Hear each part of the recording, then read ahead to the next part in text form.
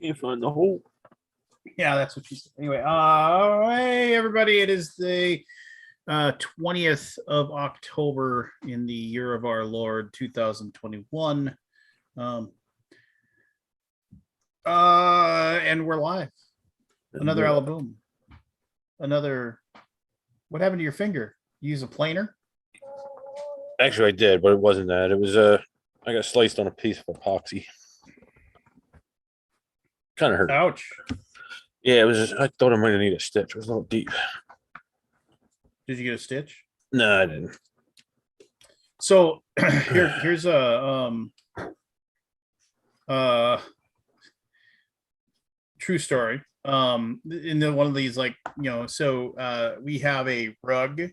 So our house is split level, and we have a deck, and then there's a patio door, and that's how the dogs go out. We have a fenced in backyard, and so they go up there, paw at the door, let them out, the whole 9 yards, right? Mm-hmm. Pretty standard. So it is kind of the muddy, muckety season. So, and we normally have a rug there anywhere, but we have a rug in front of the patio door, and we have a towel, like a grubby towel, that when the dogs come in, you wipe off their paws. Because we have, there's almost no carpet in our house. We mostly have hardwood floors, but I mean, but we have rugs, and cleaning a rug is a pain in the butt. So just, it's annoying. Stop the dog, grab it, wipe all four of its paws off, do the best job you can, reduce the amount of gunk that they track it. Anyway, that has nothing to do with it. The only reason I said that is because there's a rug in front of the door. So 2 or 3 days ago, one of the dogs wanted to go outside, and if one of the dogs wants to go outside, and they both want to go outside. So I walked over to the door, and I put my foot down on the rug, barefoot, and it's so weird because I rarely walk around the house barefoot. I almost always have, like, I have a pair of sandals that I wear, like, as slippers around the house. I just don't like walking around barefoot. I don't like my feet getting dirty. And but I was walking barefoot. I just got in the shower or something, and I walk over, and I'm like, it felt like somebody had, like, set up a dagger for me to step on. And I was like, oh my God. And I was just like, oh, and I picked my foot up, and there was this, it was about that long. It was like a tack, and it was about 3/4 of the way buried in my foot. And I was like, oh my, and I was looking at it, I was like, and so, like, I just yanked it out, I didn't even, I didn't stop and think about it or anything like that. I just pulled it out of my foot, and then it wasn't like, it wasn't like it bled, but it wasn't like a stuck pig bleeding kind of thing. And I was like, what the devil is this? I was like, and how is it, like, this perfectly situated?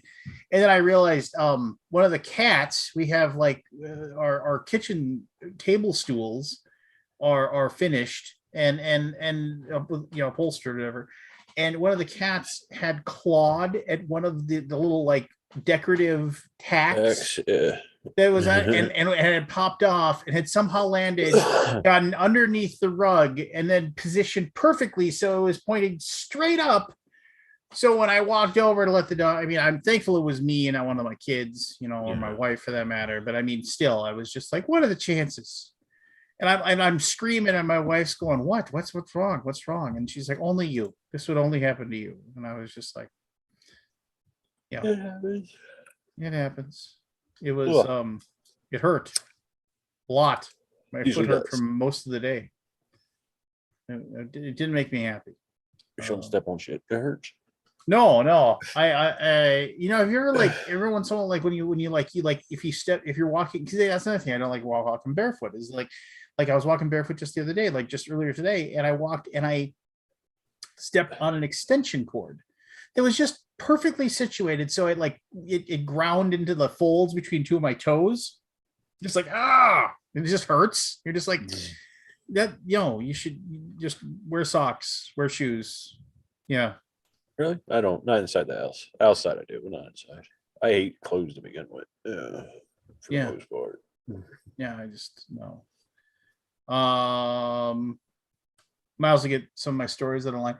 I nearly gave up on my like self-made vow of pacifism today as I was parking my car. I was going to an establishment to get a coffee for my wife, and I was parallel parking, and I turned too sharply, and so I had to readjust my parking angle.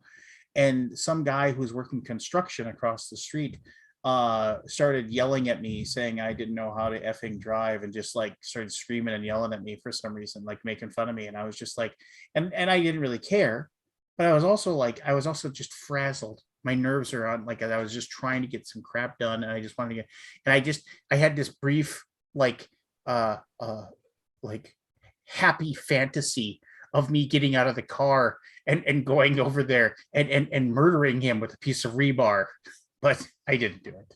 But it was a nice image in my brain to think about for a moment or two. So violent. I know, and I normally am not. I normally don't like allow myself to succumb to those feelings of anger. I only did once. Yeah, when I was younger. Yeah. Absolutely. You know, I mean, because you're young and you're willing to, you know, do the stupid things of your youth or whatever, and fall into it.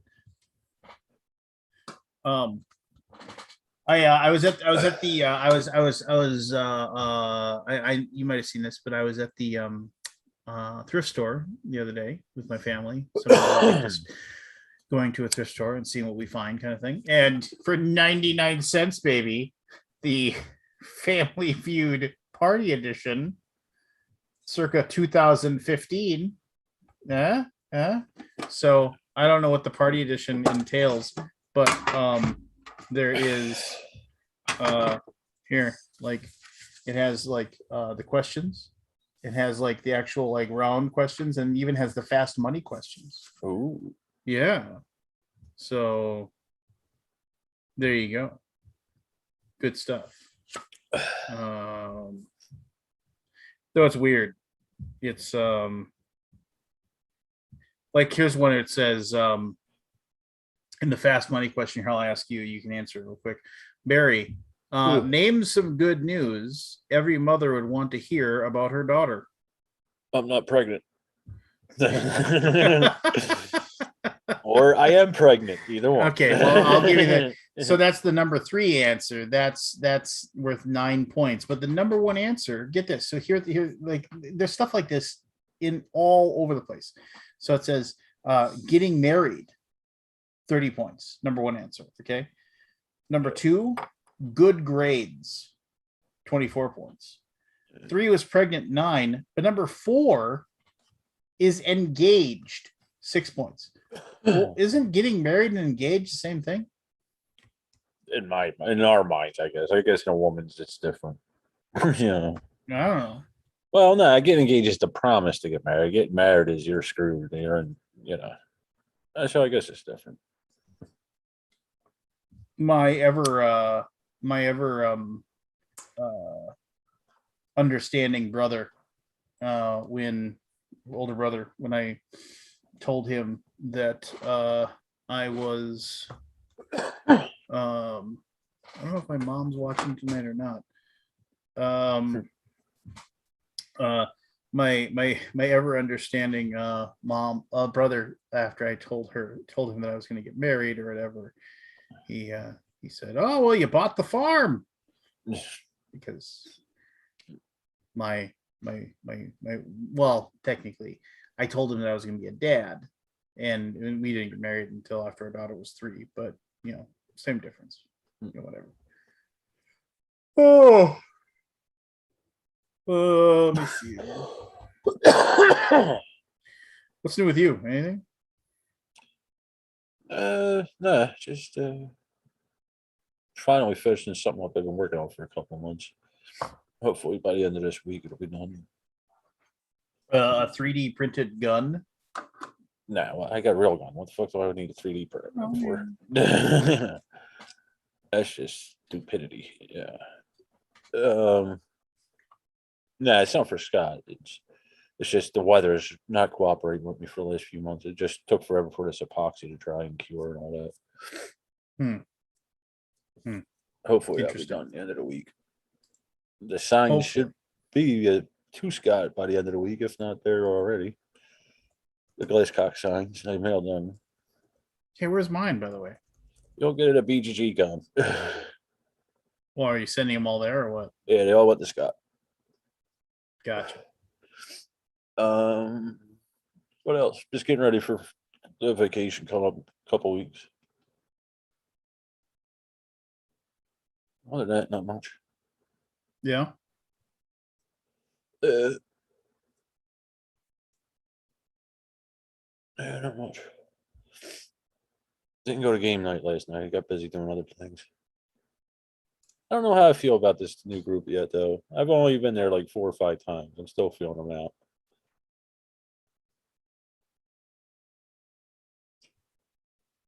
We'll see. We'll see. We'll See, as you say.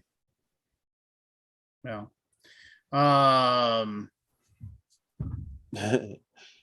Me and the Homeland Security guy, we're going to have some fun with the dispensary, but we decided not to.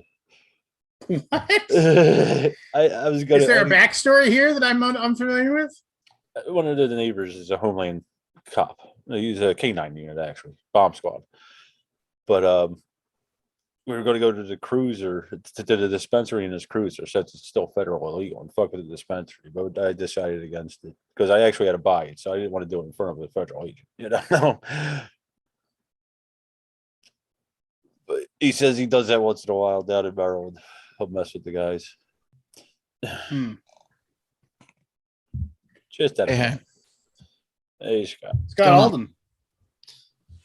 What's going down? Can I give I was waiting for you to show up because I wanted to give 2 interactions that I had with BGG, and you can decide what you think of these things. Interactions with what? Well, just one, the fact that like your upload limit for files like is exceedingly small for rule books. I Who had needs to like 10 megabytes for a rule book? That's how much graphics are in that rule book? A lot. Did you get it done? Yeah, I finally got it. Well, then I compressed it, and then like the thing is I don't like my boss is of the mindset of there's got to be some free way to do it. Figure it out. Like we won't pay. You don't have Adobe? No. Well, I'm sure somebody within the company has Adobe. I don't have Adobe. Who made the rule book? King Raccoon Games. Oh, okay. You could have sent it to me. I have Adobe. I subscribe to all the Creative Cloud. I'll keep that in my back pocket. Okay. Did you get it compressed? Yeah, I found malware put in. Did you use some? No, I probably did. I probably got some horrible malware. I went to like check that file now. There's like 8 or 9 different sites or whatever that. Yes, I don't trust any of those. Well, anyway, they're gonna put their crap inside of it. But my hair is looking really weird today. But I got it installed. I got it done. So I mean, I got it uploaded, and then the one that I got, the compression screwed up the file, like it deleted certain like letters. Yeah, so I had to delete that one off of your site, and then I just re-uploaded it again. I'm waiting for it to get approved now. So anyway, yeah, we should probably upgrade. I mean, here's the deal: if you start doing like unlimited. People will just will destroy it. Yeah, I get you. PDFs, right? I mean, I'm not a file sharing service. Yeah. So here's my other thing. So BGG sucks. Yeah, I know. Stick H wants to know how big are the rule books. This rule book is like 48 pages long. It's huge. It's 48 pages. Yeah, because it's a miniatures war game that with a lot of graphics. With a ton of graphics. So anyway, by the way, overachieving water. Overachieving. It says overachieving H2O. Does it? Nice. All right. So what'd you get when they're out of Topo Chico? What was I saying? Yes, forget. 2 BGG complaints. Oh, yes. So No, two not small complaints. files. Just interactions. interactions. So I had to submit a new game that we are going to be publishing in 2022.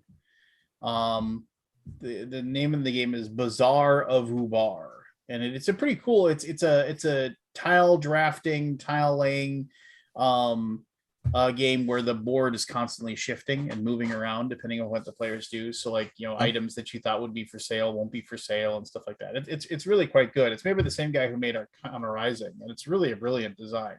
Tim Armstrong Made what? anyway, so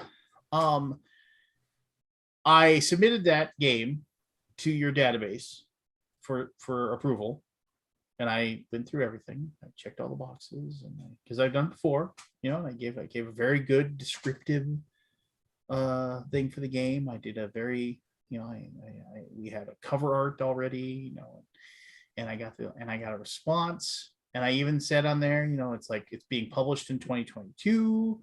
It's Kickstarter, the whole 9 yards, and then I got a response that said, we cannot accept the game because it does not give a full play-by-play of how the game is played and how the game is won.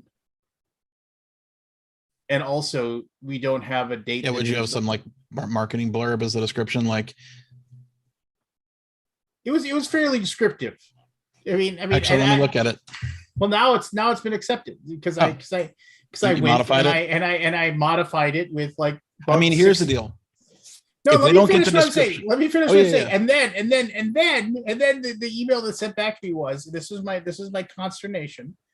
Now, mind you, I would like to just say that there is no better website for board games on the internet than boardgamegeek.com. And I love the site, and I love its creator even more.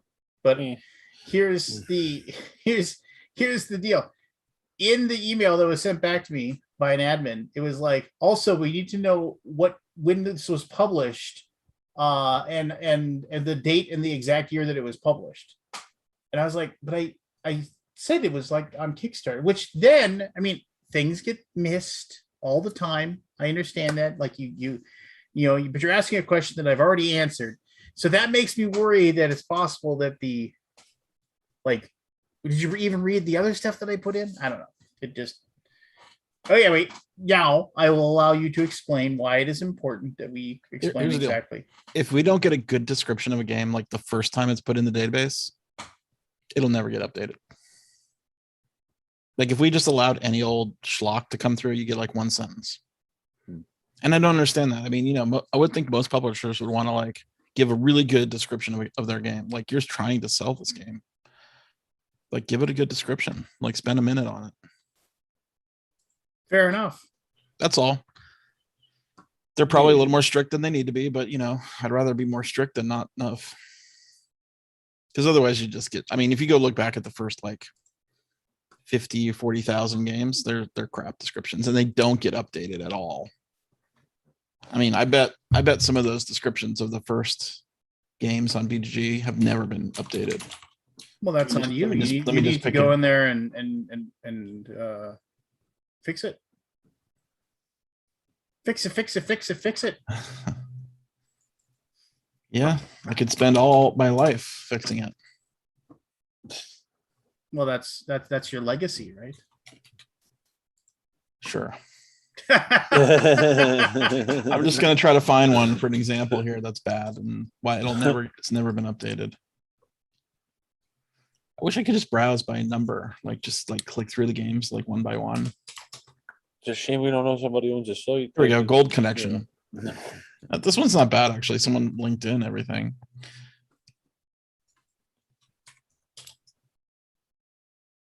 Could not view. I need to fix that bug. Trying to find a bad one.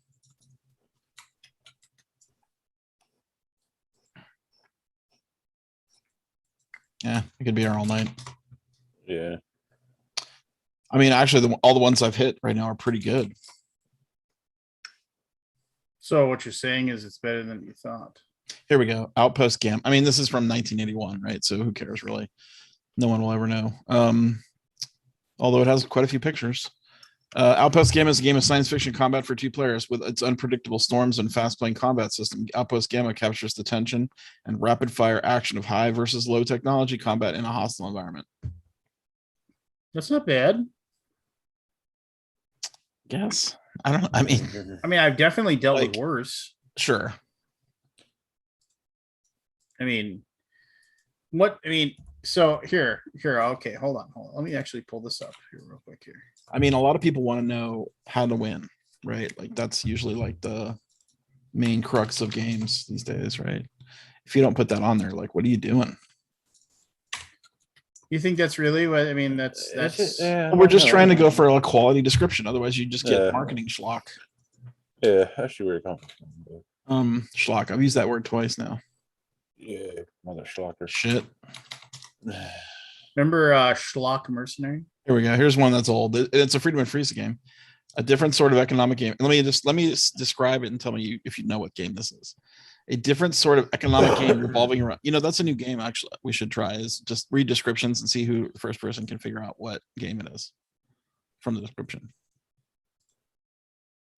A different sort of economic game revolving around laundering counterfeit money printed by the players. The game ends when the last printed press breaks down.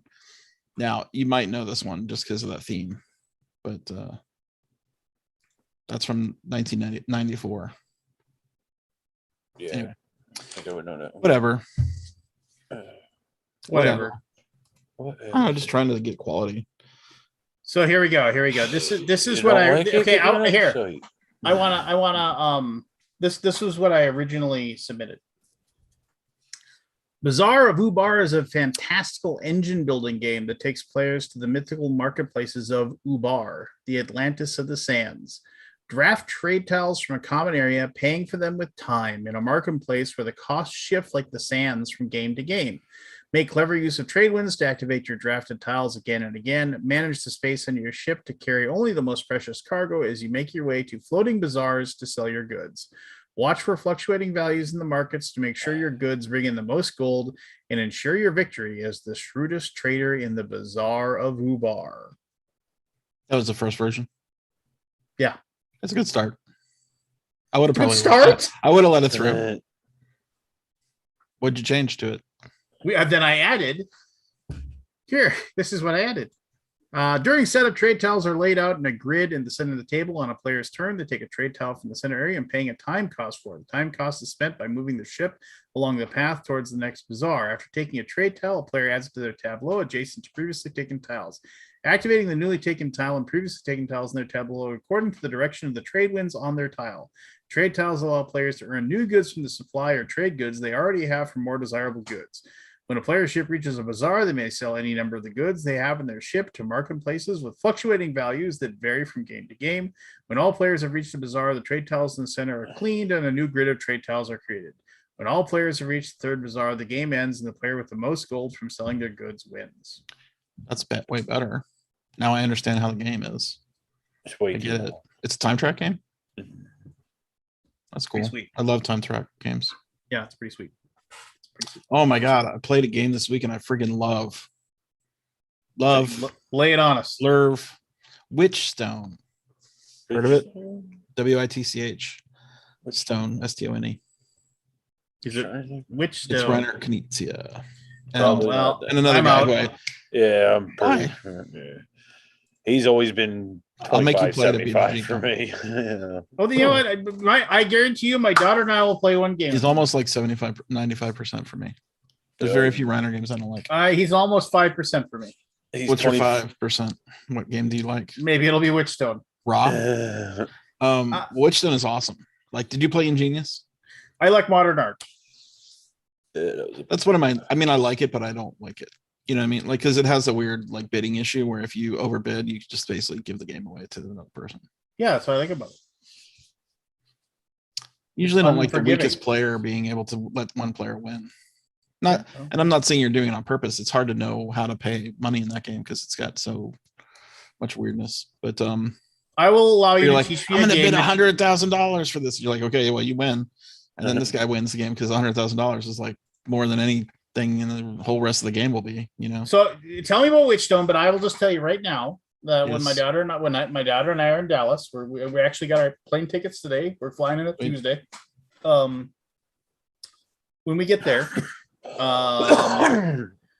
we will I will play that game with you, and it'll be yet another game you've played like a half a dozen times. You know how to play the No, game. I've only You played it destroy once. me by 700 points. I'm like, oh, that was fun. Thanks. No,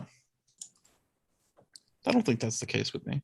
Hey, Chris. I never played Okay, anything go ahead. like Go that. ahead and tell me about the. Tell me Okay, about so the with Stones of Witchstone, Witch. you're controlling a witch, a coven of witches, right? Obviously, it's just a.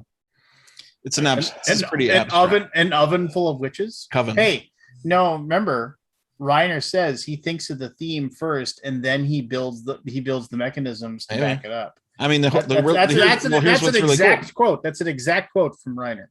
He also doesn't play anybody else's games. Does he not play anybody else's game? I thought he started playing other people's games. I don't know, but he said that was another one of his famous quotes is that he said, "I don't play other people's games." Well, yeah, I mean, he said he didn't play it, and then he came up with deck building. I mean, he might have heard it through the air, so, you know, like there's osmosis and stuff. Anyway, go ahead. I'm trouncing all over your story. Go ahead. Okay, so you're a witch. You control your witch crew, and the best part. So you've got a cauldron in front of you, right? With 6. Let me bring up a picture just so I can describe it and point to things, because why not? We're on video.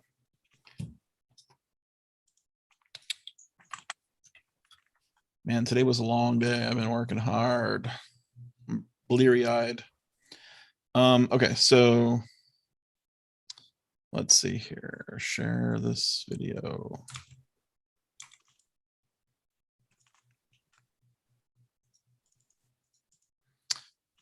Can you see that? I see that you started screen sharing. So this is do you see my screen? Yeah. Cool. So this is your cauldron, and this is a filled up cauldron. Normally it will just start empty. See if I can find an empty one. And that's emptier. So you see the crystals, there's 3 red crystals, there's a black crystal, and then there's all these dominoes, right? So at the beginning of your turn, you have 5 dominoes from your pool of like, I don't know, like 20 or something. It's not that many, but I think it's something like that. You pick one of the dominoes to play. So, and what you do you see this is permanently printed on the board? See this crystal down here where I'm circling? Do you see my mouse? Yeah. So if that's on the board already, oh geez, look at how big this is. I don't need it that big. So the crystal, if you match your domino ends to the symbols, depending on how many symbols are in that group adjacent, is how many actions you get of that action. Okay. So for instance, let's say this see this witch crystal combination, this domino. If that was not there and I had just played it, I would be able to take 3 crystal actions and 1 witch action. Okay. Does that make sense? Yeah. So, and in this case, like if I had played this middle tile here, I would be able to take 3 scroll actions and 2 witch actions. So you can get the groups really large, right? Like this guy has a whole bunch of power symbols over here. We can see him in the distance. So when he plays one, he would be getting 1, 2, 3, 4, 5, 6 actions of that action. So there's a really cool, and the pentagrams are 4. So, and there's magic wands. So you have all these different actions to take: magic wands, pentagrams, crystals, power, scrolls, and witches. And then based on how many of those actions you get to do stuff in the game.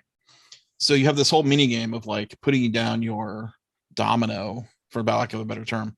I'm sure there's a word for it, but basically you're like casting a spell. And then you're however many matches you get is how many actions you get. So the actions are quickly. Let's see if I get bored. Oh, someone took some really friggin' good photos here. This is probably the clearest one. So if you play the magic wand action, depending on how many actions you get to move up this track. And of course, on the track are a whole bunch of things that activate when you hit them or pass them. So that's fun, right? You get more actions here. So this is a combo game. So let's say if I got like 4 magic wand actions and I step forward, and it gives me, by going the further along the track you are, the better. If you're in first place when you hit one of these symbols, sometimes you'll get 2 of it. So let's say I'm in first place, I get 2 crystal symbols. Oh, get 2 crystal actions. Well, I go back to my cauldron, and I get to move the crystals on the cauldron. The crystals are sort of blockers. You cannot put a spell on top of them, but you can move them. And see, the crystals move 1 space each. So if I had like 4 crystal actions or whatever, 2, let's say, I would be able to move the crystal that many number of spaces. And the object of the crystals is to get them off the board. See all these symbols on the outside edge of the board? The little light green ones. You guys see that? Yeah, I see that. Yeah, So if you yeah. hit if you get your crystal off the board and into one of those little wells, it can turn into a vial. You could store it in the vial, and that's what this whole board thing is over here, which gives you even more actions. So if I put my let's say I put my vial, my crystal into this, that's the pentagon right there. So if I get the pentagon vial, I would then be able to take pentagon actions. Does that make sense? So you get this really cool chaining effect where I'm getting like, okay, I got 4 magic wand actions, which gave me 2 crystal actions. I got the crystal off the board. It goes into the wand or into the pentagram. I get 2 pentagram actions. So it's super fun like that. So trying to get the triggers to work. And so the pentagram is just going around the circle, and you're collecting points and these little, it's hard to tell, but they're hexagons. If you get those hexagons, you could cash them in immediately for more actions, or you can, what's more interesting, I think, is you can put them in your cauldron, which makes the chain, the combos bigger. Like this one right here is 1, 2, 3, 4, 5 scrolls, because it's all connected. Yeah. And the witches are 1, 2, 3, 4, 5 witches. So if you played adjacent to this in this combination, you can get really big combos. So it's really fun to kind of like figure out where to put it. Couple more actions. You get actions for putting witches on the board, which is sort of like an area control game. It's not quite an area control, but there are like, you want to have your witches on specific spaces for end game bonuses. And then you build up these little, what they call power. Like you have to build this web of power. So you move your witches around. And then witch actions let you put witches on the board or move them. And you want to get witches into the center of the table. You want to get witches to these areas where you want to match your goals. And yeah. And there's a whole nother scoring thing where you can, depending on how many witches you have on the board, you get more points and stuff. So you want to get all your witches on the board. You want to get all your power on the board. You want to do all the pentagrams. You want to do all the crystals. You want to do everything, which is of course one of those kind of games, right? And then scrolls give you power cards to save. You can use them like to add a +2, or there's endgame bonuses here, which is really out of focus, but I don't see any. There's more that are in focus there. But yeah, so you can get end game bonuses for these cards. The cards also have a scoring mechanism on them. The more scrolls you have, the more points you can score from the magic wand, etc. So it is a massive combo game with a really cool action mechanism with the cauldrons. Right, like you can take like 15 actions on your turn. I don't think I've seen any game that does that. And they even give you a card with the numbers 1 through 10 on it, so you can keep track of your numbers. Like, oh, I gotta do 10 actions. 10, boom. The chaining is fun, and it makes you feel clever. Okay. How many times you play the game, Scott? Once. Just once? Okay. Yep. But I immediately wanted to play it again. But we were going to play. We had planned to play Too Many Bones. Okay. Which is an all-day thing. So we basically played Witchstone, and then we went to Too Many Bones and finished it. Probably 5 or 6 hour campaign. I think I did see something on this game. Too Many Bones is awesome too, which I think we've talked about here before. Yeah. Did you see their Kickstarter? No. No, isn't it on GameFound? Went live yesterday. Their Game Founder. Yes. I think they were at 1.5 million, 1.6 million. Yeah, good for them. $1.6 million worth of poker chips. Adam's a good guy. Yeah, On Adam's a Game good guy. Found? And neoprene and cardboard. And dice. He's Tons of made dice. he's made an amazing thing. I don't think there's any cardboard in the game. Now I'm thinking about it. It's all poker chips and dice and neoprene mats. People really like it. Yeah, it's fun. I mean, because each character is its own game. Yep. They're so complicated, I guess. Complex, not complicated, but anyway, which done? Which one? Can I give my my review of Coffee Traders? What? Can I give my review of Coffee Traders? Hope it's good because I just ordered it. You paid that hundo? Yeah. Yeah. What is Well, your the review thing of about those heavy coffee? games is that they rarely get reprinted, right? I mean, Oh Sure. yeah, I bought Yeah. one. Just I know it won't be reprinted. I mean, maybe it will be reprinted, but probably not. so I'll say this: the game looks amazing.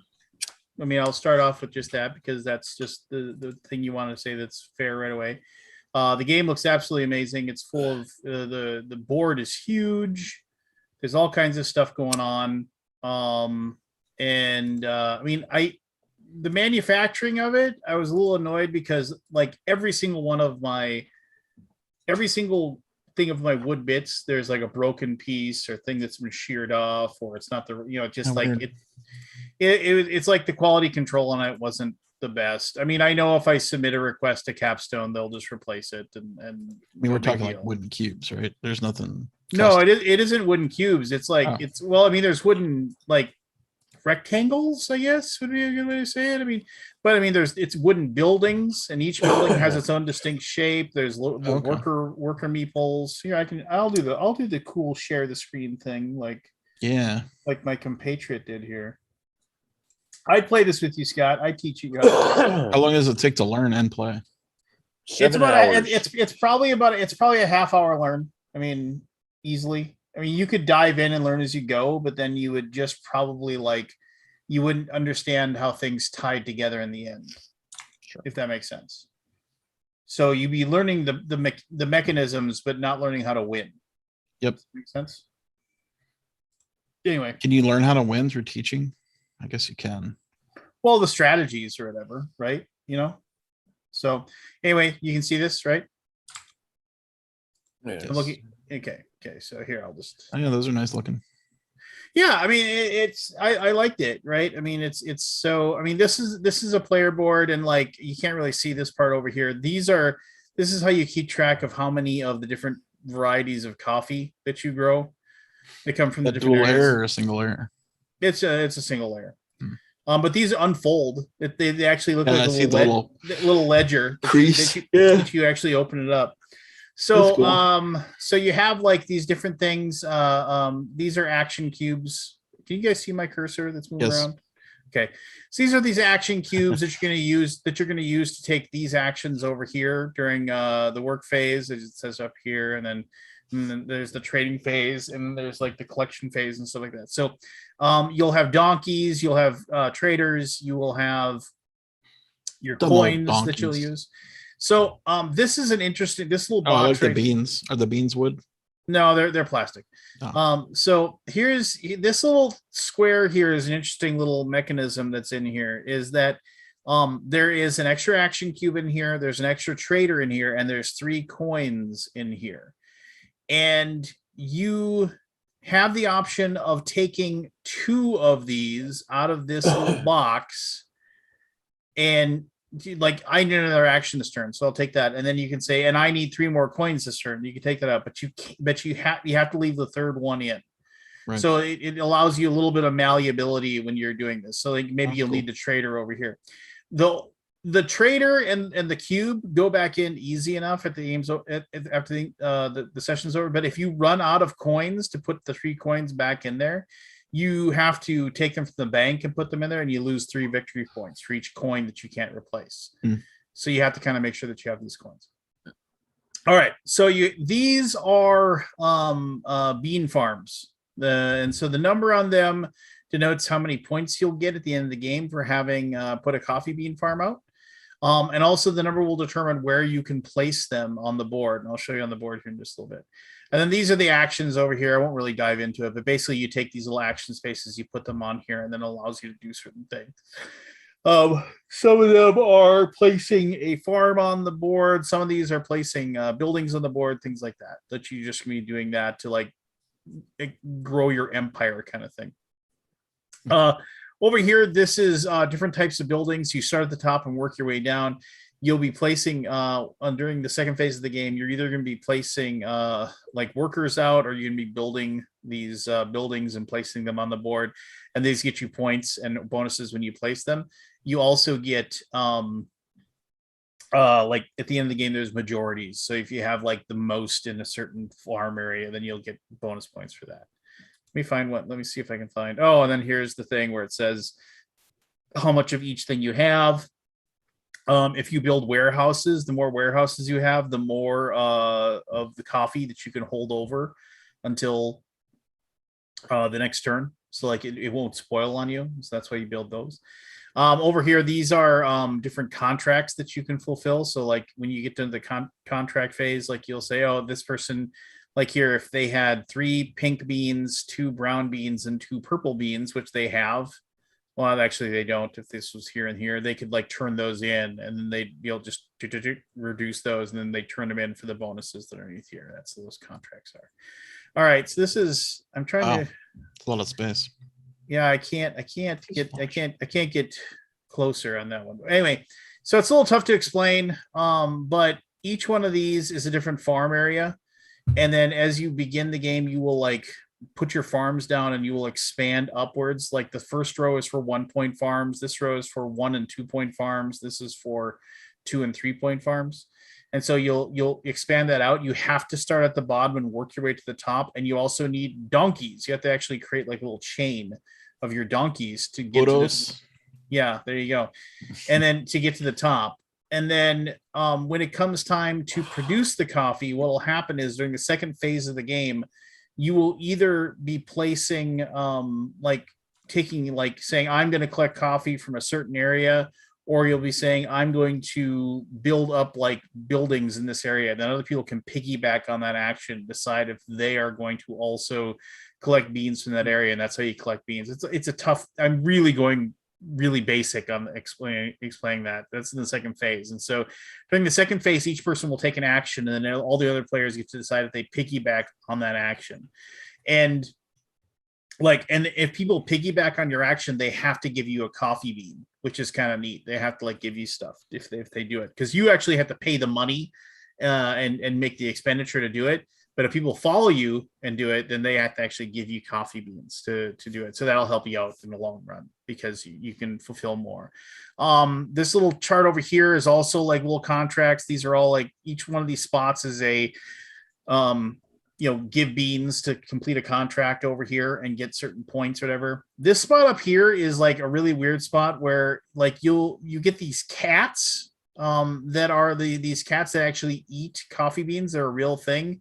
And it is also a real thing that these cats, they eat the coffee beans and then they poop them out and then they collect those coffee beans. And it's like a Sumatran cat or something like that. And like it's the digestive acids or something do something to the coffee beans to make the coffee taste different. And it's like really considered exotic and stuff like that. So for every cat that you put up here, you get a wild coffee bean that you can use for any purpose or whatever. All right, this is actually a pretty good picture where you can actually see where people are placing their farms, and then they have to place workers on those farms. And the workers are neutral, and you can actually, other people will actually place the workers on those farms. It doesn't mean they get the stuff, but they'll get bonuses for being nice and like putting workers on your farm. So you can actually earn bonuses and stuff like that for populating other people's farms that are placed out there.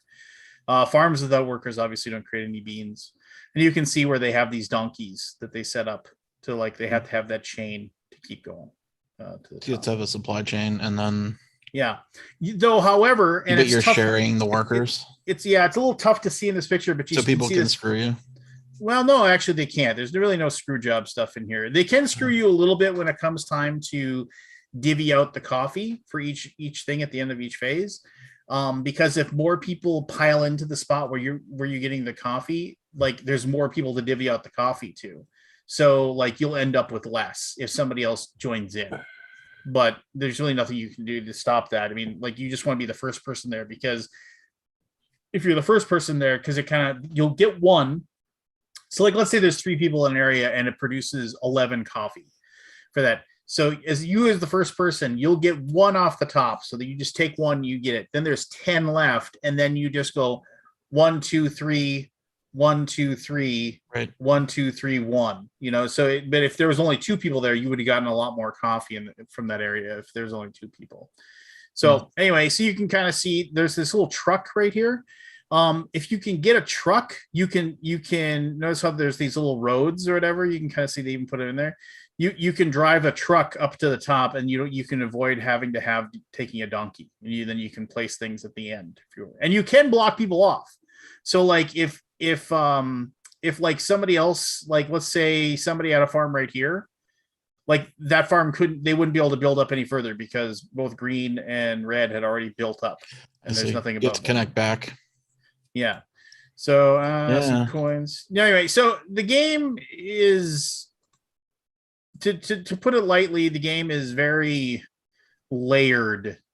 I guess is and it reminded me a little bit, like this is not a very accurate description, but it reminded me somewhat of like when first time I ever played Panamax, where I was so excited about getting my ships through the Panama Canal that I thought was super cool, that I wasn't doing but it wasn't helping me win.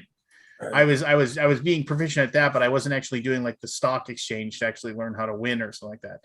So this, however, like we played it and we got through it, and I was just like, okay, and I didn't do well, but I was like, okay, I understand what I have to do now to like win the game. Right.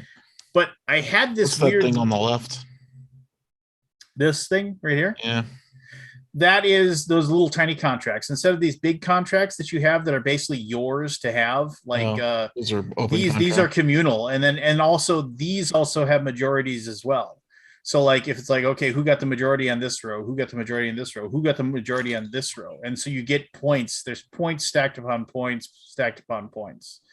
And then there's also this little track over here that like the higher up you go on these tracks, that unlocks different things for you, and gains you points too. Like if you're the first person to reach the end. Not really. I mean, other than like getting the truck. I mean, like you put stuff like you put different buildings down that will help you do stuff. Like if you put down like a trading house that allows you a better offer, like when you want to like get different like trade different beans for other beans and stuff like that. So I mean, they'll get you points as well. But anyway, it's definitely a heavy game, I guess is what I'm getting at. But and because this is I can't tell if I would like it or not. I might. How long does it take? A couple hours. I mean, like if that's or 3. I mean, I would say if the first time ever, it's going to take you 3. Yeah. I mean, if it's fun, I would probably be fine. But yeah, it's an investment. I love the theme. I mean, I'm okay with it, but yeah, I don't know. So here's where I'll stop sharing.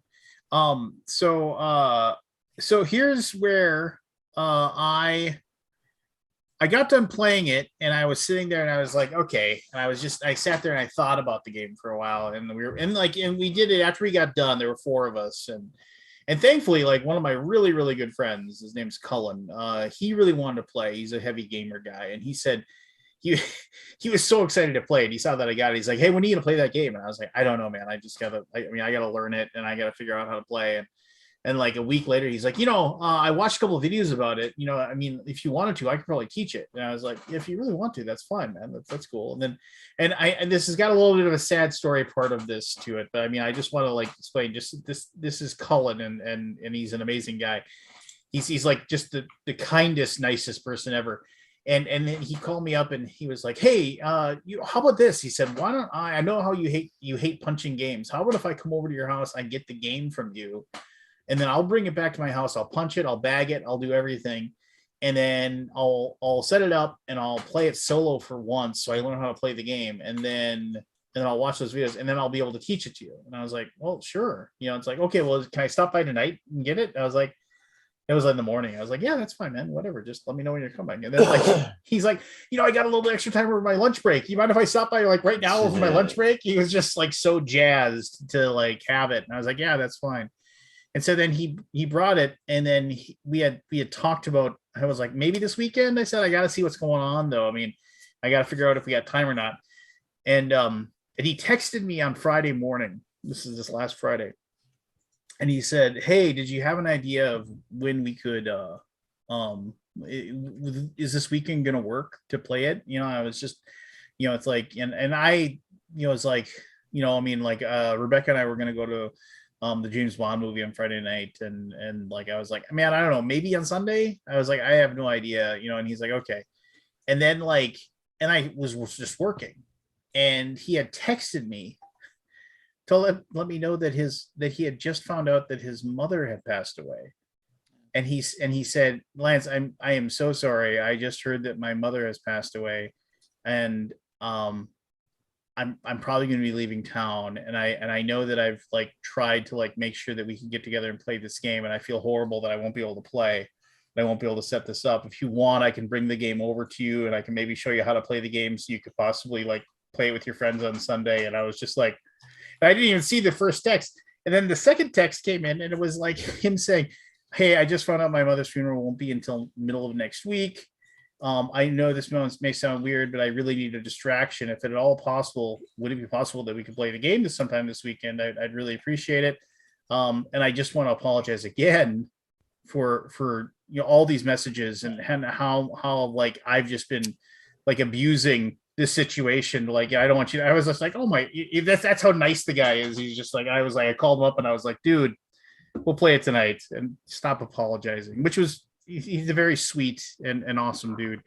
But we he like totally he came over and we were like and he taught it, we played it, and I got done playing it, and I just sat there and we were all talking about the game, like all of us were playing, which was a mark of a good game too, that we're all like kind of thinking about the game and discussing it. And at some point this little tiny like little thing clicked in my brain that said, why did they make it this hard? I mean, it was just like, why did they make it like this layered? Why did they make it so? And I realized maybe there's just like a certain level of expectation for a heavy game or whatever like that. And like these designers, they're the same people that made what was that? Wildcatters, which was incredibly dense game. Yeah. That had a very questionably good, not the best rule book ever, but fun game regardless. And I remember sitting there thinking, you know, why are you making this like it was in my mind, for me, it was the equivalent of, why would we, what is like, what it's I can't think of the author. I'm trying, like Henry David Thoreau. Why write a story and why write a sentence in 10 words when I could write it in 30? You know, it was just like, and it just seemed like, why would we design a game that would just be like, you know, a process of bidding and setting up trade lines and things like that, when we could just add more stuff on the back end to make it more convoluted to get to the process that you're looking to accomplish anyway. And I realize that there's a market for that, and I realize that there's an interest for something like that. But man, I'm just kind of like, this game could Like what could be filtered out? What could be filtered out? You don't need like four different scaling lines, different majorities and different things that you have to keep track of. The actual process of setting up the farms and collecting and harvesting and bidding for to be like, you know, in what spot and in what lane to like get those coffee beans to provide for the contracts that you have to, like, you know, score the points. That's like the best part of the game. And it just seems like all the stuff outside of that is just like, we need to somehow make this a heavier game, so let's just add all this other stuff on. I don't know. Maybe I'm weird. I don't know. I need to play it again. I need to play it again, especially. And Have you played on Mars? On Mars, yeah, Is it more complex than that or less? I'd say less. I'll say this: on Mars, I think might be like equivalent to no. On Mars is still more difficult. I think, and also the way that on Mars just feels unintuitive to me when we played it. Right? It didn't like this one. It's like, oh, that makes sense. I put another donkey down, and I just get to put another building down. That makes sense because my guy is riding the donkey to get to the farm. You know, what I mean, like it. Whereas with on Mars, I always felt like I was like, you know, what am I doing here? I have no idea. Oh, well, let's just go, you know, just, and like, yeah, I mean, that's the stuff that I don't know. And the thing was on Mars is like, I was like, I don't know if I'll ever play this, but I sure as heck bought the expansion when they ran the Kickstarter. Well, they're supposed to make it a co-op, right? With the expansion. Or is it I'm an semi-co-op? idiot. Although I think it's making it semi-co-op. Yes, you are. You know, why wouldn't I? So I basically ran out of ideas in that game.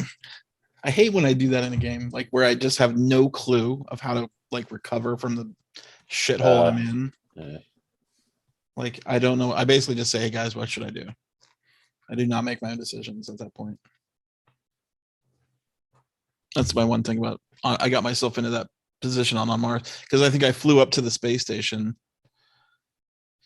and then basically didn't have even really enough of anything to go back down to the planet to do anything. So I'm like, what do I do? Yeah. Anyway. It's your first game. It happens. There was no second game. You gotta give them chances, Scott. And there won't be. The teach of On Mars took so long that I forgot the rules from the beginning of the teach. Yeah, that's it was over an hour. Yeah, that's a tough one. Yeah. I know I've I know I've shared the story before, but like I said, I when I walked into that gaming room and I saw those guys cracking open their the rulebook for On Mars, breaking open the shrink. cellophane on the copy of On Mars. You never saw four happier human beings ever. They were all just like the first 5 minutes of that is so great.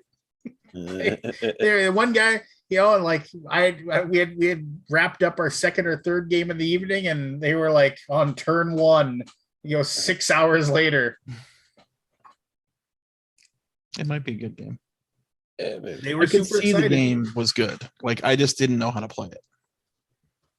I got myself locked into some kind of position where I was just doomed. So that just tainted your experience completely. You wouldn't go back to it. It basically makes me like, I mean, there's a lot of rough games out there, like Roads and Boats. I remember I hated because I spent like my whole entire game mining a piece of gold, and then my neighbor came by and picked it up, and I did not get it. It pissed me off, and I'm like, "Fuck this game." It's just a You know what I'm saying? Have you played Roads and Boats? Yeah, I have seen. I mean, it. I really haven't do played it like yet. Roads and Boats. Like, I like the idea of it, but you don't own anything, so anything you leave laying on the ground is just free game for anybody to pick up.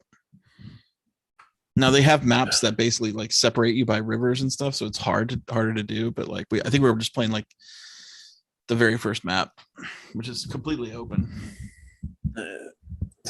Scott, get a weight. Something. Loosen this. You know what I'm saying? Like, Something. you spend like an hour, almost an hour and a half building. Now, Roads and Boats is cool because you build this really awesome infrastructure to get, like, to mine a piece of gold in that game is a lot. And then be like, oh, someone so just came and took it, it's and not I the game didn't for have you. to mine it. Anyway.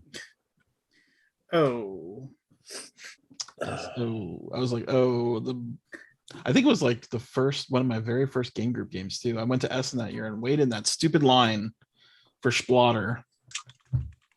Like half an hour, 45 minutes I had to wait in that goddamn line. that was like 2000. I mean, there's a game that we're in playtesting right now. If anyone wants to playtest, hey, I should say, if anybody wants to playtest Prophets of Doom, I'm happy to show it to them. Anybody that's listening, anybody that's watching, just get into the Great Fox Games Discord or reach out to me, whatever. It's a game of everybody runs their own doomsday cult. It's you build your own compound through tile drafting. Like, you get little tiles that are like, oh, it's a security barn, or oh, it's an LSD manufacturing plant, or whatever. And And then depending upon what you're building and what you're doing, Why would you go with Ellistic? your notoriety increases, and if your notoriety gets too bad, the government comes in and raids you, and so that's not good. But the end of the world is coming. You just don't know exactly what the end of the world's going to be, and then who after the end of the world comes, like the end of the world will trash your compound, and then depending upon what's like, if you've got enough security to defend against the end of the world, you can like get points to like see in the future, and you actually can see what the end of the world's going to be, and there's like 15 different ends of the world, and then depending upon like it'll tell you what kind of resources you need to protect yourself against the end of the world. And it's just a fun game. But there was a tile in that game that I lobbied to have taken out and removed, because one of the powers of the tile was like there's these leaders that you can take that will give you like followers and money and things, right? And then the leaders themselves have powers that you can activate. But when you take a leader, depending upon how powerful they are, there's a negative. You gain more notoriety. So like if you like have like it's just like it's the politician or whatever. So like theoretically, it's like, you know, a well-known politician joins your compound and joins you, so your notoriety spikes up. Well, there was a tile that was like steal a leader from somebody. It was like, oh, I took this really okay. I'm going to take this politician. So I got a bunch of followers and I got a bunch of money, you know, and he's got this super cool power. And then somebody else played this tile. It's like steal somebody's leader. Yeah, I'll take that guy, you know. And I was like, oh, do you get the notoriety? No. It's just like, so I screwed myself. So you could just it was definitely a moment where you're just like, well, that sucks. Why did I? You know, I don't like. I'm fine with moments of when like they just happen. You know, like you know, it's just like, okay, that's just. But when it's like somebody can just stick it to you like that, it bothers me. Bothers me. I don't mind that in Oath for some reason, but Oath doesn't. Like the overhead of Oath is low. Like it doesn't take you an hour to get the banner, right? It takes you a minute. Like an action. Oh, I've got the banner now, and then someone steals it away from you. You're like, I don't care that much. I mean, I care, but like I don't care. It's not like I spent half my game building a gold mine and getting one nugget out of it. Yeah, I can see that. I guess it's the amount of investment in building up to be torn down. It's the ratio. Like there's a magic ratio of like losing stuff versus making stuff. Well, for me, it's also just the other person's effort. If they just draw a card, and go, oh, I get to take the thing. Yeah. You know, that's you drew well. If you planned it, then you deserve it. Cool, but yep. Yeah, I think that's a great point. Like if it feels like they did something, cards. it's like, oh, look what you pulled off. Like that's awesome. But like, yeah. I tend to think that it's fine when you know, if a lot of the game is where you're going to get your chance to shiv somebody back, it's just, you know, I mean, then fine, you know, or if you're playing like a Space 4X game and battling with each other is just, it's part of the game, right? I mean, it isn't like it's going to happen. But when it's like something where it's like, oh, just this really rare situation where I can like stick it to you here and then be done with it, you know, just like that sucks. And it's just like, oh, okay, you know, well, there's literally nothing I could do to change the way that worked. So thank you, that's awesome. I appreciate it, you know. And you're just kind of like, that's it's also one of those cards in Tapestry that makes me so angry. Makes me so angry. It's the sabotage card. No, what are they called? The trap. It's a trap cards. Yeah, I can't remember. Are they called traps? Yeah. Basically, I do all this work to try to take over your thing, and you basically play a trap card.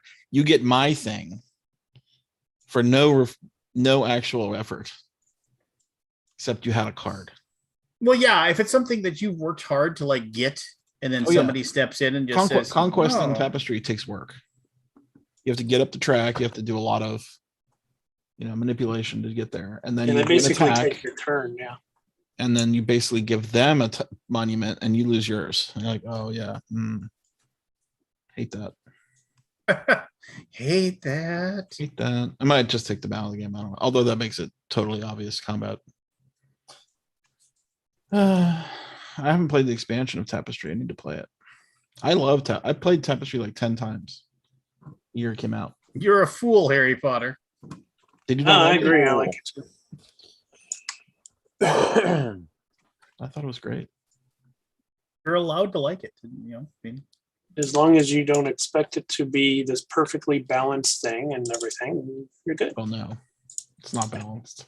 But if you When someone scores 400 points and I scored 98 or 120, it's not a but balance. that sounds like a Russian railroads game Yeah. with one person who knows how to play and the other person who has no clue what they're doing. Yeah, I think. I mean, it's been so long, but I don't want to pick on it because I think it's a good game. But you can definitely get into that position where you just end your game. You scored 100 and some points. Another person spending another 20 minutes taking their turn and score 400 points. And where's the fun in that? I've never understood I that. don't know. Maybe I was less. So most of the games I played almost all ended simultaneously, right? Everybody sort of ended at the same time. But then I've been in other games where someone who basically, what do you call it, maxed and got the most use out of their technology and took several extra turns, right? Because if you get those little action pieces, you get more turns. Yeah. It's like when you're sitting across the table from somebody who's played Dominion 8,000 times, and so they know. Maybe. And But you can just stumble into it. I mean, we did it on game night, and if you watch, you see Lincoln did he exploited the technology and took like another half an hour, 45 minutes worth of turns. I can remember I was playing a game of I had a buddy of mine, his son was a huge Dominion player, just loved it. And like we were over to his house and he's like, hey, let's play Dominion. And we're like, that's fine. And like and whatever, fine. we'll play, right? That's fine. Well, whatever, we'll play.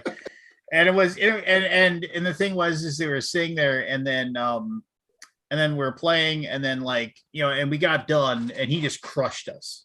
And he was just like, and his turns were just slick as it was like boom, boom, boom. I don't remember everything it was. And was it a gold strategy? I don't remember. It was just super slick. I wish the gold strategy wasn't so strong. And then I was just like, wow, that was crazy how well you did. He's like, yeah, I was online last night and I read up on how exactly which cards to buy and how to do it and just like this is like a strategy to do it. And I was like, well, that was fun. Yeah. It's just like his dad said, we're never playing it again with you. That's what he just said. My wife will play Dominion with me for that reason. I love Dominion. I don't do the strategy thing. You just play by the seat of your pants. That's fun. Well, the problem, the gold strategy is like what they use to test any other strategy. If you can't beat the gold strategy, then it's not a good strategy. Gold strategy is so damn boring, though. Yes. Like, no, I don't want to play that like that. I remember somebody saying to me like, yeah, I was sitting in the shower and I was thinking about Dominion. I was like, good Lord. I said, your life is boring. That is right. Come God. on. There's Don't another say the expansion. truth. Are there more exciting things I should be thinking about in the shower just because I'm like, what? Yes. How about getting your body clean and get out of the shower and get to work? Do you really have that to put that much time and effort into cleaning your body? I feel like at this point you should be good enough at it that you can kind of just go into autopilot. I've been around you. I think maybe you should be paying more attention to what you're doing in there. No. What we got enough people? Playing a game or something? Yeah, I was just gonna say. What's going on, Matt? No much. How's it going? You in deep thought? Yeah, I'm looking at tablets. You're looking at tablets? Yeah. Oh, what you getting? Man, My those wife- M1s. I lost my iPad to the store. So yeah, it's like a $1,500 iPad and being used as a POS. Oh yeah, you should get a cheap one and swap it out. I'm not bitter. But No, you don't sound it. Not at all. anyways, I'm looking at a PM. Okay. I'm looking at just like a cheap little one that I can use for D&D Beyond. So Well, isn't there? 170 Didn't they come out bucks. with a 7-inch now or something? yeah, it's the Galaxy A7. I'm Oh, looking the at Galaxy. You want an 169 iPad? bucks. You don't want an iPad? No, I don't want to pay 600 bucks.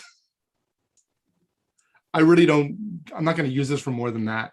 Gotcha. iPad's great to draw on. You probably get a Surface. Well, if I ever get an iPad to draw on, it'll be a Pro. And Yeah. that'll be It's $2 really grand. iPad Yeah. Pro plus the pencil. Are you getting a new Mac? Well, the new M1 Pro and Maxes came out, right? Yeah. Did you price So- them yet? There were. I'm a PC guy. Oh, Alright. you are okay. I thought you were a Mac guy.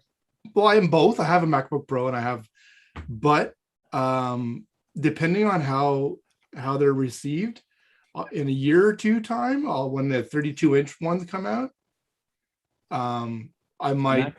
yeah, the iMacs, yeah, I might get one. I thought we were talking about iPads for a second. I was like, damn, 32-inch iPad. That's a team. Awesome. I can That's imagine the TV. logistics. Yeah. You Oh, got me totally. good. I'm actually curious to see how Strong fast they are. motherfucker. I don't know, man. Because Like, my we'll see. MacBook Pro is pretty fast. Like I can't bog it down very much. I mean, I don't do video or anything on there, but like Yeah, I have a Cool late stuff. 2016 MacBook Pro that I got that was like I spec'd it out to the gills, and it was like $5,000. yeah, And it's still decent. yeah, that's what the new ones are going to cost if you go beyond the base. I think they're 3,500 to start, like the basic. Yeah, which is like 16 inch. 4,500 for me. Oh, My- that's yeah. right. Yeah, Mine was Yeah. $5,000 with Apple Care and tax. So Why was it more? Canadian. Canadian currency. Yeah, they Nice got that contacts. funny money. Funny money, is that, yeah. Here we go. PM.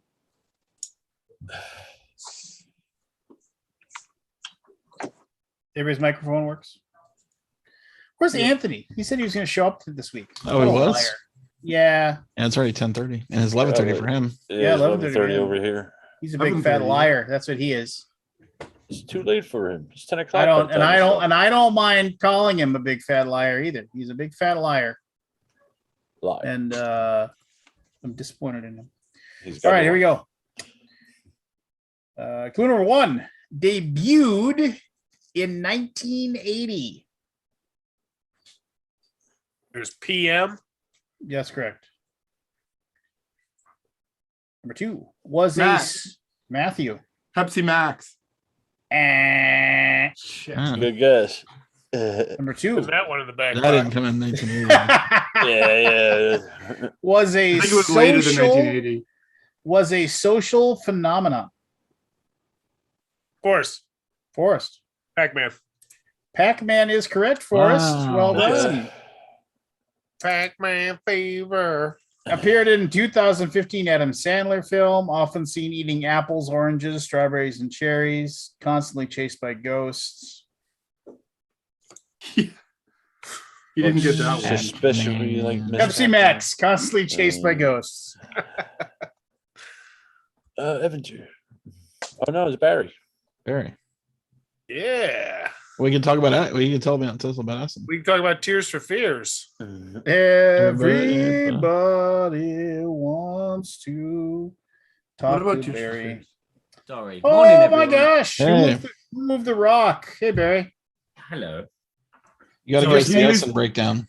Who moves the rock is actually a fucking nasty storm outside. The wind has been rattling for the past 2 hours, and We'll queue us. apologies if I drop out because there are very frequent power cuts here. So Yeah. All right. Well, we're in the middle of initials. We just it's P and M.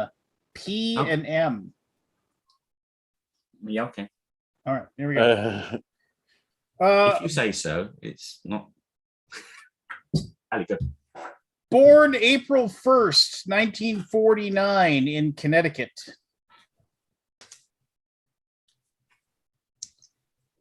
Has connections to Gerald Ford, Ronald Reagan, George H.W. Bush, and Bob Dole. Harry. Go ahead, Barry. Piers Morgan. Good try, though. It's a good guess. In 1980, co-founded a lobbying firm.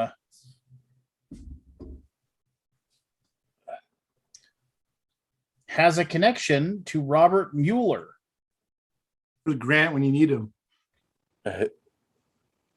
In August 2018, was convicted on multiple counts of fraud. Baldy. Paul Manafort. Paul Manafort Don't is remember his correct. last name. Yeah. The former campaign manager of the Donald Trump presidential campaign.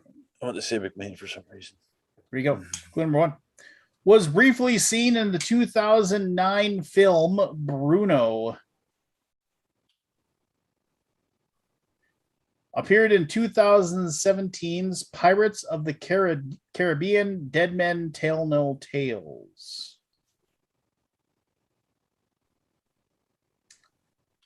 Is part of an urban legend and conspiracy theory.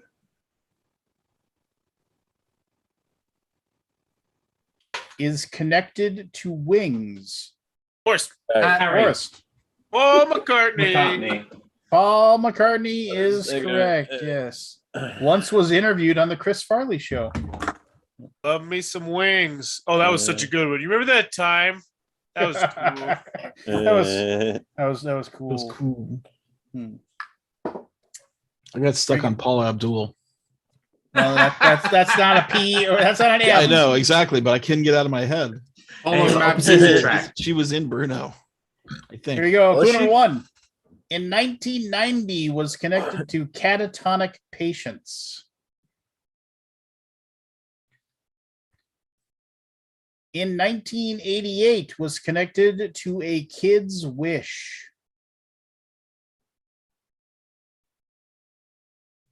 In 1992, was connected to groundbreaking female athletes.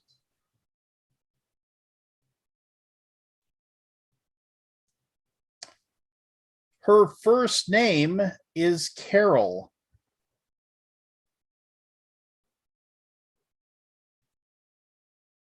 She has a brother named Gary. Barry.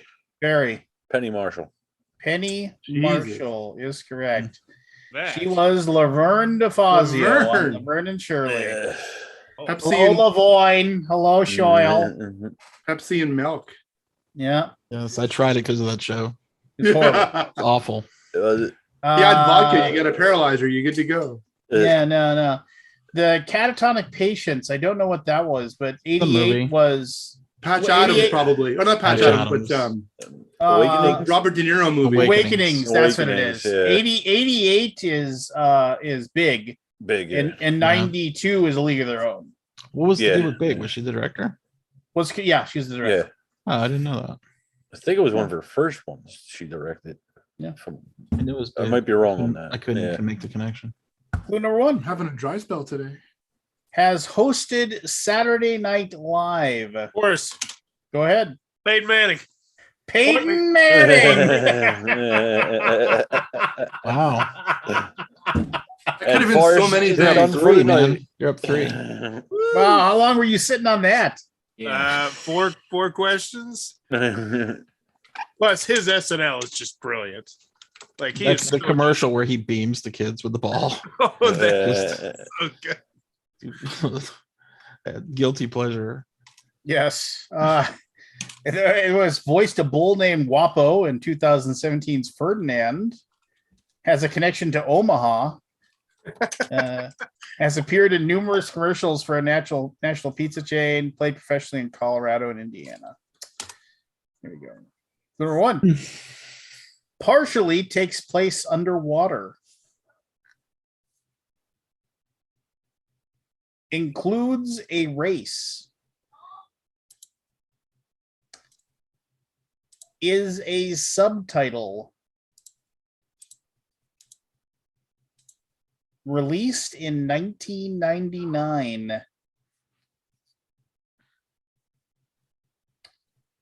Matt, Matt. Phantom Menace. That is correct. Wow. Phantom This is Menace. really, that was what hit me in the head in the Wow. very first clue, and I'm like, "There's no way." Yep. Phantom Menace includes performances by Anthony Daniels, Kenny Baker, Ray Park, and Jake Lloyd. Jake Lloyd, who has said his life was ruined by being in that movie. Really? Yeah, you can Yes. cry on the pile of money Yeah. and all the residuals. I wonder if he gets any residuals. They have to. That shit's Well, on Disney. It depends on your It depends on their initial contract. I guess so. Yeah. Most I of mean, them you'd be get a it. fool not to Yes, have, most of them get it. Well, nowadays, not back then. No, that was 90s, right? Late 90s. Yeah, maybe not. 99. well, I mean, I think I said this, but like one of the like when like if you watch the thing about Lucas and the first three was that when he went to the studio to make the movies or whatever, and they were like going back and forth on how to do it, he eventually like took a much lower price to be the director and everything like that. He just wanted all the merchandising, Yeah. and they were like, "Yeah, sure, go ahead." And then He became a billionaire. yeah, because he was like, I bet you I could do something really cool with this or something like that. So yeah. But yeah, there you go. So here we go. Number one. Known more for the first word than the second. Born in 1950 in Oklahoma.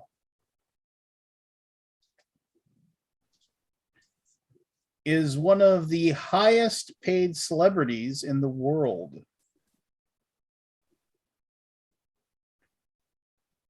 Has written numerous books. Has a connection to Oprah Winfrey.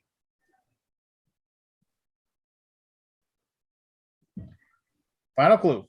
This psychologist's TV talk show debuted in 2002. Fuck.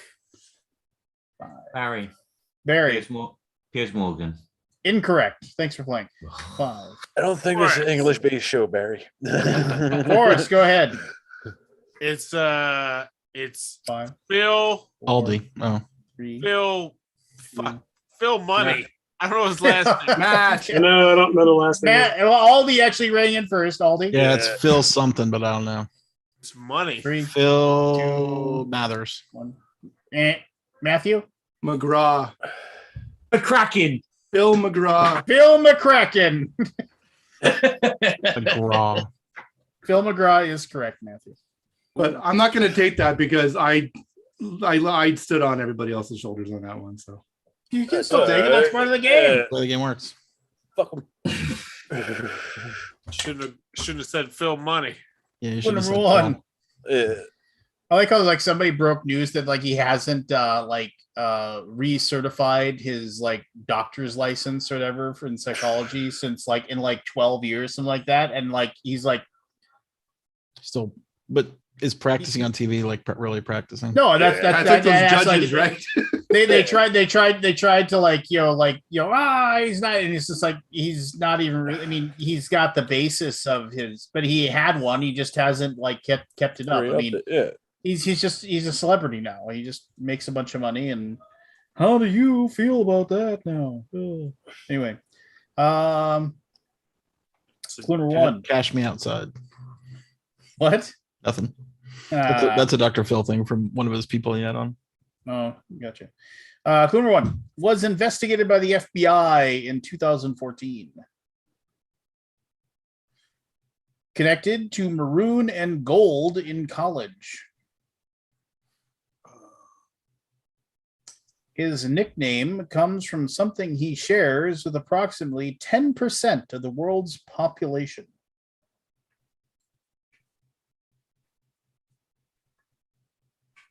Appeared as himself in a 1996 Kevin Costner film. Oh fuck. Often seen wearing a jacket.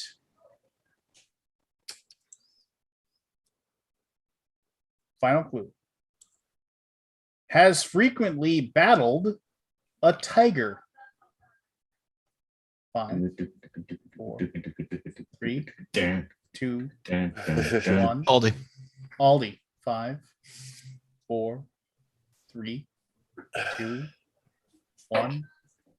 And Wow, we don't the normally get here. golfer Phil Mickelson. Oh, Phil Mickelson. Oh, that's a terrible clue. What's a terrible clue? he Tiger. bought, Tiger. he bought a Oh. tiger. Tiger Woods. Yeah. Yeah. Yeah. Yeah, that's not the gimme clue. Released November 2nd, 1973. Rolling Exorcist. Stone. Rolling Stone ranked it number 421 on its list of the 500 greatest songs of all time. Tubular bells. At live shows, the singer frequently allows the crowd to sing the chorus. What was the release date again? November 73. 2nd, 1973. 73. Okay. The first line is, it's 9 o'clock on a Saturday. Barry, Barry, Chris. Piano Man. Oh, it's yeah. 9 o'clock on a Saturday. Regular crowd shuffles in. Was it 73? I didn't think it was that late. Billy John. There's an Yeah, old I didn't think it was man that sitting old. next to me. Yeah, I didn't know it was 73. Yeah, piano. I thought it was like Oh, I love Billy. or Joel. 80s maybe. God, he's old. Here we go. Clue number He's 1. still alive, or did he crash and kill himself? No, Billy Joel's still alive. He's still alive. Okay. Oh, there he goes. Buddy of mine went to see him in concert like 6 or 7 years ago, and he third encore was Piano Man, and that was like that's how he finished the show or whatever. And like he said, and he was like, it's obvious like people are just waiting to hear that, right? They're waiting to hear piano. I've seen him in concert once, and it was pretty. Yeah, I've seen it the was, concert once. yeah, and it was I know pretty that. cool. It was okay. And I remember he was like, Too much and like money. there was somebody next to him like who got up and left, and he said, "Man, I can't even believe he didn't play Piano Man." He was just like, he was like, You got to stay for dude. 4 hours, 3 hours, or whatever it is. yeah, just like, he's gonna do Piano Man. Don't worry. Of course. All right, here we go. Clue number 1. Many include a storyline. Most usually have 4 legs.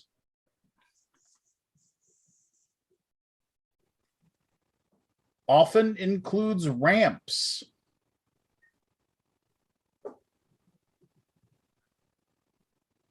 Has a connection to the Who. Aldi.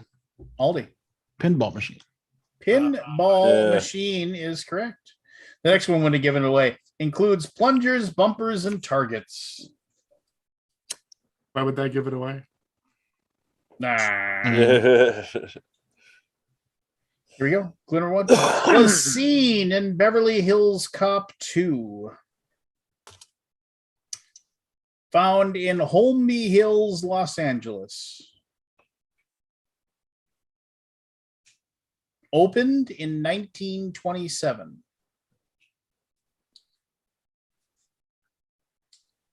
Is over 20,000 square feet. Matt, Matthew, Playboy Mansion.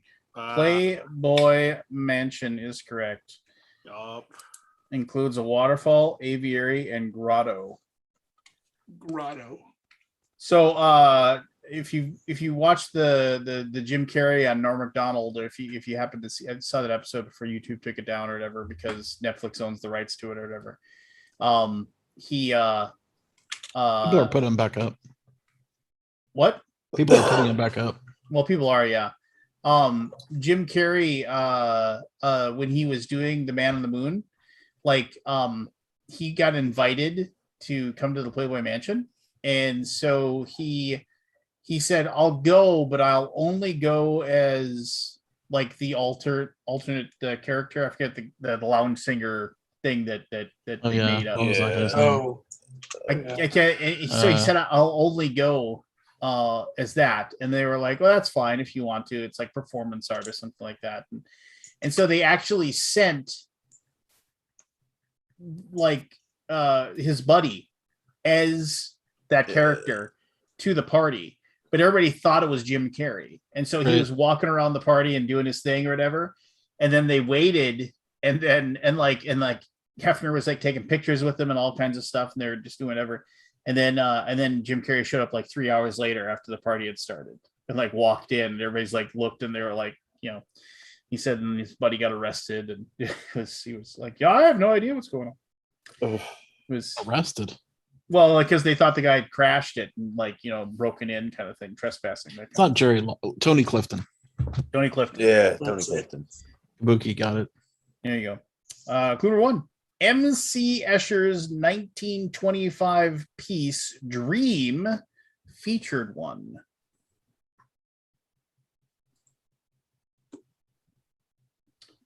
Number 2. The first word can be skipped.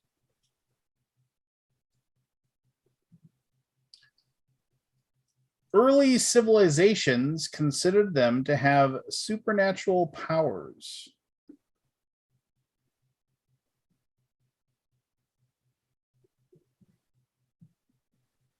Is seen in Kung Fu Panda.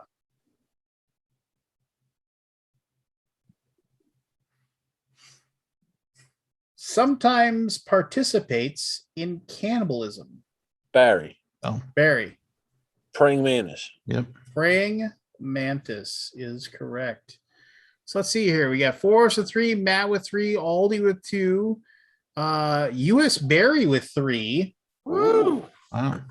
Yeah. Some good shit tonight. We got 2 left. We got 2 left. Who has 4? Nobody has 4. Oh, I thought somebody had 4. It's a 3-way tie for 3. Not This is the totally. last question. We have 2 questions left. 2 left. So it's everybody's game except for French Barry and Chris. Go high, Barry. Go high, Barry. All right. You can do it.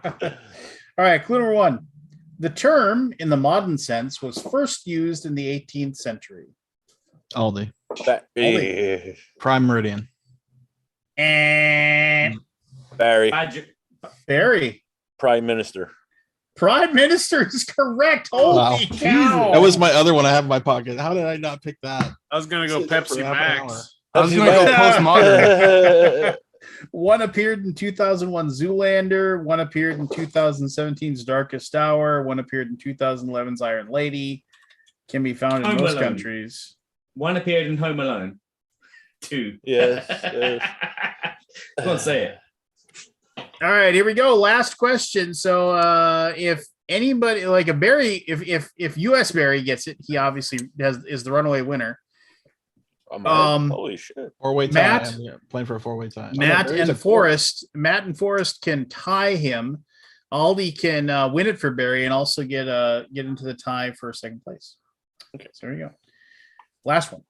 Number 1 is a 2018 Taraji P. Henson film. What? Is a What year? 2018 Taraji P. Henson film. Really? No one? I know who she is. Really? No. Give me a minute. Is he related to Brian Henson? Go number 2. Appeared on Bayou Country. The hell is that? Clue number 3. Elvis used to perform this.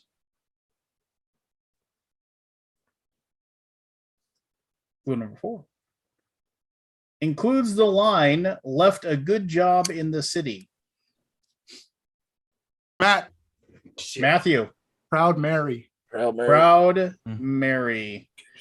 Signature song of Tina Turner, classic hit of the Creedence Clearwater Revival. When you said the Taraji P. Henson movie, I'm like, what's that? What's the NASA one? What the hell is it called? Hidden Figures. Figures. Whenever whenever and just so everybody knows, that is the Initials game. You can pick up copies of the Initials game at initialsgame.com, and the 2 brand new boxes are out now.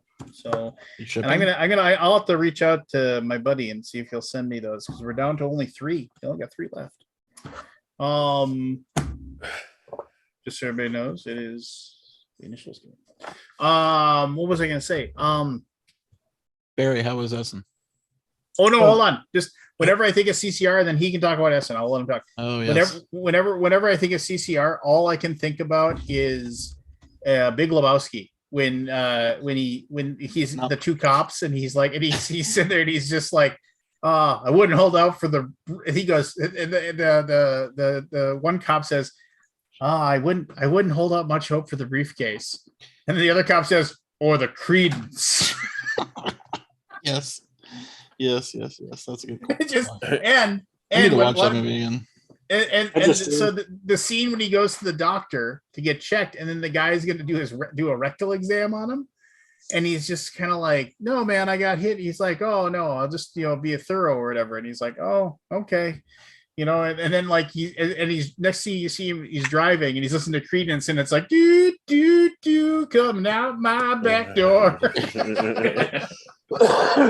Wouldn't hold out much hope for the tape deck though. Or the Credence. Oh my gosh. It's so good. It's just like, oh man, I could talk for hours and hours. But no, Barry, tell us about Essen, man. You were there. Boots on the ground. Boots on the ground. The whole time? Yeah, I was demoing. So did you go on Wednesday too, or did you go on Saturday? Yeah. Who are you demoing for? I was demoing for Bombayx. Okay. So Abyss, Timeline, I'm acquainted with their work. Sorry? I'm acquainted with their work. Takinoko. Yeah. So I like that's Abyss. all their stuff. Yeah, Abyss was a good game. Imaginarium. So I was demoing their new game Flow, which is coming out the end of this year. Their next game, I can't remember what it's called in English now. The Petit Pup, very family-friendly game, which is a bit like Takinoko. And obviously the new Imaginarium 2-player Bruno Catala game called Nicodemus, which is very good actually. Was it only 2-player? It's 2-player, yeah. It's like is it the same engine kind of building thing, or is it? Kind of. There are some the same things. You're repairing machines still, and you're using the same resources, but it's card driven. So you're playing a card either onto the conveyor belt, a broken machine onto the conveyor belt to activate a power to get resources, or you're repairing a machine from the conveyor belt. So it's like, I want to repair this, but if I put it on the conveyor belt, my opponent might destroy it, or they might take it. Little Lost Cities-ish. Yeah. Yes, but it's got the same kind of objective tiles, repair 2 purple machines and you get points. So it's just a very vicious. I really liked Imaginarium. Yeah. I think BGG Store even still has like a couple hundred copies. That poor store. It's kind of weird. As soon as a game ages off the list, like I've got like, do you guys remember the game Duke de Cressy, Legacy of Duke de Cressy? Yeah. Yeah. Pretty good game, right? Yeah. Like it's pretty good. Yeah. No? Yeah, I like Oh, it. I mean, I'm waiting for Lance to say it. Yeah, I mean, well, no, I'll say this. Copy. I say this. You play it once or twice, so you never have to play it again. Maybe I wanted to play it more than I played it, but yeah, I know what you're saying. It's like as soon as you age. Well, how many times have you played it, Scott? At least 2, maybe 3. Okay, so why haven't you played it 4 or 5? I mean, you played other games. Yeah. Why don't you tear the legacy of Duke de Cressy off the shelf? I would play it if I had a copy here. I would totally play it. Wait, with who? Yeah, my game group. So you wouldn't play anything new. You would say, "Hey guys, no, put Oath away. Tonight's the legacy of Duke de Cressy night." My Witchstone away. I'm a different person though, Lance. A different kind of Well, you're full of it. Is what you are. But anyway, go ahead. I just can't sell these old games unless they're like dirt cheap. Yeah. Well, no, I mean, no. I'll say that we've talked about this on numerous occasions. You can't You can't sell those things for anything. I mean, it's just like you Yeah. you look at People always say how big this market is, but I really don't think it is. It's At least the for these cult, kind of games. It's the cult of the new, which just kills everything. Yeah.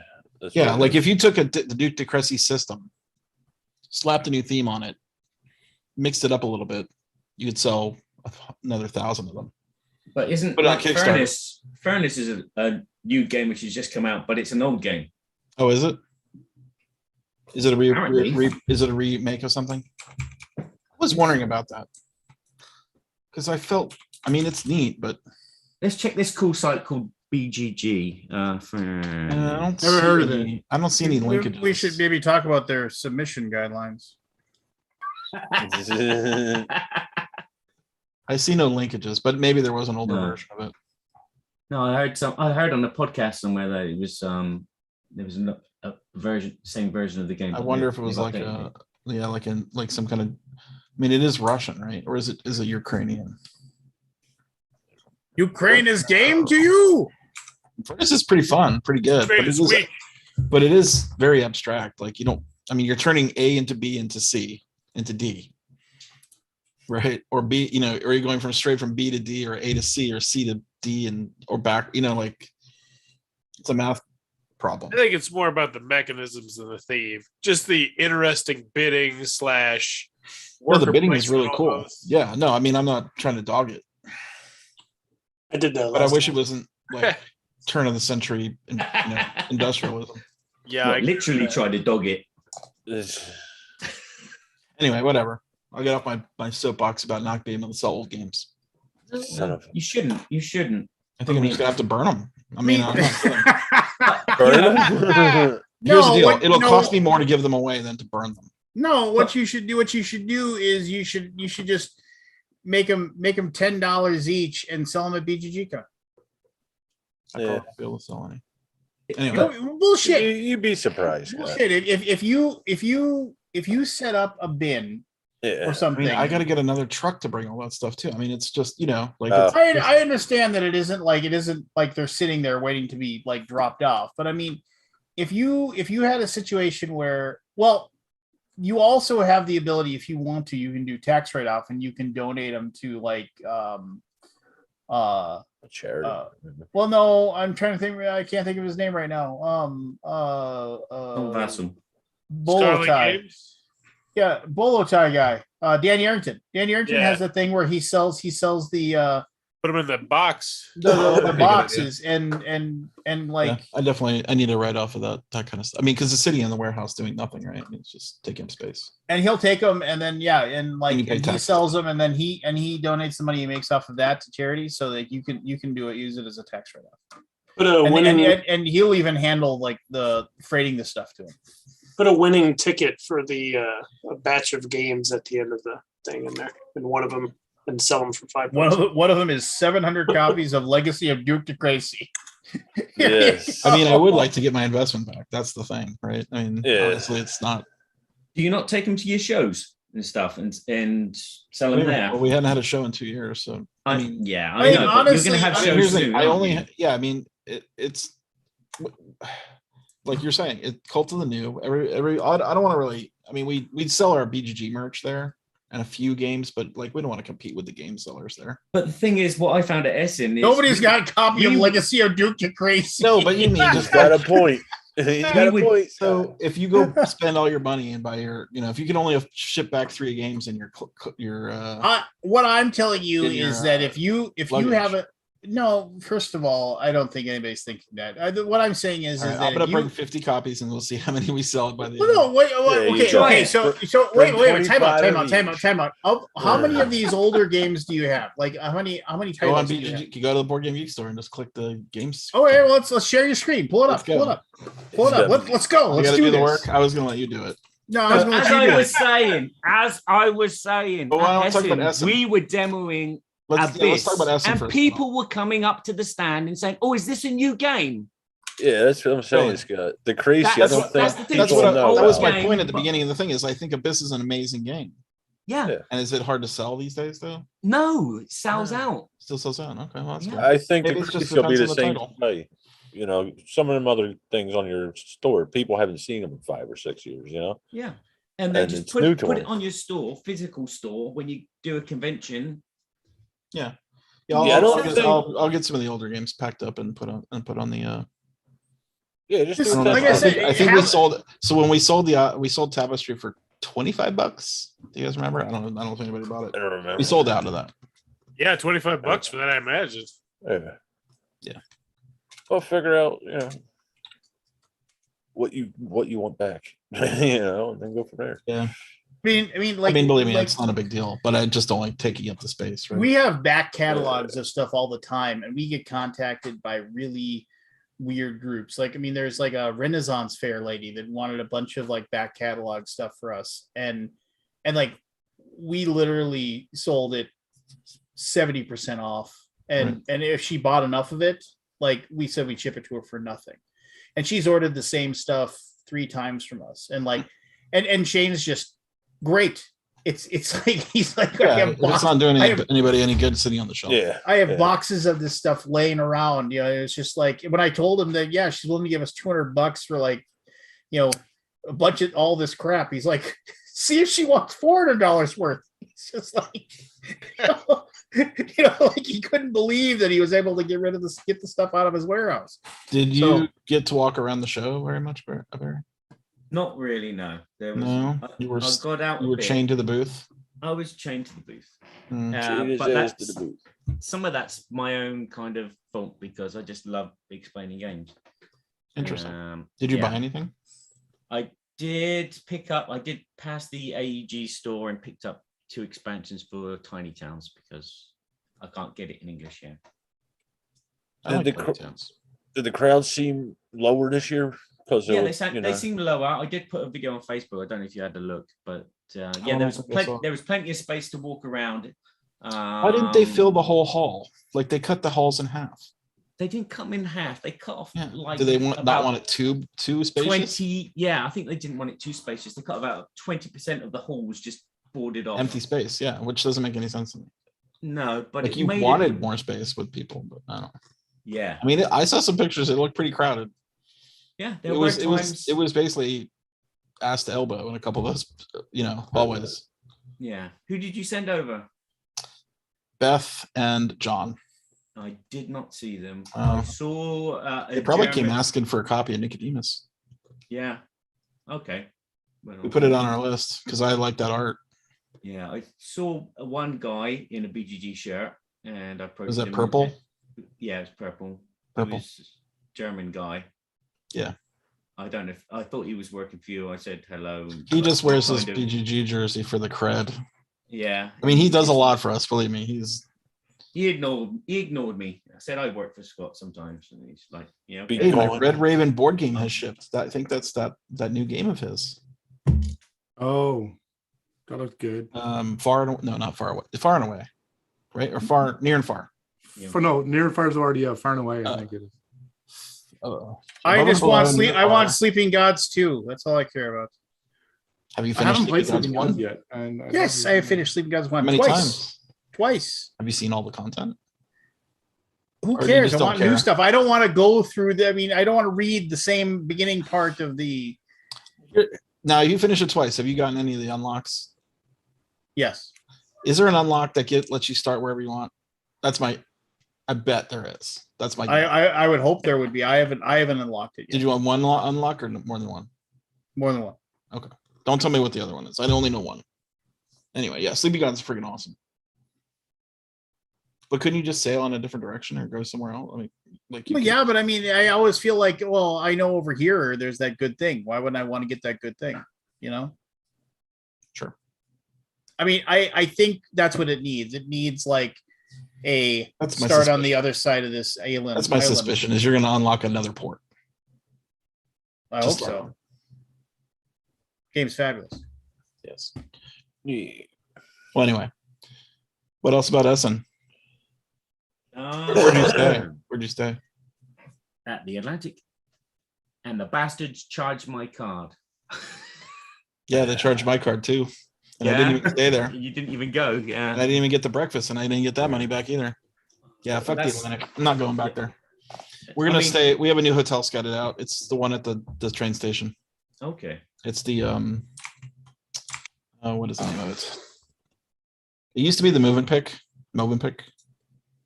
but not anymore. Hey, has anybody here stayed at the at when they went to Gen Con, stayed at the hotel that has the trains and actually had one of the train rooms? No, Are those garbage? I've heard of people saying there. It's fine. They're tight. I mean, I stayed there with a buddy of mine. We have two beds and everything, but you basically have about this much space between the wall and the foot of your bed. The Select Hotel, Hanselhof is the name of that hotel. Hansel. She said it was very spacious and the food was great, way better than the Atlantic. Yeah, and the hotel was Now quite you have to have a empty, I think. car Hmm. Uh, But, Why? because they did. Well, I mean, if you're going to carry any amount of shit back and forth, you don't want to go in the tube with it, train with it, underground. Because especially after the Essen show, it's like, have you ever been on the tube after the Essen show? After it's over, there's thousands of people on it. oh yeah, I can imagine. Now I don't know about this year. No, it was, the street was quite bare. Was it? After the show, that. all Yeah, the I saw restaurants in the some main video. street. There was nobody on the street. Yeah, Is that because of restrictions or just the mood? just The the amount mood. of people. Uh, Yeah, they limited attendance to 30,000. Yeah. And I don't know if that's 30,000 per day or 30,000. I think it was per entirely. day because Per day. on their Yeah, that would Facebook make day sense. they say thanks to the 93,600 people. Okay. So So they that's count pretty- each day Yeah. with that number. Seems a little bit weird to count each day of people, right? Yup. Like, if you buy a 4-day pass, does that count as 4 people? Mhm. I'm assuming Just- it'll be it just a boosts the person numbers in per every way. day. Yeah. Here's the deal: 2,000 people at BGG Con, or I could say 10,000 people because it's 5 days long and 2,000 people came. That sounded so much more majestic. Mm. 10,000 people at BGG Con versus 2. Whatever floats your boat. I don't care. I'm a realist. 2,000 people. 2,000. Not trying to make it. I want the actual count, Scott. What is the actual number sold? Actually, I think it was 2,500, but I'm See? going with 2,000. A lot of refunds here at the last minute. Oh, really? I think our deadline is the end of this month. Why are people Refund. refunding? Do you think? We have a very generous refund period. But why? Are Yeah, people you wanting do a refund? actually. Not coming. Okay, so they're Most either people, not I don't know. We back- don't really ask. No, Guess we could ask. okay. You could ask. Could be because Texas is such a shit state.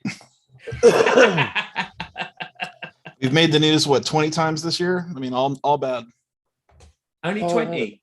Seems I like don't know. more I mean- here. When I watch CNN or BBC or the France 24 channel, it seems to be there. Is the Texas time. all over the news? Yeah, Is it? yeah. And what's his name? DeSantis. It's like, oh god, what's he done now? That's Florida. yeah. Yeah. It's And- just- We have Abbott. If it wasn't Texas, it'd be Hey, Abbott. California or something else. Or it'd be Florida.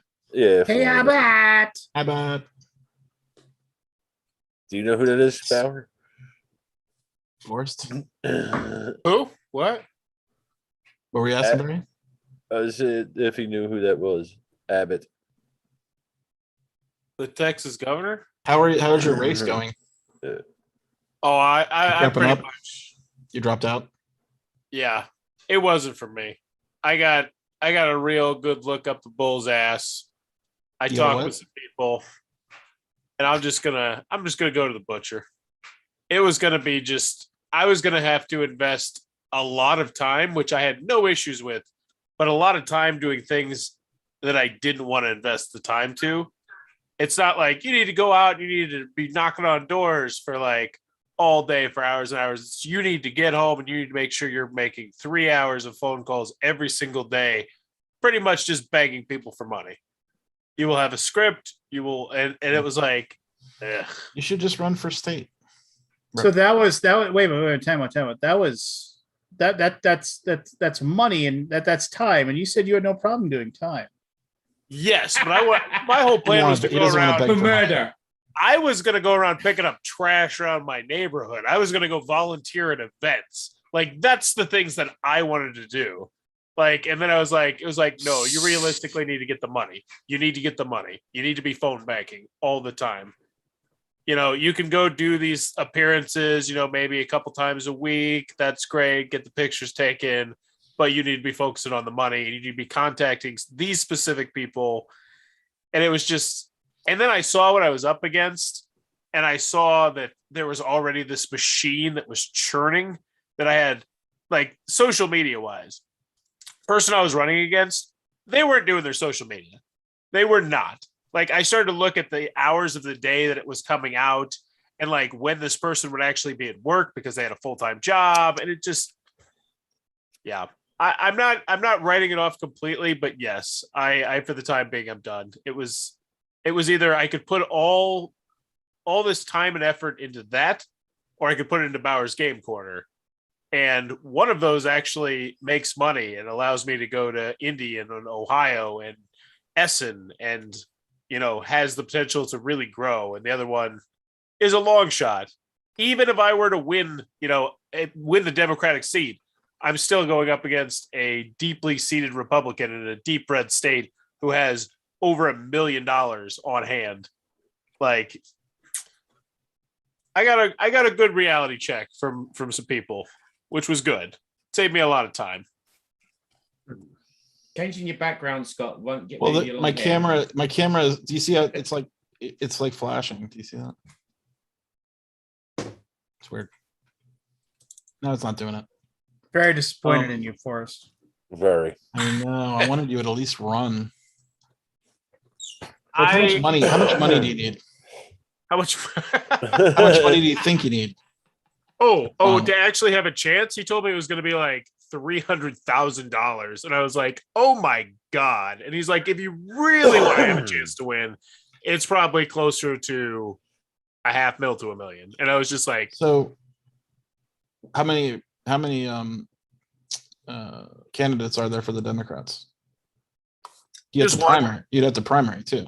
"Yeah, it's just me versus one other dude who actually works You for think he's Yellow." putting $300,000? He what? He works for who? He works for Yellow. I saw him demoing at Origins actually. What? Yeah, no shit. Who? He was on like the board of directors for Gamma for a while for like stores. His name's John Stevens. Yeah, He ran yeah. a board game store in Colorado once. I've heard of Oddly him. enough, I actually went to his board game store in Colorado a long Interesting. time ago. But it was just, it was everything I knew was true, but it was just, it's such a damn Damn. scene. Ah, disappointed. Yeah, I come back, maybe about 10, 15 years, I'll dip my toes back into 10 or it. 15 years? How old are you? Well, I still love politics. I'm 35. It's just, it just really dawned on me that I could spend, 3 to 4 hours a day on that, or I could spend it on Bauer's Game Corner. Here's the thing. You need to start local. Yes. Start with your city. And yes. Big Bang. I Yes. Or state. I mean, No, I I think state's mean, viable. I agree. Like, there's just, yes, I agree. Town mayor, and then Hmm. department mayor, and then who knows? The world Mike, run by board gamers. That's what that'd be cool. The You could world run run for by board justice. gamers. Would of the it- peace. Think about all the rules lawyers. Would it be, bro? Go for justice of the peace. That'll get you at least in the election. Justice Yeah. and peace. Yeah. I don't know what that is. Justice, peace, in the American way. You're the justice of the peace. Is that an actual thing? It is. What, a meeple? It is an actual thing. It is. It's work, though. Are you okay with that?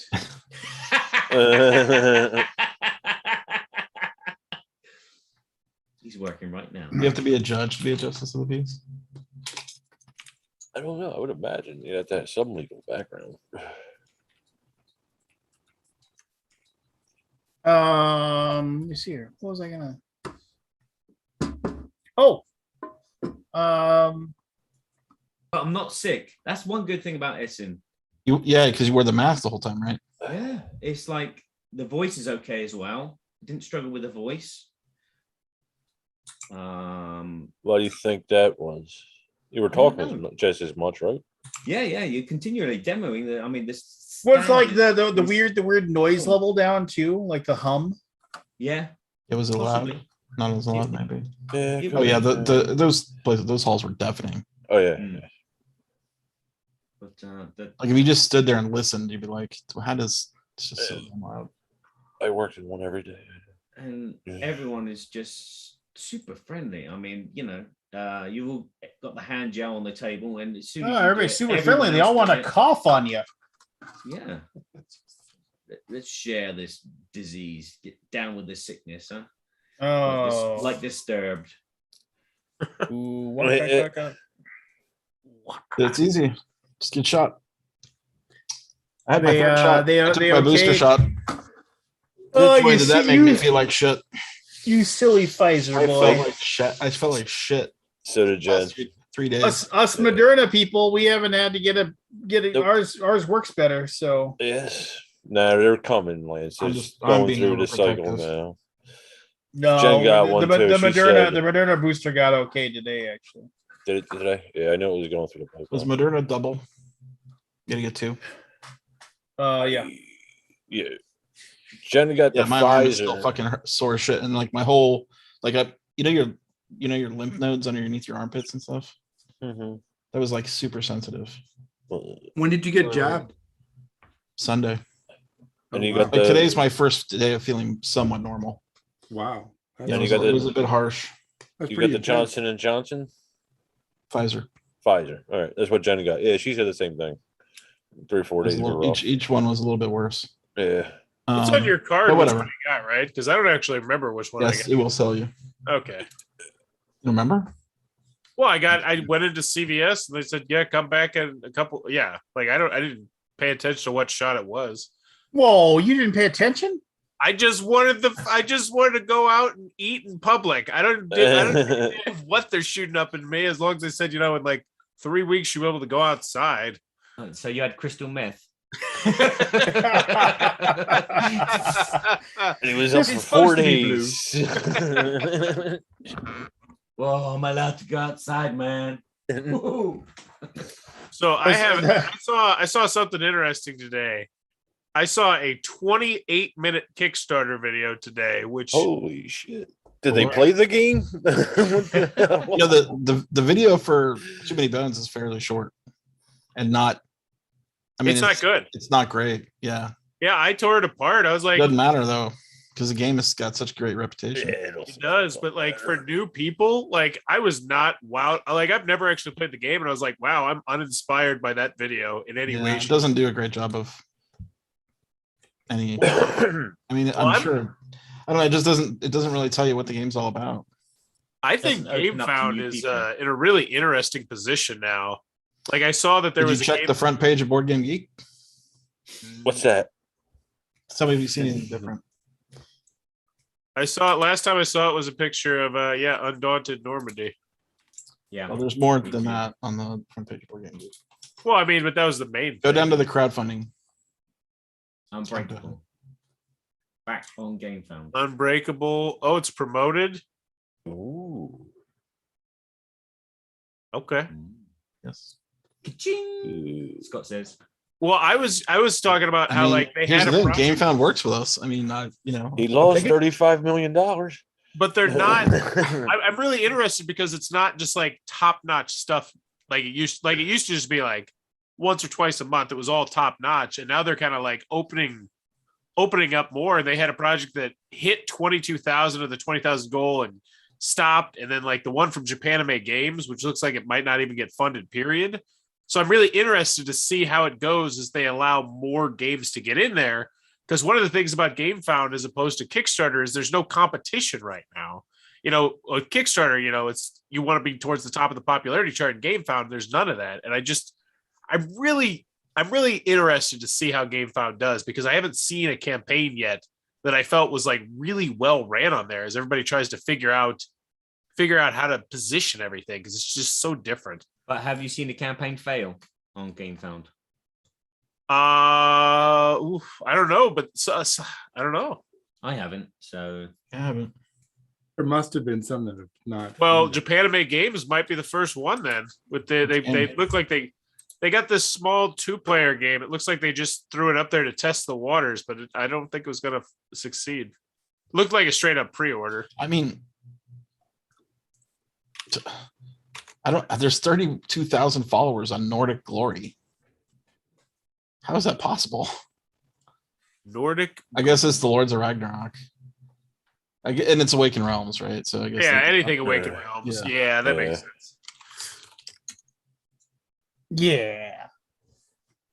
Heike Strike, is that the one you're thinking of? Is that the Yeah, Heike Strike Alternative. oh, that's kind of cool to me. It is Come on, two-player, Scotch. You show us your store. Show us the stuff you're gonna Oh, sell on well, the you know, cheap. whatever. Show us how the sausage gets made. Yeah. Berkey can do You gotta that. fix these banners.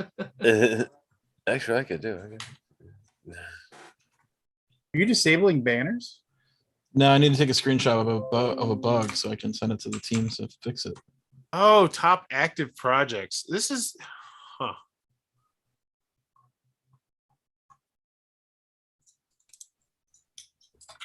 Oh, this project's not going to get funded. Yeah, Golden Star, the Galactic Tournament. 34% funded with 8 days left to go. $30,000 goal. So that one's not getting funded. It's just hard to navigate the website because some of them are pledge manager and some of them are crowdfunding. Right. There's no way to sort. You can sort them. Kind of.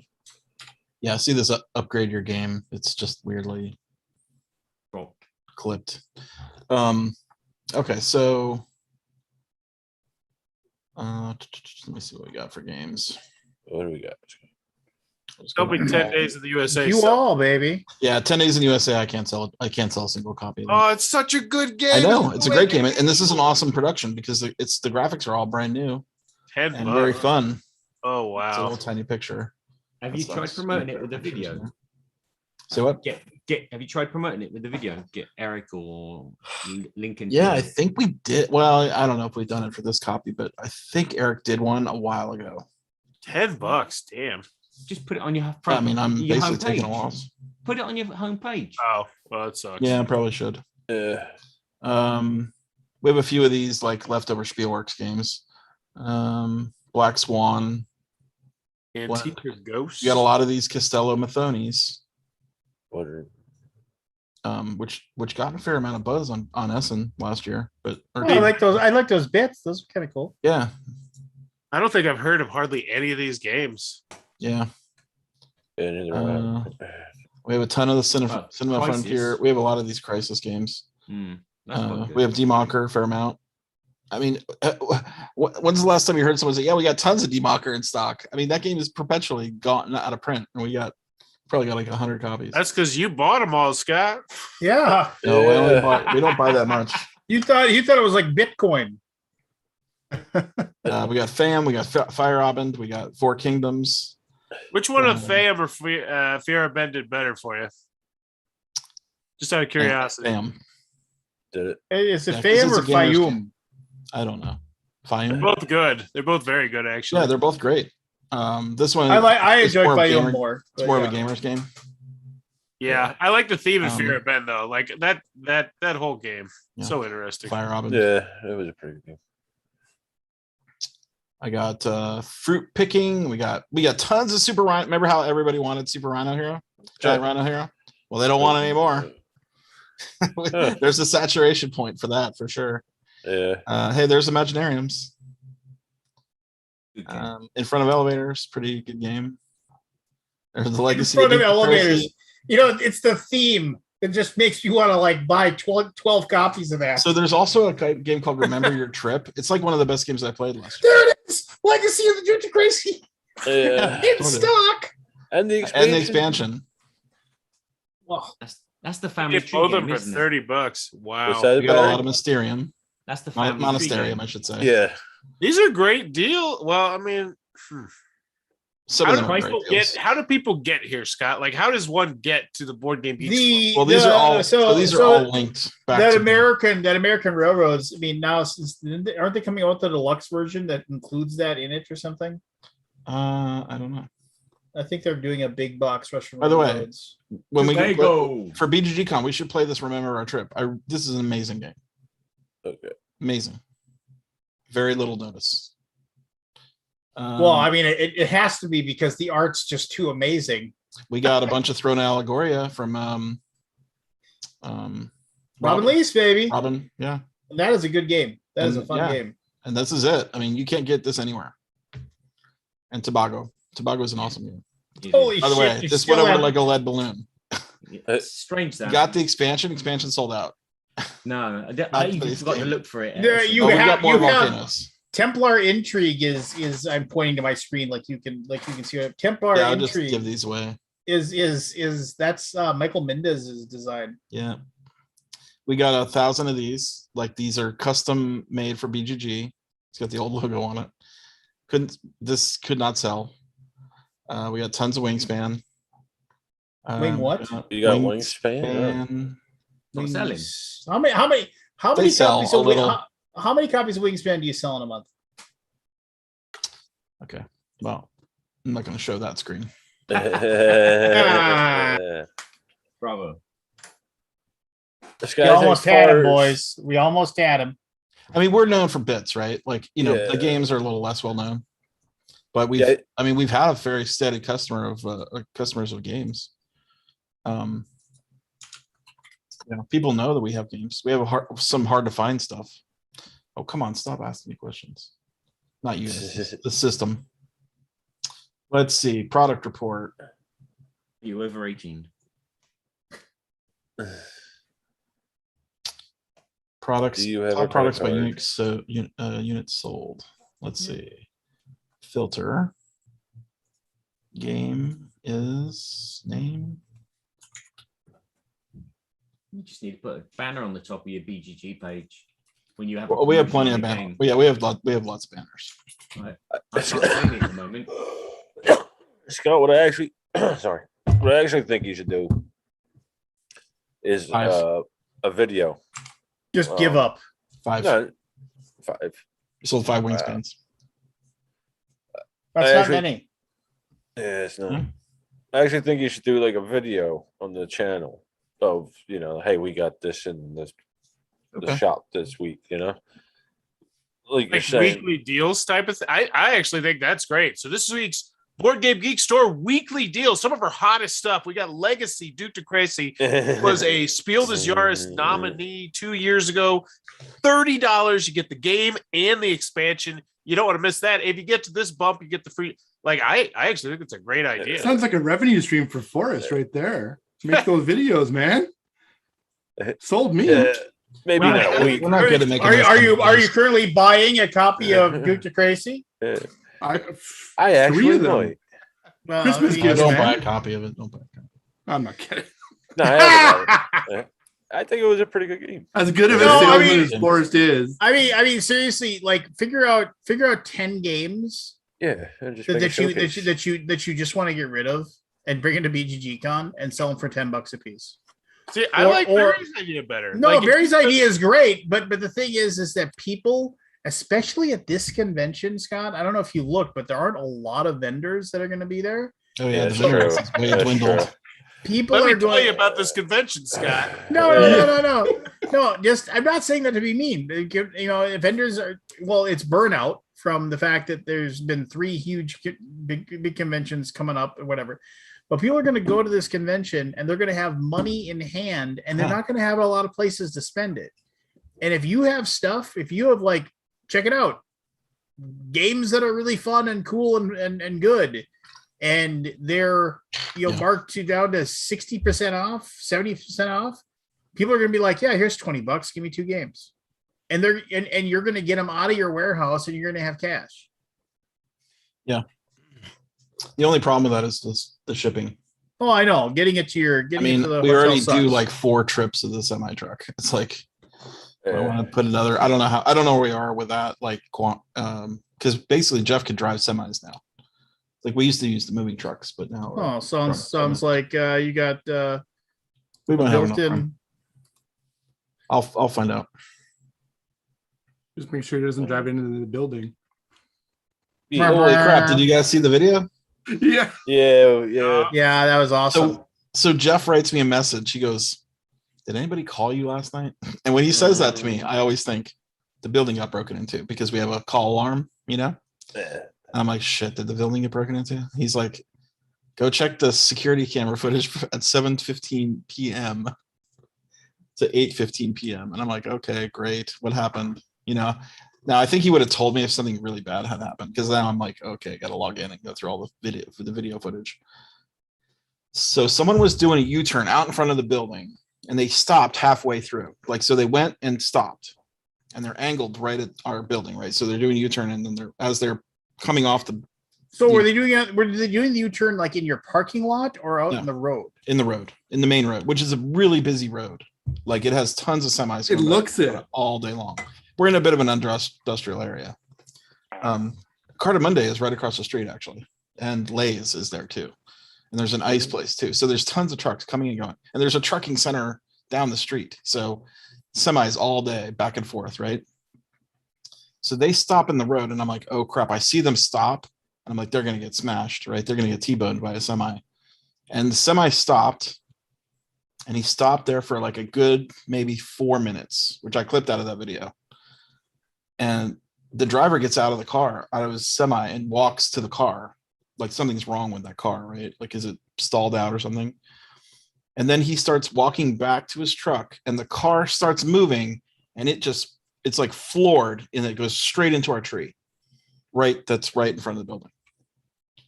Like, what happened? I still don't know what happened. So most likely what happened when anything Wasn't like in that. gear, was like in neutral or something, and they popped it in drive. No, And just like- how fast was it going? Oh, it was going fast. Should we watch So the video? What most likely? Yeah, sure. Put the Let's video watch on the there. video.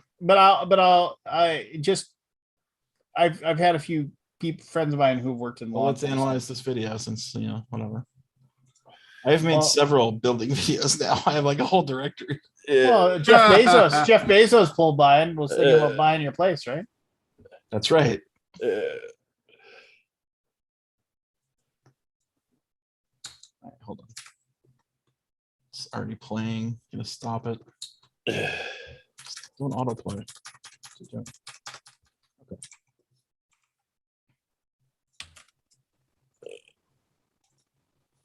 All right. Can you see it? Yep. So see all this backed up traffic here? Yeah. That's because the car, which you can kind of see here, Right. it's like a Truck.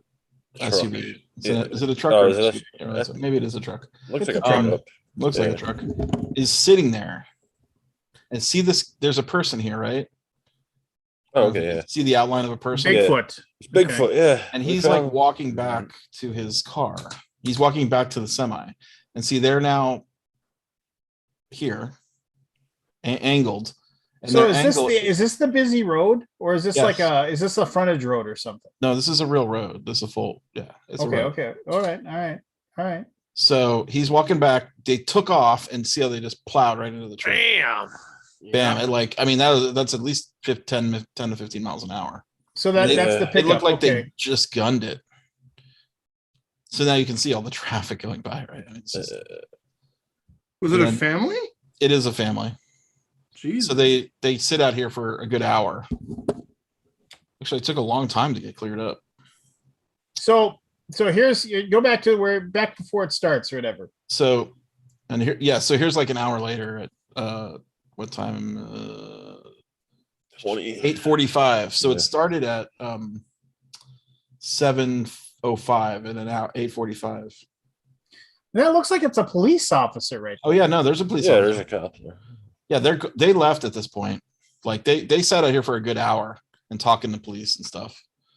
Then I cut to the end of the video where they pulled out. See, they left. They just left the tree. So what we did? I mean, so- technically, isn't that tree part of your property? I mean, Yeah, it is. I mean, so they damaged your property. I know. And that tree, I don't know what's going to happen to it now. Maybe it'll survive. Well, it'll probably I mean- survive. But I mean, here's the thing: it's the best outcome, right? Because I showed a picture of the front of the building. That is the only tree in front of this area. Like at 5, like if It they had went missed through the the tree, building, yeah. there's a window right here. I don't know if you can see it. They would have plowed right in through that wall into the front office Yeah. of the building. So go back to And the very beginning, and then you would've gotten the I'll tell you The theory? my half-ass theory as to So let me- what happened there.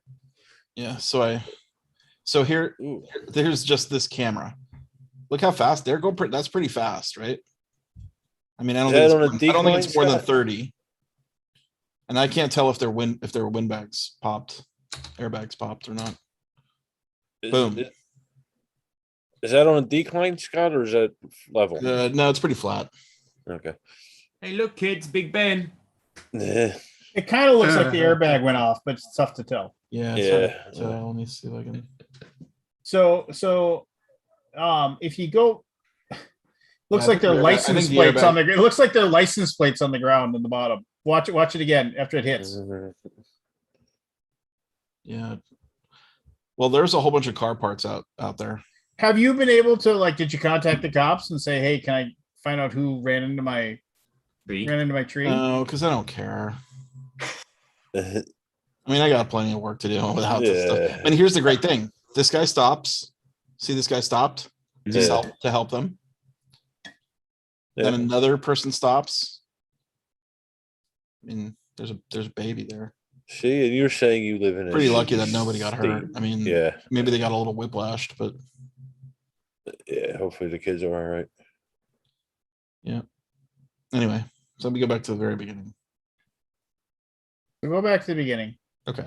So, So you see the truck is sitting there. That's the truck. Okay, it's sitting there, and so That's the- what are they? I mean, I don't. You say they're trying to do a U-turn. Are they trying to Yeah, there's a see how there's a gap here. There's a U-turn right here. That's how you turn into our building.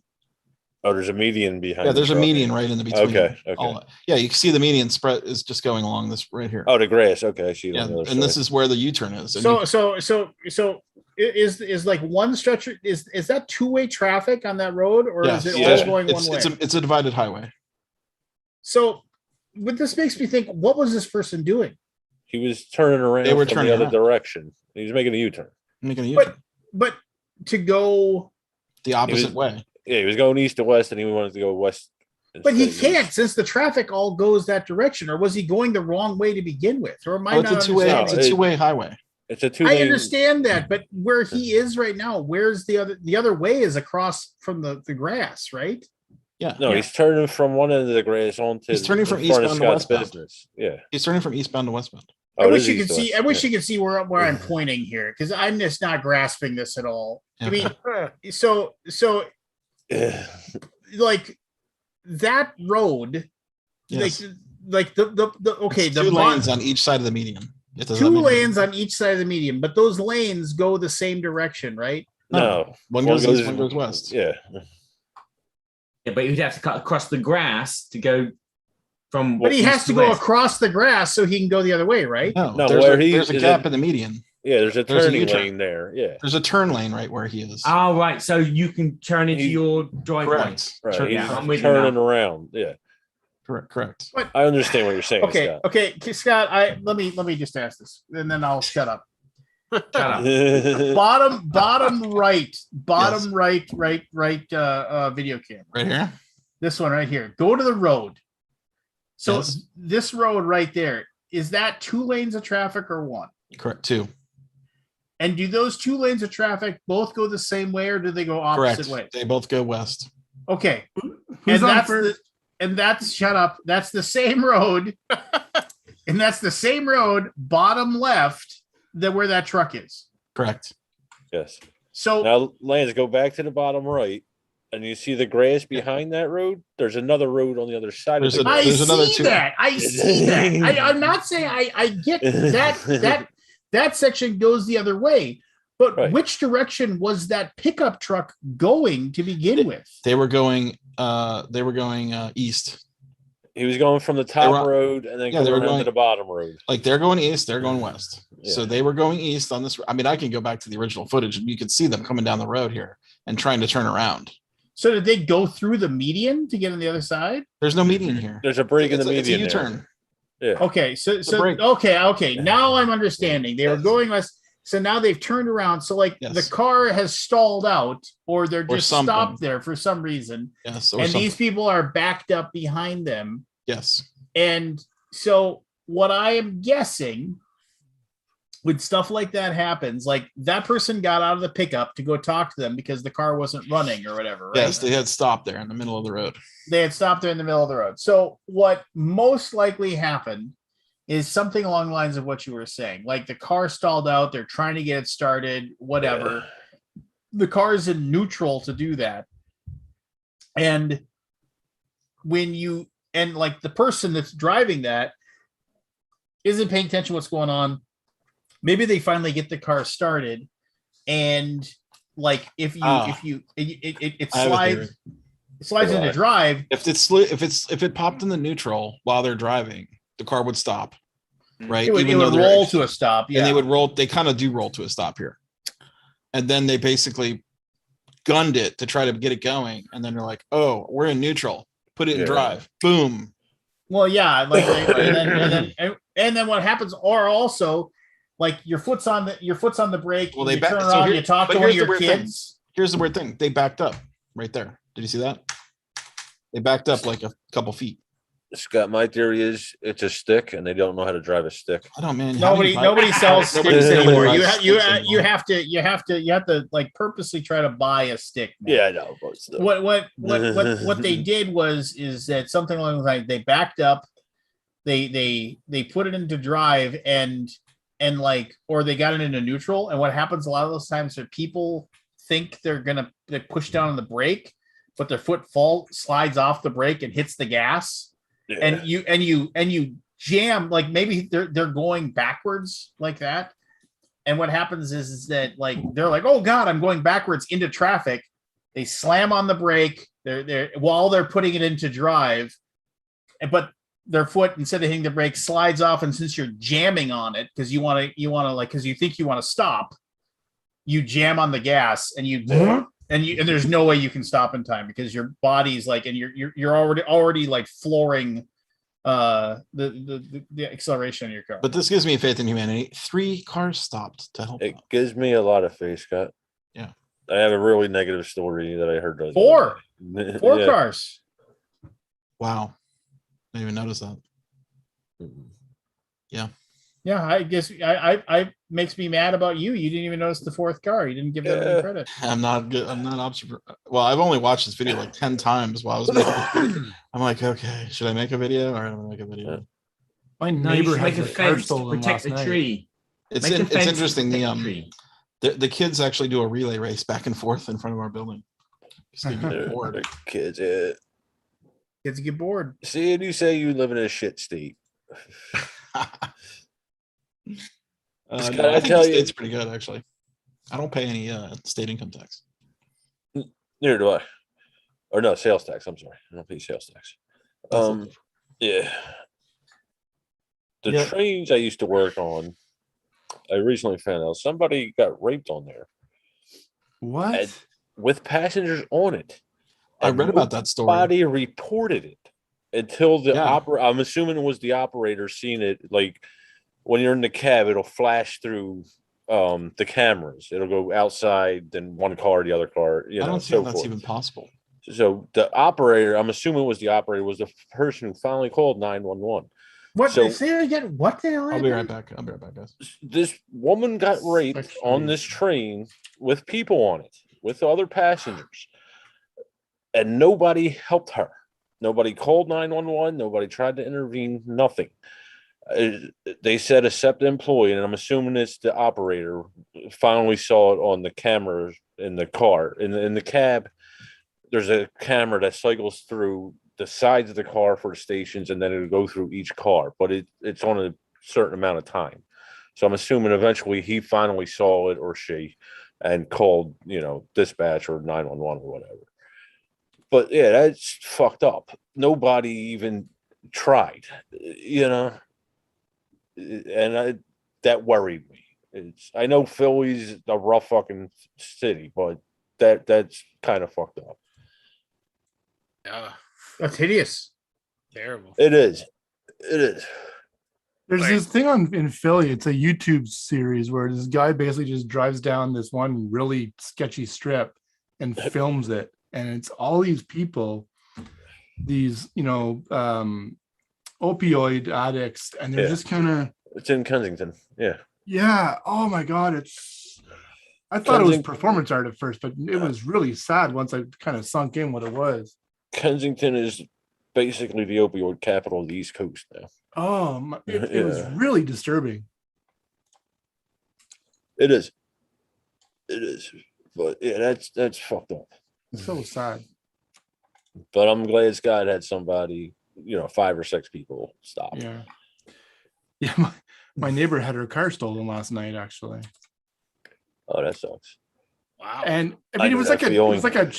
a beater Pontiac vibe. Taking it's Must a have been- shitty car. Yeah. Yeah. Yeah, I know that feeling. My work truck was stolen. That sucks.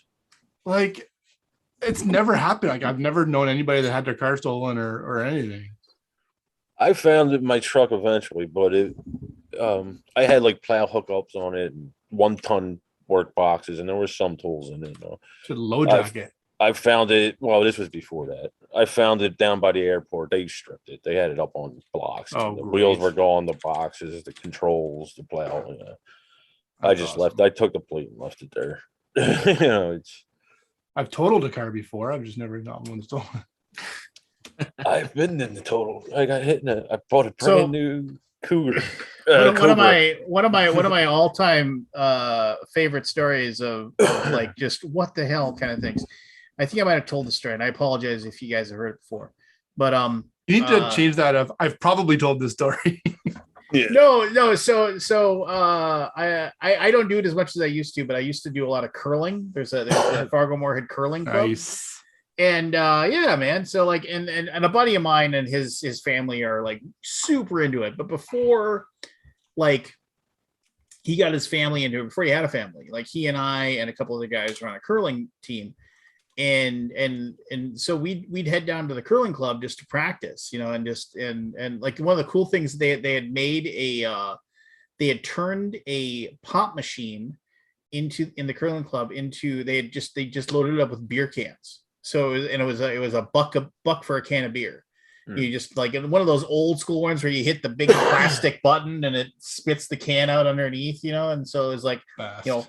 Pabst, Miller, it's Yeah. in the mud. Put 4 quarters in, hit a button, and a beer spits up. But anyway, we go there, and so we were like, he was like, "Hey, let's go get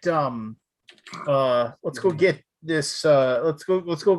And we both got done working. And he's like, let's go have a few beers and go and just do some practice curling. And like, I was like, cool, let's go. And it was like $5, and you got unlimited limited rink time. And so we went there, and we were just screwing around. We ended up drinking 4 or 5 beers, and like we had apartment buildings right next to each other. And he just drove me there in this little Honda Civic that he had, and we get done after being there for 2-3 hours, and we walk out, and like he drove this piece of shit beatbox Honda Civic. We both delivered pizzas for a living. We both had piece of shit cars, and we walk out, and he just left his keys in his car all the time because he's like, who's gonna steal this piece of shit car? Nobody's gonna take this. We walk out, and the freaking car is gone. We're like, what the hell? We were looking around and we can't find it. We were like, are you sure you parked it here? And we were looking all around, couldn't find it anywhere. And so we looked around. I was like, well, I mean, it was like a fall day, and we were just like, and this is before cell phones, so like it was like a good like 5-mile walk back to his house or whatever. But we're back to our apartment. So I was like, I guess you got to call the cops, and let them know that somebody stole your car. And he's like, well, this is bullshit. And so we walked back to our place. We went and grabbed a couple more cans of beer for the walk, and then we walked back to his place. And so we got in there, and he called the cops and reported it, and then I had to drive him back out to where it was parked, and we were sitting there, and and the guy whatever, and I was like, so then we drove back, and then and the next day he came over to my apartment, and he's like, hey, they found my car. I was like, oh, the cops did? He's like, no. He's like, I need a ride. Can you give me a ride?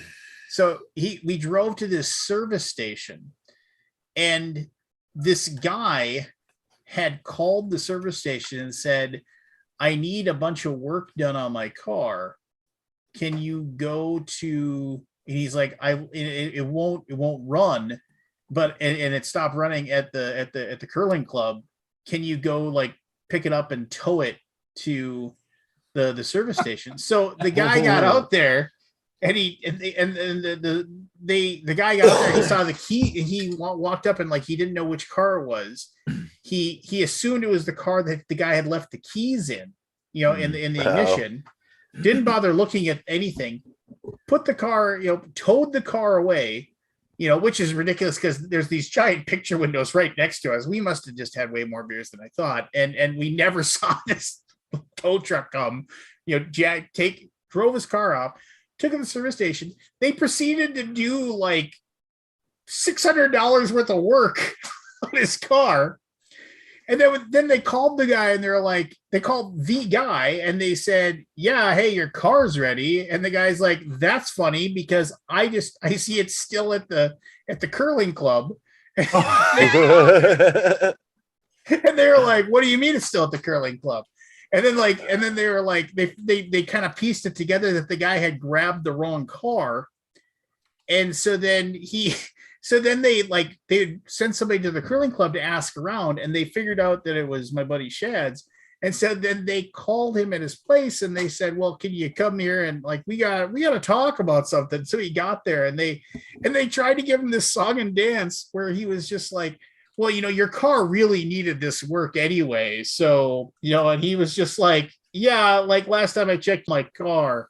So, he's like, I guess I'll just call the cops and tell them that you stole my car. and then they were like, and I thought that was the most hilarious thing ever. Like they took his car, did like in there, and he's like, if you still have my old parts, he said, feel free, put them in.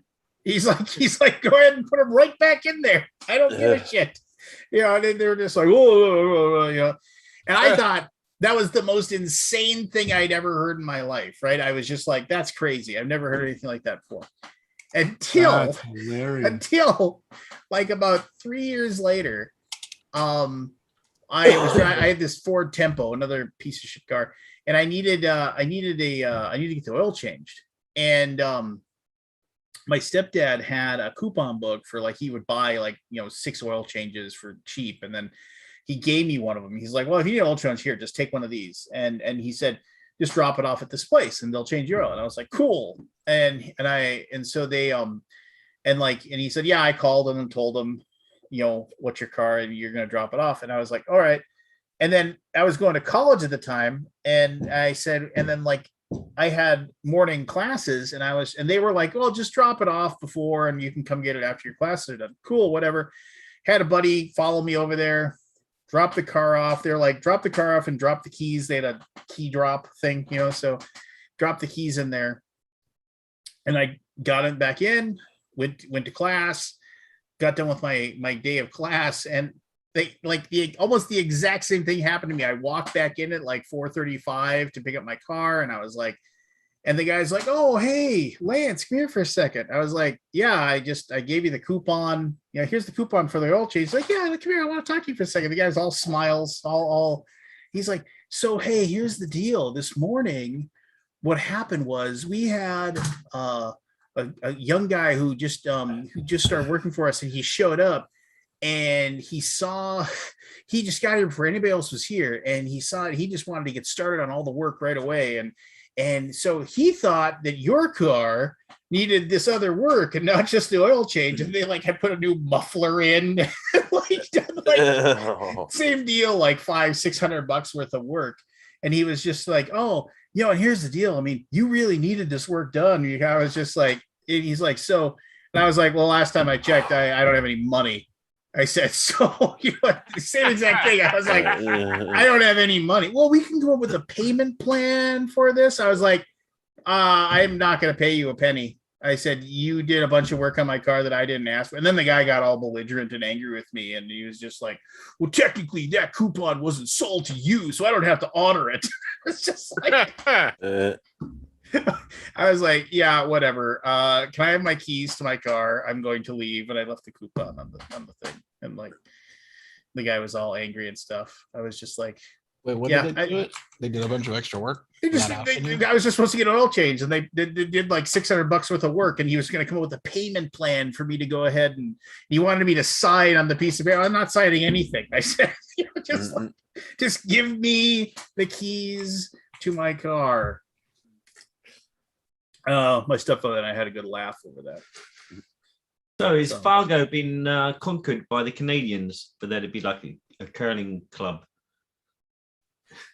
We got a big one in Fort Wayne too. My buddy Adam does it all the time. Okay. So I just got a headline on my phone. Somebody just started a brand new social network. You'll never guess who. Jeff Bezos. Bezos, yeah. No. Jeff Bezos. No. Trump. Donald Trump. Donald Trump. How'd you guess? I guess. Really? I heard No, this It's before. called Truth. Yeah, I heard Just about got launched 2 hours this ago. in the works. Yeah. Is it going to be the same thing as that one guy who lost his fake Twitter that was all like a haven for horrible people? I I don't forget know. what was that called? And they shut it down because basically like Google and Apple wouldn't. What? Parlor? Parlor. That's right. Yeah. Oh, they got Parlay. platform. They got the what do you call it? Well, Not no, the they cloud. just They got kicked yeah. off all the major cloud providers, but I think they went to another foreign country. Yeah, they lost a lot of supporters, financiers, didn't they? Because they were a haven for hate speech and Right. awfulness. And you're just like, just go away, please. I What's the got favor? faith in humanity. This will die. Yeah, this thing will go away eventually, like the other one. Yeah. Well, no, I mean, there has to be money behind something, or else people Yeah. aren't going to use it. And if not, I mean, there's in the role playing game world, there is a I'm not gonna mention the name or anything. You can find it if you want to, but there is a like basically Dungeon RPG Master? net, like an RPG net where people can like go and talk about things. They have like a Facebook group and they have other things, a website and stuff like that, where it's run by old white men who have a very You are an old white man. I am an old white man, but I like to think that I'm a little more open-minded than the old white men that are running this. And they Gandalf the White and Sauron the White and and they I don't see a problem. like one of the persons that run it like constantly stresses how much he's ex-military. Like every other sentence is, well, I'm ex-military, or I used to be in law enforcement. Those are like the two things that he mentions constantly. So he's an expert on something. And but they call their location a neutral ground for discussion, which is of course parlance for we'll let hateful shit be said here. But And there's and no yeah, cap. because we're not going to judge you by the things you say. And it's just kind of like, yeah, no. I don't. I Like remember getting Pravda. I remember like that was like I remember I was able, like, that was a cool thing I did in high school, is like you could get a subscription to Pravda and have it delivered to you. And I got it, and it was very boring to read, but I thought it was cool that I paid like whatever it was, like $27 for a year's worth of Pravda. And Scott, it was I fun got a stuff. question for you. Well, all you in general. You guys were around during like the bulletin board days in the beginning of the internet, right? Yep. Well, not the beginning, but But yeah, when the web came on. Yeah, it was in the do you 90s. remember as much hate speech? Well, there then, was no. or was there arbitrary? Well, yeah, actually, in Rec Games arbiters? on news groups, there was quite a lot of that stuff, flame wars and hate and all that stuff for sure. It's always been there. Was it as prominent Do you think as say it is now? I don't remember. I don't think so. I'm just curious. You had to if- have like a high technical level of skill to get there. That's what I mean. That's Yeah, it now wasn't that as it's more easily accessible. for sure. Is it more trolls and all that and negativity Oh, yeah, and all that of course. because it's more accessible? Yeah, there's been many more people on the internet now than there was back in the 90s. Yeah. And it's easily easily interface. BBSs were like that too. In the 80s. BBSs. Yeah, I don't remember. I ran a don't- BBS. I don't know about anything. We've talked about about this before. My buddy ran a BBS is- BBS and it was called proton.com, the domain for it. And some Malaysian or some Asian car factory who has the same name bought his domain for like $20,000 back in the 80s that sucks. 90s. or 90s. Well, yeah. public I domain, remember- public domains weren't available, I think, until the 90s. Yeah, it was I remember crazy. It there was like- were like a half a dozen BBSs in town that like as kids we could modem into, and it was just like, oh my gosh, we can download this stuff. We didn't know what it was, but you can download it. And Just a shitty little games before my and, time. and pictures of cars. You're Just like, a "Ooh, little. it's a picture of a car. Yeah. Well, I was poor too. Yeah. So 2 minutes, you're waiting for this. But yeah, I had a 300 baud modem. You could Oh, read it. tell as me it more. typed. Yes. Kabuki Kid said I should have was the coolest thing spent. ever. I should have spent the $27 on a Dragon magazine. Well, you think I didn't have a Dragon magazine? You're ridiculous. I still have my Dragon magazines. By God. Oh, I wish I had. Did mine. you get Oh the, my gosh. I mean, it was. I mean, You want the paper? I mean, there's DVDs of it. oh, you can get the DVDs. Yeah, you can get them off of public What is domain a now. But I mean, Dragon I still magazine? have. They're in a bookshelf over there, like about 100 copies of Dragon. When's the last time you read one? I read one a couple months ago actually because I needed an idea for a dungeon. I remember only Um, having a few They're fun to read. issues. Like, I had about a half dozen issues, and there was one comic in the back of an issue. I never understood it because and then I realized, oh, it's part 1 of 2. Oh yeah, Oh, it's a series. They would have running series in the back. Yeah, but there was no punchline for this actual thing. I'm like, what the hell? Snarflord, baby. Snarflord. Yep, Snarflord. Yeah. No, I mean, when Dragon magazine would show up every month, I mean, it was just like, hold all my yeah. calls. Christmas. I'm Hold my going- calls. Hold my calls. Go to the bathroom. I'll be up in my room and I'm going to read this cover to cover. And I did. I read letters to the editor. I read every single page of that. And it was just like, So your mum was like, was a why is there no joyous day. toilet paper left? Oh no! I mean, when I was my room was made to like the way that my bed was situated. I had a water bed, but like it was situated perfectly Of so course I you could. did. Well, yeah, it was. You grew up in the. It was the 80s, man. Everybody had a 70s, water 80s. Everybody had a water bed, right? I did. Yeah. But no, like the way that I had a cool bookcase for my headboard, and then I would keep all my because I play D&D constantly, and I would keep all my D&D stuff in that bookcase. And if I woke up from a dream and I had an idea, I had a piece of paper and a pencil and like a little lamp that I would turn on. I would write down the idea of the dream. Like that happened probably at least a couple dozen times. But no, I would just go up there and I had a really good, nice like lean against pillow that I would just wedge myself into a corner, and I would turn on some Pink Floyd music, and I would just sit there and read my Dragon magazine. Man, those are the days. It was just like, And life was simple. oh man, this is all I'm gonna do for the next 2-3 hours. Just read this Dragon magazine because they're freaking amazing. Man, you just can't. I miss magazines, man. Mm. I used to go to the magazine store at least once every quarter, but every quarter I'd go and get the communication arts, design, and advertising and whatever annuals, or like $35 magazines. But they were super thick, and they were just before the days of the internet. It was inspiration for me to do stuff.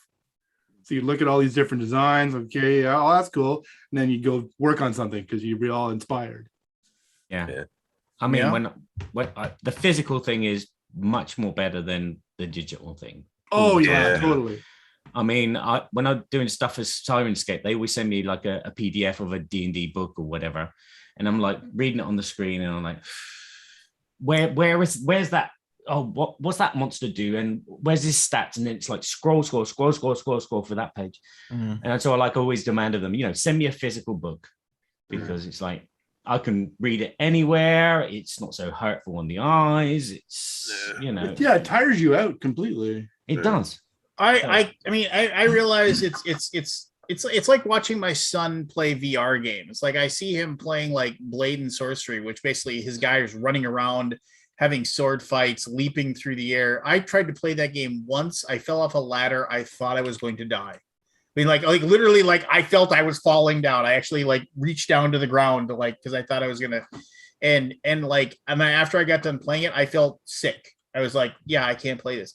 He can sit there and go. He can be Spider-Man and swing from building to building for hours and just doesn't bother him at all. He's just like whatever, and I get it.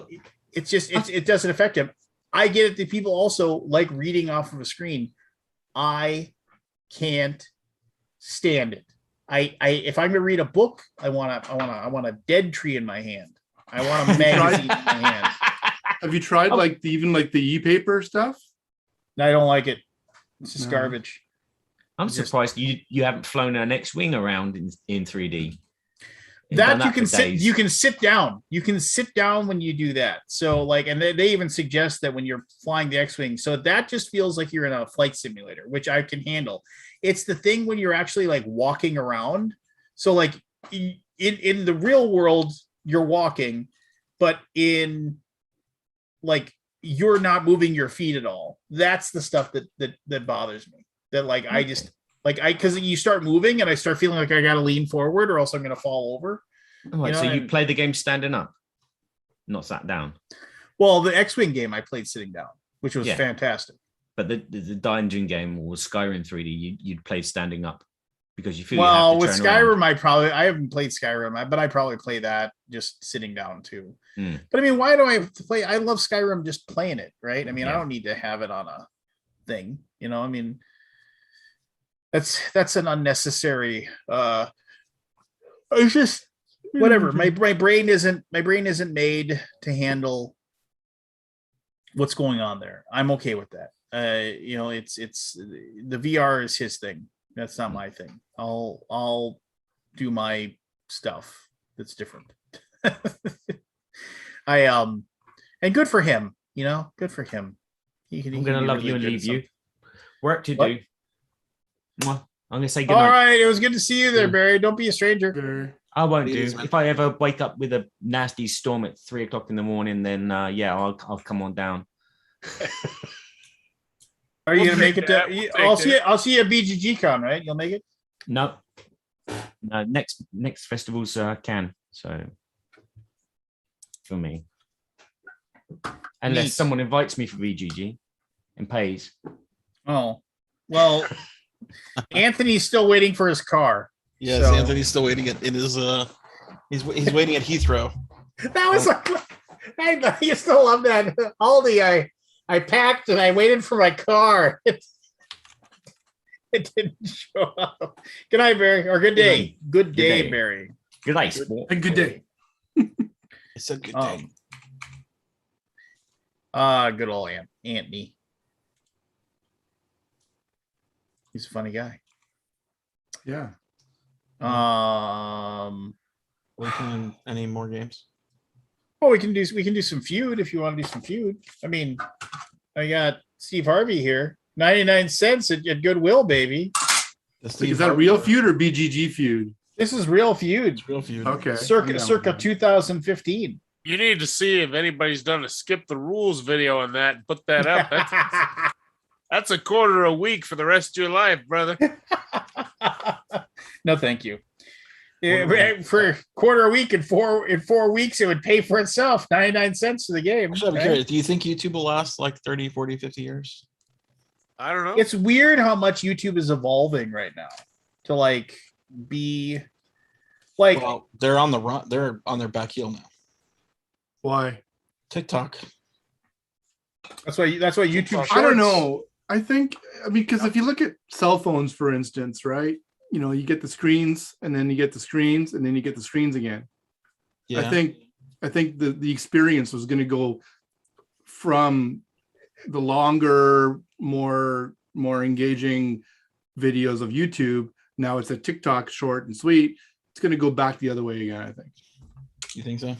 I do, because people want engagement for longer periods of time. Yeah, I know I mean, I do. I can sit on TikTok for like a good 30 minutes. yeah, but but it's- the difference is I you have know to be it's engaged. Blipverts. Remember Blipverts? Like I use YouTube when it's like 30-40 minute chunks and I don't want to touch the screen. It's just like just put it on the background, do the dishes. Yeah, I need to see what the stats are these days. Oh, I gotta tell you something. So today I had to go pick up some groceries for the shop, and I put up on a podcast on the car radio, and it was like a design podcast on rush jobs and stuff. Get home, and Chris, we had our stand up meeting this morning, and he sends me a link. He's like, "Oh yeah, I just listened to this podcast this morning." Exactly the same fucking episode. What? And I'm like, how did you get turned on to that? He's like, I don't know. I just did a search for the best design podcast. We listened to the same episode. I don't know how that happened. It was so weird. What is the best design podcast? Well, this one is good. I mean, it's I can't remember what it's called, but it's these American designers, and they're pretty humble, and they got some good. I'll see if I can find it. Is it web design? No, it's just graphic Just design in general. general. There is a web designer, and there's a guy that does mostly beer labels and other print stuff. And there's a few 99% really good Invisible? ones. That's amazing. I love that podcast. It is, what's it Creative called? Pep Hold Talk. on. Design time? Design Cast, graphic Design design cast, something like that. I want to start a podcast again. You do. Yeah, except I About don't what, want to run Scott? it. Well, If only could you get were on a weekly show. you can get Exactly, a producer, yeah. Scott. I mean, here's the thing. I want to talk more about games, but like I don't really have an outlet for that. you don't. No. Wow, there's I like find 15 design casts. myself. I mean, I love talking about games shit. But one of the things that drives me crazy is that like I'm more interested in the industry, like just how much it changes and Yeah. and how much like the things that Problem, it gets boring real quick. I don't think it's boring at all. I mean, working in publishing and like dealing with like all the BS that I have 90% to of the deal stuff with on a there you regular can't basis. talk about. I mean, See, You have to leave your job. that's my dream, right? That's my dream. That like but then you're out of the loop. So then what do you, it's like a kitchen. oh, I wouldn't be out of the loop. People would line up to tell me things. Is it DGDC? Yeah. It's That the- design. Yeah. Design. Deeply Deeply graphic Design design cast. cast. Okay. Yeah. It's decent. I liked it. There's another guy. I'll see if I can find it again. He's this design professional, but he's really well spoken, and he curates his content very well, and he's like such a pleasure to listen to.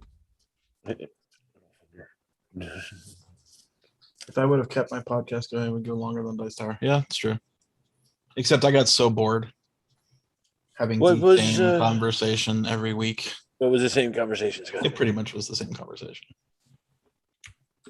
When was this? I don't. 2005.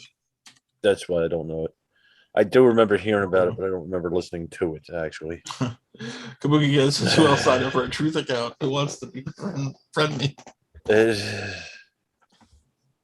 Yeah, I don't know. I so our interview, when I say the podcast I was on, part of, was an interview podcast. We talked about games a little, like maybe 5 minutes at the beginning, but it wasn't part of the show. It was 99% interview. Yeah, that's the kind of stuff I like. Yeah, I like the interview more than I mean, Yeah. I like get a 4-hour interview with Reiner Knizia in the middle of the well, I mean, slowly getting drunker and drunker, but I was totally slurring my words near the end of that because we were drinking wine. Well, you gotta set a limit. Yeah, I think we had 2 gone through like hours, 2 or 3 bottles. 3 Wasn't that hours. on you? I'm not blaming anybody. Sounds like you blamed somebody. It's good times though. Yeah. 2005. Good times. A lot simpler back then. It was a more simple world back It was a then. more simple time. Oh God. When I was Fine. 17. I love that. The old Simpsons. When yeah. I was My- 17, I drank some very good beer. I drank some very good beer that I purchased with a fake ID. Says Jungle Boy. My name was Brian McGee. I stayed up listening to Queen when I was 17.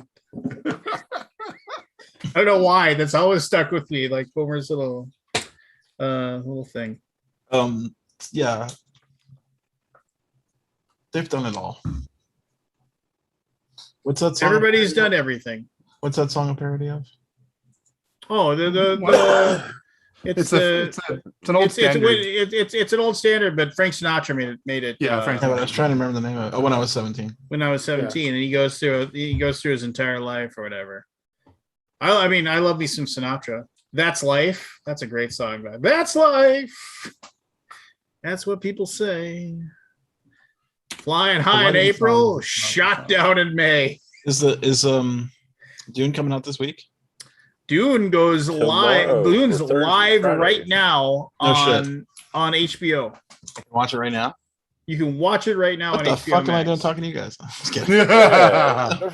I need to set it to my daughter and I are gonna watch it. No, it's not on there. It's not on there yet. Well, then it HBO must be Max. HBO. October, It goes. 3 oh, it's a.m. 6 p.m. Eastern. Yeah. So I think So, my daughter and I are tonight. gonna watch it tomorrow when she gets home from play. She has tech at play. We're gonna sit down and we're gonna watch it because she's off of I don't school. believe in theaters anymore. I don't believe in theaters either. I got What are these theaters of which you speak? You're gonna go to one, and then I you're gonna, got. Well, fuck I've that been to house one. up. I hate the theater. I went. Yeah, I went to a movie. We went to Black Widow in the movie theater. So Did you? Did you? yeah, just did it as a family outing. These Type screens don't do anything for me unless it's really, really good. Yeah, I hear And it. the only really, really good theater I've ever seen is the Chinese in LA, and that's not happening. No. Laser IMAX. Yeah. You're such a elitist. Yeah, I've I never know. seen an IMAX film. I would like, or a movie in The laser IMAX is astounding. Yeah. Took my breath away. Have you ever been to an Omnimax? What is that? No. So an Omnimax, so there's the IMAX. This is back in the day. I don't know if they still have them. So the IMAX is this big flat screen, right? The Omnimax is a curved screen. Yeah. I've been to an around you. Omnimax Oh, before. One time, I think when I was a kid, I went to one. Yeah, and I don't remember used to work- losing like you lose your peripheral vision. You feel like you're Yeah. inside the thing. Yeah. The only one I thought the only one I saw on the Omnimax was a Jane Goodall documentary. But it's cool. The actual cell for the film. So the IMAX is just basically just big square, but the Omnimax looks like a little kind of like a lopsided dome thing. Oh, okay. Yeah, it's really neat. Have you guys ever been to a Dolby Digital Theater? Yeah. Yeah. I could not hear anything after. I don't know. Yeah, I they are couldn't hear a loud. damn thing. Yeah. I mean, I was like deafened. Well, we saw Baby Driver there, and I'm like, it's only showing in this weird Dolby Digital Theater. Like, we had no idea what it was. We go in. I mean, the seats were cool, right? Because they're all like, but their speakers like right here on your ears. Oh no, I've never been to that. Holy fuck! Oh yeah, no, they're special. Yeah. Yeah, let me. What are they called? I would My like to There's first go. only one here in digital- Dallas. My first digital audio movie was Jurassic Park. Really? It's called Dolby Cinema. Oh, okay, yeah, I've never been to that. I would like to do one of them 4D theaters, where the seats move and all that. Oh yeah, I did the Las Vegas Star Trek experience. That was a 4D thing. I saw Matrix in 4D. It was amazing. Was it? Yeah. It's just so cool. The smells and the jerking of the seat. Yeah. There's one in Denver. I'm going Yeah. every so year the- I come back. The tickets at the Dolby Cinema are twice as much as a regular ticket. Not worth it because you just get deafened. Can you imagine like Day of the Dead with the 4D and the smells of that, like rotting corpses? That'd be So cool. I remember going to what was it? God, it was some horrible movie. But I remember it was at like some Supermax theater, and like it was like my wife and I had just started dating, and it was so loud, like I got a headache. I was just like, Yeah. why is this so loud? Why? It's like who can't hear this? I remember just being extremely annoyed by it afterwards, and like I didn't even want to, like we were like gonna go out and like get drinks afterwards, and I was like, my head hurts, I'm going home. Just this sucks, see you later. I got another headline. Another Facebook's changing its name. Who? Wants to Facebook. change its name. Oh. Facebook. To To what? what? To, I don't know. It doesn't say. It just says Facebook is Why planning to would you change its do name. that? You have such a Data grab? I have a feeling this is misinterpreted. They basically Yeah. want to have a holding company that holds all their properties like Instagram and WhatsApp. Oh, okay. Yeah. But I don't know if they would rebrand Facebook. oh my god, there's so many changes. I'm so goddamn tired of damn near everything. Oh, by the way, I have stuff to dish about after we I Well, let's said play- to take let's play. off. Okay, let's play. Let's play. Who wants to be? What are we playing? Let's go. Forrest and Scott. Forrest and Scott will be the team leads, and We're losing, Matt. No, they're the team leads. But They this is picked- not Oh, gamer. okay. This is not gamer. this is just generic whatever. Oh, it's not So me and Forrest- Forrest.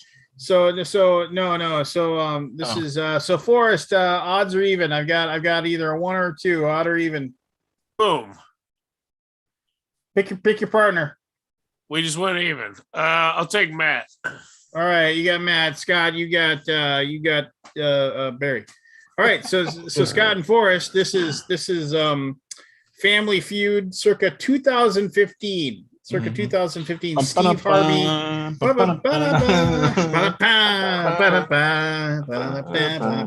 Did you get flagged by chance on the last YouTube? What now? And I played a little bit of the Family Feud music. Did you get flagged? No. So I only get flagged in like the Isle of Man if we Isle of play Man. if we play a Fucking Scott. 30-second 1999. Space 1999 clip. That's what we get flagged for. Yeah, like 6 different places, and wouldn't you know it? Somebody said I don't have access. I was like, I'm sorry. I apologize. Someone made 1 hour.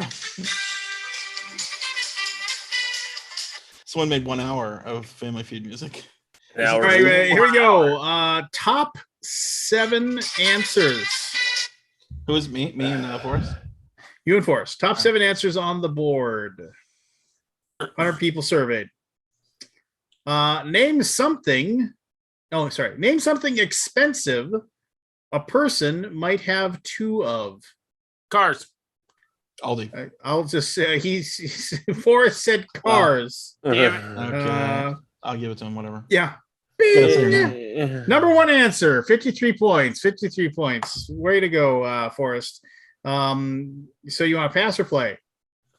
We'll take it. All right. So go to you, Matthew. Hi, how you doing, Matthew? How you doing today?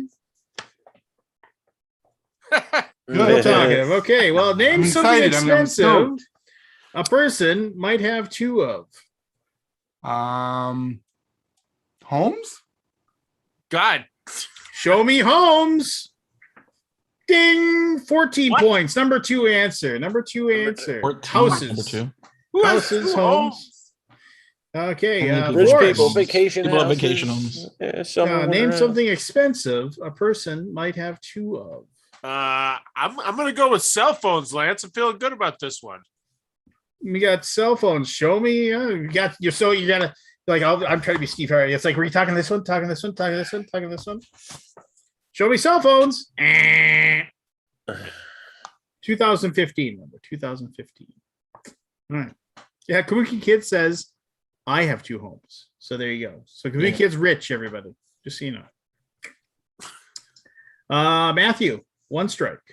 2 strikes left. There are still 5 answers up on the board. Name something expensive a person might have 2 of. 5? No, I'm just kidding. Oh, Let's go with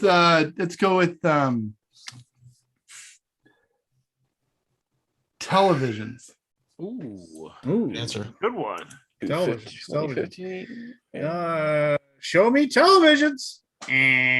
All right, Hmm. Forrest. 5 answers still on the board. Remember 2015. 2015. That's You not have that to long back- ago.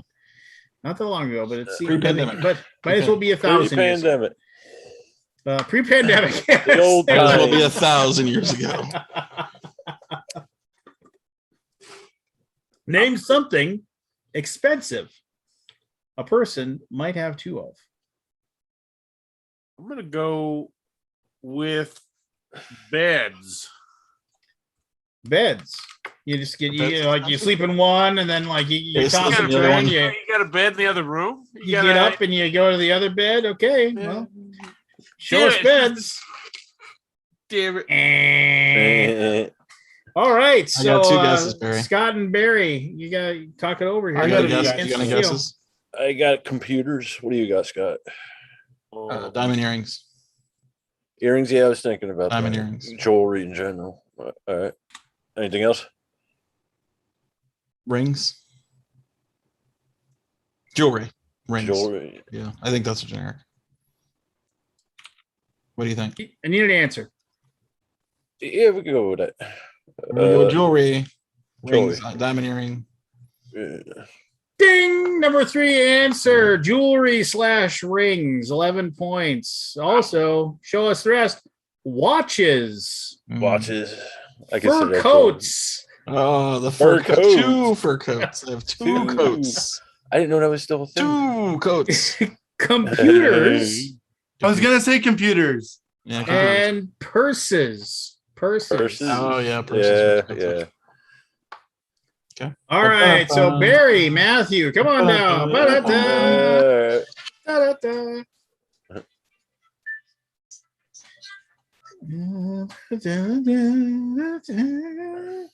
All right, here we go.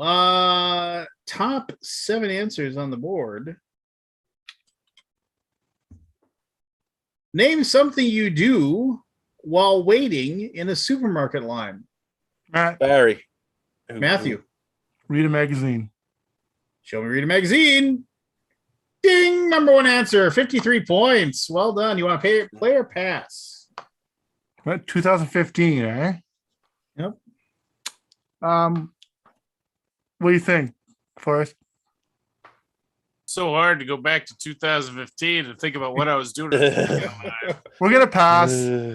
Oh, we're gonna pass. Okay, they pass it over to. Okay, so Scott, Gold. name gold. something you do while waiting in a supermarket. line. Buy gum. Show us. Buy gum. By gum, I think you're right. All right. What? That's where all the gum is. Well, yeah, but you're not buying it. You're still waiting. Okay, browsing gum. I mean, is that different? I'm gonna do browsing gum. Browse gum. Browse gum. Ooh, gum. All right, Buy Barry. candy. Barry, name something you do while waiting in the supermarket line. Oh, the magazine was number what? Yeah, number 1. 1? Number Okay. Talk to your neighbor, the person behind you. Person line. Show us. Talk to the weirdos. Ding! Number 4 answer, 7 points. Put your groceries on the conveyor belt. Show us. Put the groceries on the conveyor belt. Ding! Number 6 answer with 3 Yeah, I made a points. mistake. Only 3. Only 3. How many answers are there? 7. You've got the number 1 answer, you've got the number 4 answer, and you got the number 6 answer. Don't worry, man. We got this. I got one. Yeah, more. I think we got it too. All right, Barry, go ahead. Talk on the cell phone. Show me 2015 talk on a cell phone. iPhones were around. What? Really? Browse the web? That is That does not count. That is not on there. Sorry. Oh, we're out then, right? Or was that? No, you got one more strike. Oh, we got left. one more. Got 2 strikes. Count your items. Does who's that? If you're in the 10 items or less, Show me, count your items. Oh, I got one. Well, it's All right, your Matt and turn. Forrest. Your turn. What do you Go think? ahead, Forrest, I motherfucker. think it's Try to steal. go over your list. Going over your list. I was To make thinking sure you get got your, everything. I was thinking get your payment ready, like get your cash ready. I don't know. Yeah, that's a Well, good one too. I also think that maybe Barry was a little bit too specific with talk on your phone. I don't know though. And just be on your phone. I'm fine with any of them. Let's go with the list. Go over your list. Oh yeah, go over your list. You know, you gotta have oh my god, what the hell else is there to do? Number 2, stand and wait. Oh, Number come on. 3, look around / people watch. That's what I was gonna say. People Okay. watch too. Bullshit. Number 5, think / daydream. And number What? 7, be patient. Those With are your terrible. bullshit apps. All the stuff we did, we mentioned way more interesting. Well, mine, I Well, we won that suppose round, I be guess. Patient. Somehow.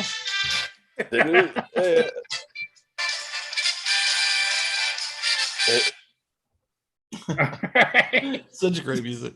It is. It's like that So is good. easily one of the best theme songs to a game show ever. And I bet everybody knows it. We used to play that, like me and those are me all and the another same trombone, answers. like me and a couple other trombone guys. We would play that, like Be just patient and to warm wait up. is the same. All right, we're back to Forrest and Aldi. Here we go. So winner of this one gets to go to the fast money round. Fast money. Here you go. Here we go. Top 5 answers on the board. 100 people surveyed. Name a favor friends do for friends. Forrest, Aldi. Forrest, go. help him move. Ding! Number 5 answer. Help Ooh. them move. There's 4 answers still left on the board. Scott, what do you got for me? Give him a ride. Ding! Number 3 answer. Drive / give ride. 18 points. We're playing. All right. Yeah. So here we go. There are 3 answers left. Number 1, number 2, and number 4 answer. Forrest, name a favor friends. Oh no, I'm sorry, not Barry. Forrest. I was just saying, Barry, name of a favor friends do for friends. Oh, I got one. You're not playing right now. A favorite I know. friend. I got it up here. You gotta steal. You gotta steal. Name a favor Is it- friends do for friends. They tell when their significant other's cheating on them. That'd be a heck of an offer. Heck of a favor. What a Yeah. favor. Let me do you a favor, bud. Mhm. That's not a favor. I think it is. It could be just silent. We just went through the Philly thing. It's a duty. Loan money. ooh, there we go. Yeah. That was Show mine. me loan some money. Ding. 32 points. Number 1 answer. Lend I got / borrow money. I got us, Matt. I got us. All right. 2 questions left. 2 answers left. Number 2 answer, number 4 answer. There. I know. Give me a minute. You don't have a minute. I know. Favorite friends to do for her. In 2015. Loan them entertainment, video games, or movies. Loan them some movies. Mhm. All right, Scott. 2 strikes. 2 strikes, guy. Run errands. Gonna go run some errands. Run some Gonna errands. Get some. Go get like some. Pick up me a gallon of milk. Loaf of bread, pick stick of up a butter. gallon of milk. Maybe head on over and get my dry cleaning. Could you do that Dry for me? cleaning. Get my. That's something. That's grab me- something. grab me some fast food. All right. So chance to steal with Matthew and Forrest. What do you got for me? I was gonna say let him borrow something, but I think Barry guessed that one. Yeah, I think that's off the Yeah. board. You could say babysit Ooh, that's Yeah, solid. Yeah. or Voice swap. I don't know if it's really a favor, but like to stand up at their wedding. I appreciated that one, Barry. I won't let it go. What do you say? Want to go with babysit? Wife swap. Yeah, I like the wife Wife swap. Yeah, I like the wife or the babysit. Not the wife swap, the babysit. How about bury a body? Yeah. If you're from Jersey. Need an answer, All right. team. Babysit. All right. Chad Roberts says, bury some kids. Show me babysit. Ding, number 2 answer. There you go. There we go. The number 4 answer was house/pet sit. Ah, Right. So I was thinking that. all right. So fast money. That's Forrest. 2-2. That's 2-2. No. It's only we only did 3, and they got 2. So We got 2. yeah. I was gonna say we're down. Yeah, they got 2. Yeah, we got there. They just got 2. Let's do it 2. no. The first one, naming something expensive a person might have 2 Yeah, we of. got that. We won We that. got that one. And They then won name that. something you do all in the supermarket line. They won that that. by won default, that. I think. Oh, okay. Well, they then we buzzer. did the third round for nothing. Yeah. So never mind then. So It it'll wasn't be for nothing. Scott. For It was rounds? for funsies. That's it was only 3 We can both rounds. do fast money. Yeah. Let's both do Okay. fast money. How- All right. what? So How who's you- first? Barry, Uh, mute your headphones. Or mute your. Meet my headphones. Okay.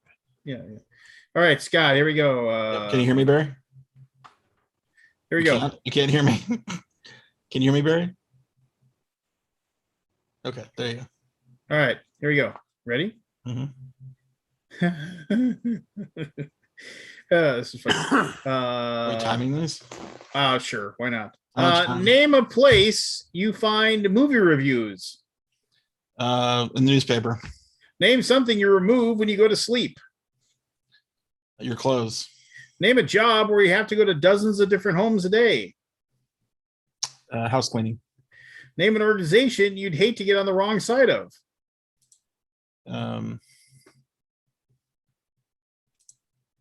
NRA.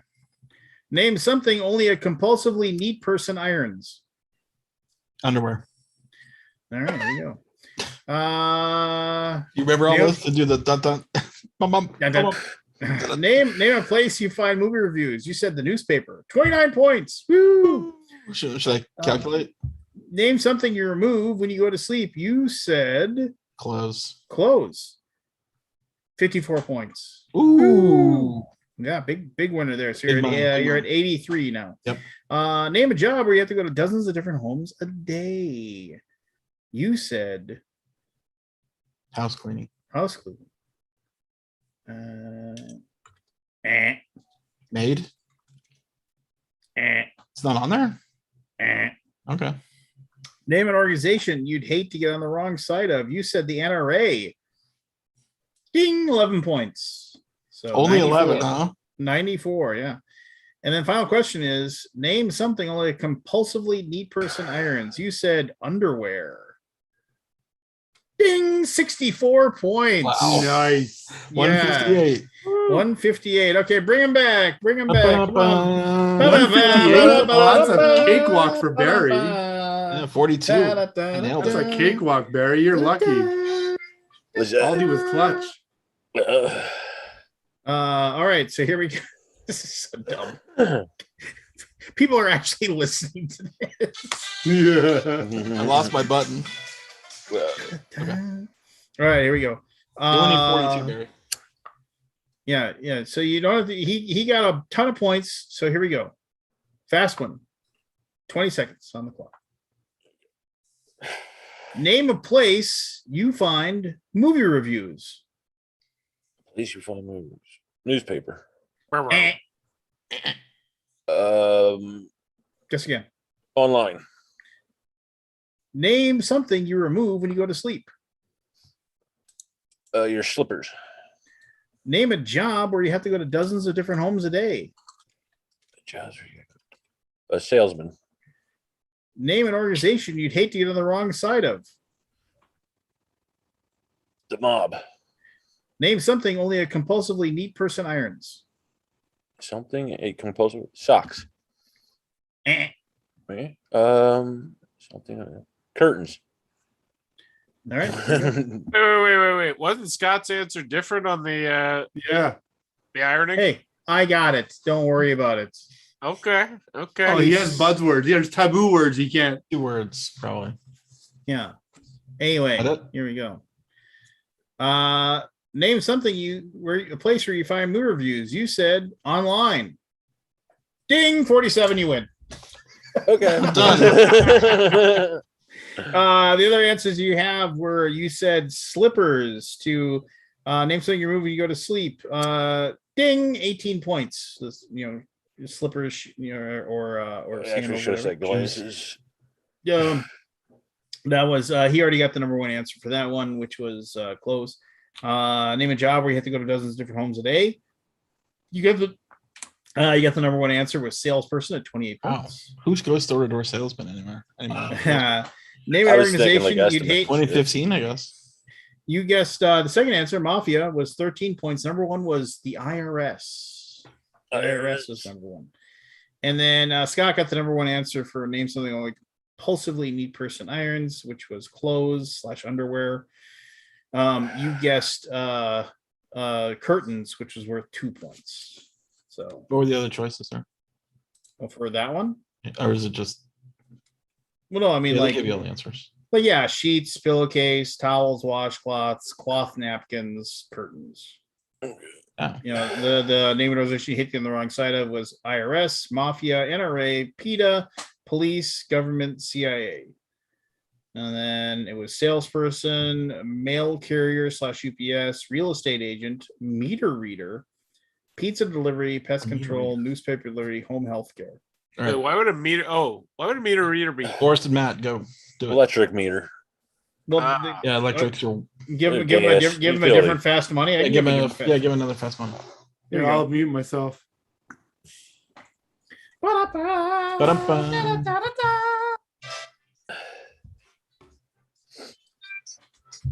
All right, here we go. Forrest, you going first? Sure. Since All right, Matt's here we go. muted. Name something people do in their cars while at a red light. Pick their nose. Give me a common first name for an Italian man.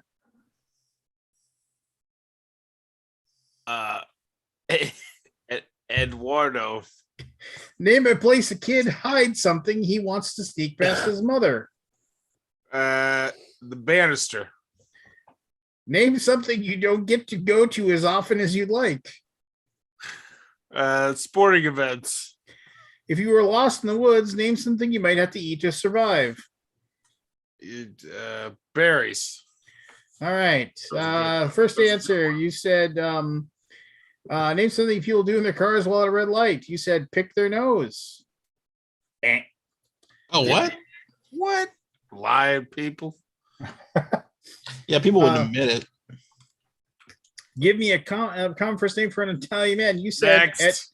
you said Next. Eduardo. Name a Wrong place a kid nationality. hides something he wants to sneak past his mother. You said banister. Yeah, underneath the banister. That's where I used to hide stuff all the time. Eh. All right. Wait, you're talking about the thing with the rail that goes up the stairs? No. The banister where the heat would blow out and you'd put shit underneath there. A vent. Are you talking vent. about a A radiator? vent. Oh. Yeah, I thought it was called a banister. Even if I let you I can't change it imagine to that. vent, it would still be an eh. Kids got no imagination this day. 2015, stupid kids. Name some name some place you don't get to go as often as you'd like. You said sporting events. 4 points. Yes. He's on the board.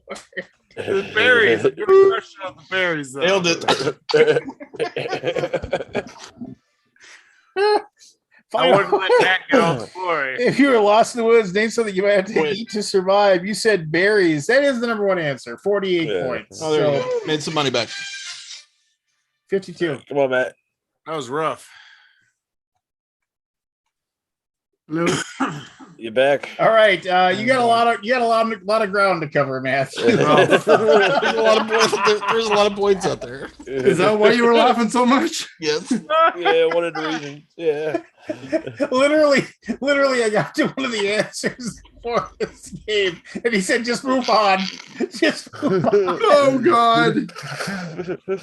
He got 52 points. 52 points out of. Well, out of Aldi do got it. You can do it. 158. So You can do it. Here we go.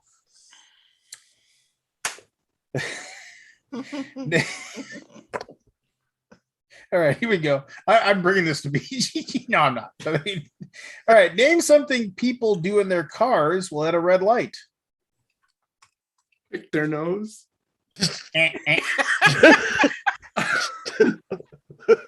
Look at the people next to them. Give me a common first name for an Italian man. Giuseppe. Name a place a kid hides. Sorry, I'm dying over here. It's closer than Forrest. Name a place a kid hides something he wants to sneak past his mother.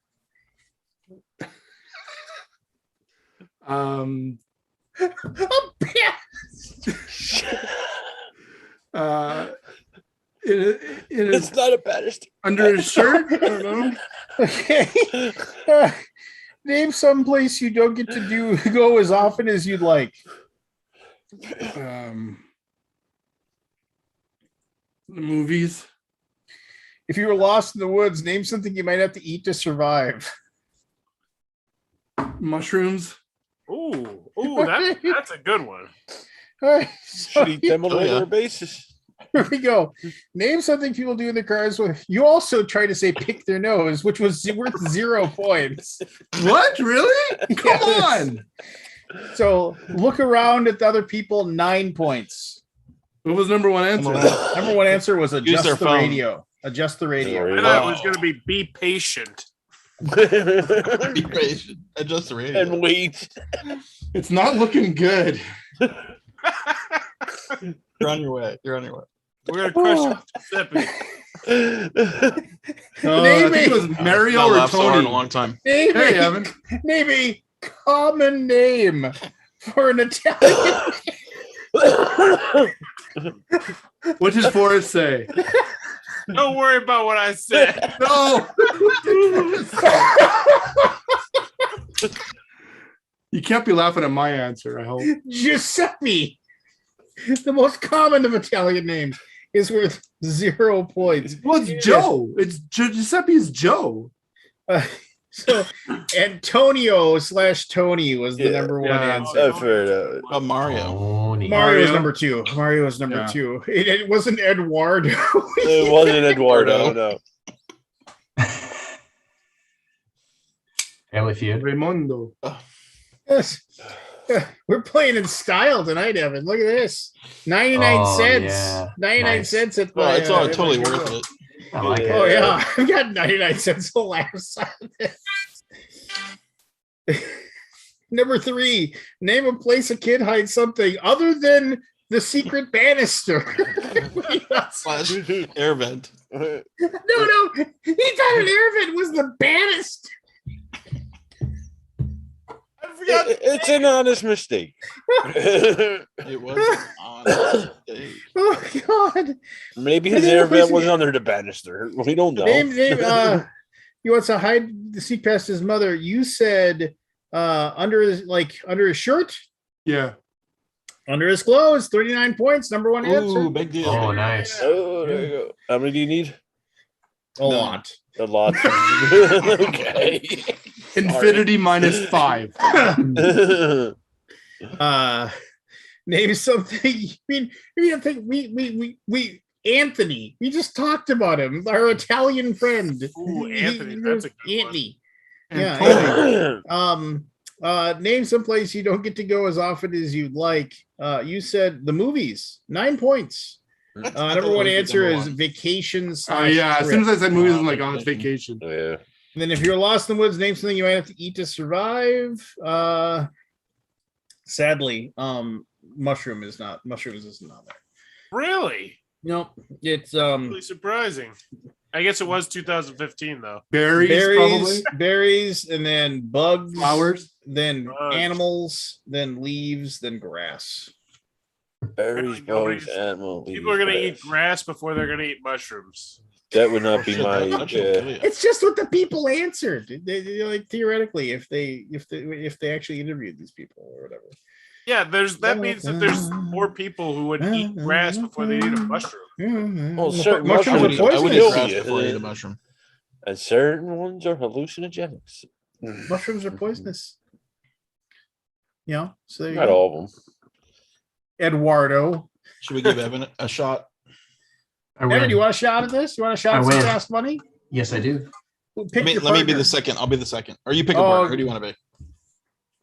What's that? Who do you want to play with? Who do you want to partner with? I'll play with you, Aldi. Let's do it. All right, sounds good. All right. So get rid of your earphones. We'll call you Yeah. back. Oh, I Who's go away. first? Okay. No, Evan can be Oh first. no. Huh? Aldi can shut up for a while.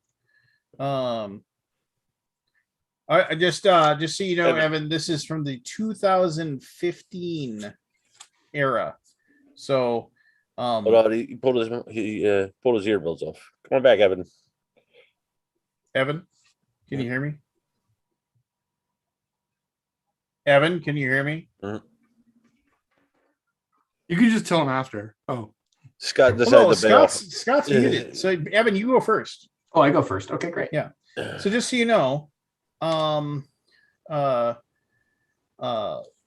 this is from 2015. So keep that in mind when you make your answers. Okay. All right. So 2015. Here we go. And I'm just trying to get the best answers. Yeah, you're trying to get the best answers. Okay. Trying to get 200 points total Not a between problem. you and Aldi. Not a problem. We asked 100 married women, Mhm. name something you don't like about your husband's best friend. Ooh. Drinks too much. Money aside, what would your dream occupation be? Artist. Name an older woman who's still a movie star. Meryl Streep. Name something that might give you a jolt. Electricity. We asked 100 women, what article of clothing makes you feel the most feminine?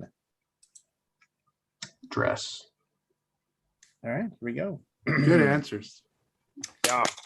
Yes, Good 100 answer, good women. answer. Name something you don't like about your husband's best friend. Drinks too much, 7 points.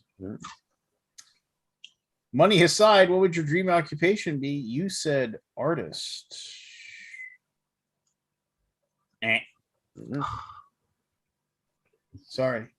Nobody likes artists. Nobody likes them except for when they're Name an not older there. woman name an older woman who's still a movie star. Meryl Streep. Number one answer. 28 Good for points. you. 28 Hey, points. wow. Name something that might give you a jolt. You said electricity. Number one answer, 53 points.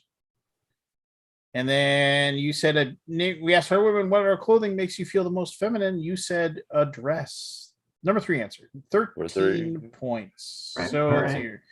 66 and then 28 is 80, 94, nothing. Earrings. And Just earrings. yeah.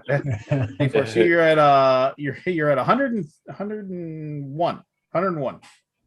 Okay. All right, Halfway Aldi. Come on back. Aldi. Yep. All right, here we go. We got 101 points. Now, Evan I got can you I 101. can You listen got- to this, right? Yeah, you can. Yeah. Yeah. He got you All right. halfway there. Halfway there. We asked 100 married women, name something you don't like about your husband's best friend.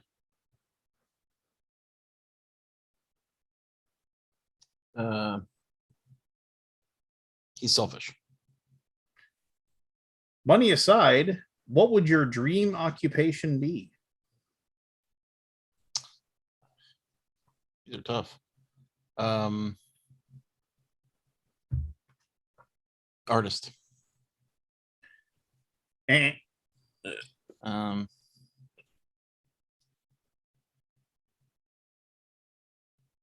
Car driver, race driver. Name an older woman who's still a movie star. 2015, huh? Judy Dench. Name something that might give you a jolt. The electrical socket. Eh. A battery. We asked 100 women, what article of clothing makes you feel the most feminine? A dress. Eh. Come on, Scott, what Leggings, makes you stockings. feel better than stockings? All right, here we go. We asked 100 women, name something you don't like about your husband's best friend. You said they're selfish. 9 points. His poor or selfish attitude was 9 points. Number one answer was disrespects their wife. Oh, Well, yeah. Yeah.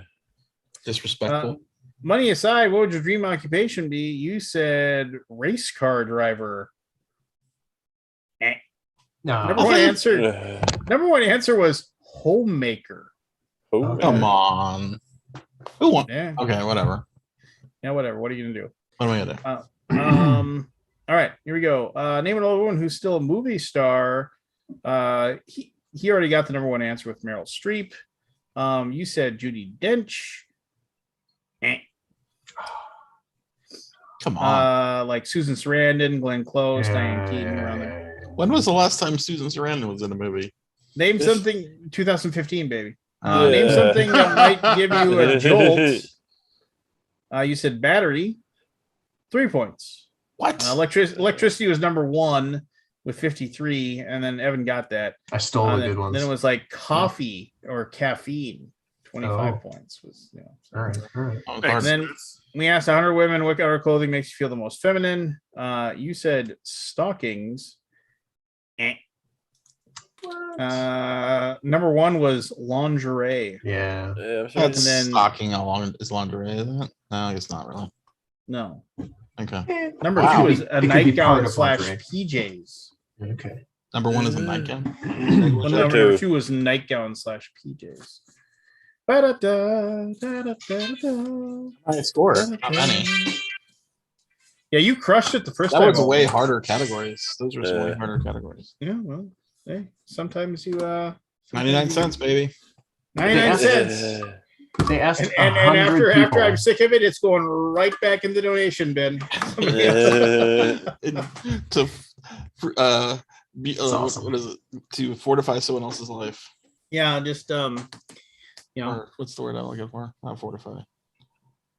I'll just moving on with Hey, here's a question. Are you guys who uses iPhones here? I do. not me.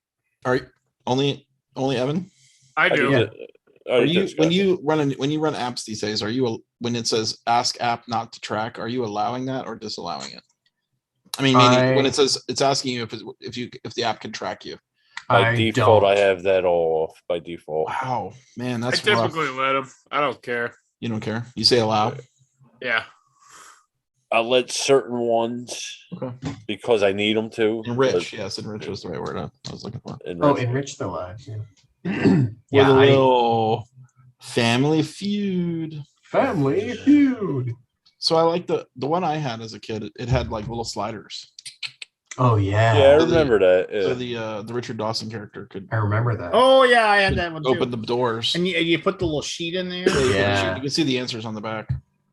Yeah, that was so awesome. Yeah. You Yeah. moved the slider. Oh man, that was So awesome. Remember when for Wheel of Fortune when it changed from actually flipping the letters to just touching the freaking Yes. monitor? Yeah. Yes. Yes, I do. There's no button on the monitor. It's just some guy in a control room going, I okay, know. she's Is touching she, it I mean, now. time sensitive. I mean, it must be. No, I doubt it. Yeah, I think it's just some guy. I think it's just low tech TVs and some guy in the control booth is like, okay, I'm going to reveal the right letter now. No, Yeah. there's Well, no. I mean, if they were doing it 'cause that she way, used they to- would have she used messed to up. flip them. I can't believe it's still the same two people. I mean, like I literally. know. And they both look the same. No, I think Pat Sajak I think Ted Sajak retired. had a little work done. Oh Oh, no, did he? Sajak's still there, baby. Is he? Yeah. Yeah, I just watched it like a month ago All right. because I was waiting for something to come on. There was like a lot of Wheel of Fortune ahead of that show. Whenever I was watching. My favorite game show was $25,000 Pyramid. Oh, with Well, Dick Cavett. I Dick like Clark. the whammy one. Dick What Clark. was it? That's Things- right, Dick Clark. A car engine, Yeah, no. a glass bottle. Well, I Like- mean, when they climb up the thing and like, to get to the top or whatever. And I remember I always was annoyed when like, of course you're sitting there and you're like losing your mind while the people are like, things you have in the morning, things you're like, just like, Orange juice, yeah. scrambled eggs. And you're Things you eat just, for and you're- breakfast. but they get to the final one that they you ran out of time, you didn't get the 25 grand, and then Dick Clark, who's had like hours, he'll walk over and he'd And be give like, the perfect clue. oh yeah, he give the perfect clue. Yeah, how about things you'd talk to? It's like a he just telephone. a telephone. And then it's a something. He's like, yeah, well, too bad. He's so good yeah. at that game. Yeah, I mean, just like, It's always easier when you're not under time pressure. oh no, Yeah, when you're yeah. not feeling. I always like Password too. I thought Password was. Which one was that one? The Password was the is- one. Yeah, so like they both get the same thing, and then like the team that was behind got to decide if they wanted to go first. We or could second. probably play Password on here. Yeah, I mean, it's tough we because I tried have to give playing, the clue. We tried it once, and it's tough to like.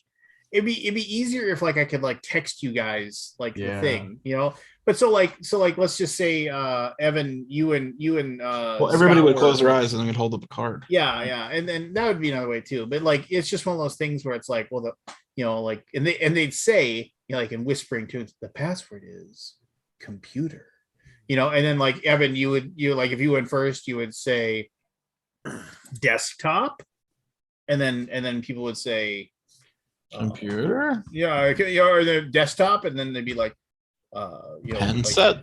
yeah, Yeah. it's like office, and then the person would go, laptop, and then the computer. Oh, okay, then you get 9 points. Yeah, who the first team to get the clue first goes. And it goes, Oh, I and see. if it gets down to 5 points, nobody gets it. And You then just they go on to the alternate. next thing. You Yeah, just you just go back alternate and which forth. team guesses. Yeah, but I remember That's the cool. old set where they had that big clunky monitor that they swivel Yeah, they back pushed the and monitor forth, back and back forth. and forth. They That would showed have them the password. and then like Well, no, other they people- did they hand out cards at one point? They had like these little. I just remember the big monitor. That's all I remember when they would pass. He would hand out envelopes, and and the password would was it $25,000 pyramid? I think it was. I think password too. They would have like celebrities, like minor celebrities would be on there. I used to watch And the they- pyramid. Yeah. They would get like help by giving the answers and stuff like that. And I mean, it was no Hollywood Squares, where they just set everybody up with, With the Bruce jokes. Valanche. Bruce Bruce Valanche, Valanche. baby, that guy was a national treasure. I just just all the did you ever see the when they had Triumph, the insult comic dog, and like Oh, Yeah. on there, and like and like they said something along the question was like, is it because all the jokes are written beforehand, which always like made me kind of now Right. when you realize it made me kind of mad, but like they were like the question they asked like him was, and this is kind of dirty, Take Paul I call Indian. it. Yeah. During the 18th century, it was common for a bride to sell something at her wedding reception to help pay for the cost of the wedding. What did she sell? Her firstborn. Yeah. No, there was one where they asked Okay. Triumph. Poland. It's like according to whatever, according to so and so, this is the favorite breed of cat, and like and then Triumph goes, well, I cannot speak for everyone, but I prefer a shaved pussy. Cats, just like it was just like, oh, how does he get away with it? It's so Oh. dirty. Oh. Yeah. I liked there used to be this old game show called Scrabble with Chuck Woolery. There used to be a board game called Scrabble. I remember the board game. I remember that. I remember that. Didn't that come game with too, Chuck yeah. Woolery. What's that? No, the board game did not come with Chuck Woolery. No. I don't remember that game show. Yeah. And did you see the documentary about Press Your Luck? No. So back in Oh, the the guy day, that figured out the timing. Memorized. the yeah, time. because it was just screens, right? It was not. Yeah, it was like Yeah. wasn't digital. There were static screens. Oh yeah. And stop. And just like, and he was always hitting 1,000 in a spin, 3,000 in a spin, and Yeah, until he got like so much money, and like I think that he he had to said like that like, force lose it. Try to Yeah. try to No lose. whammies, no whammies.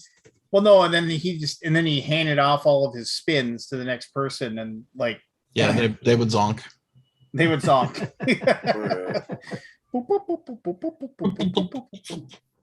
Stupid And stop. whammies. I think they Alright, told there's them to say $2. the word stop when they pushed the button. Yeah, they did. Hmm. And I just remember Joker. I like that. Joker. Joker. And they had like the Did you watch weird- Card Sharks? Oh, I loved Card Sharks. I watch a lot of Card Sharks. Oh, we've talked Did you about Card watch, Sharks before, but Tic Tac Toe. yes. That was a good one. That was the one with the Joker's dragon wild. in the middle, right? Yeah, the dragon. Yeah. No, he was the kill. Like he would kill you, right? Yeah, you would lose if you got the dragon. I don't think remember ever saw that.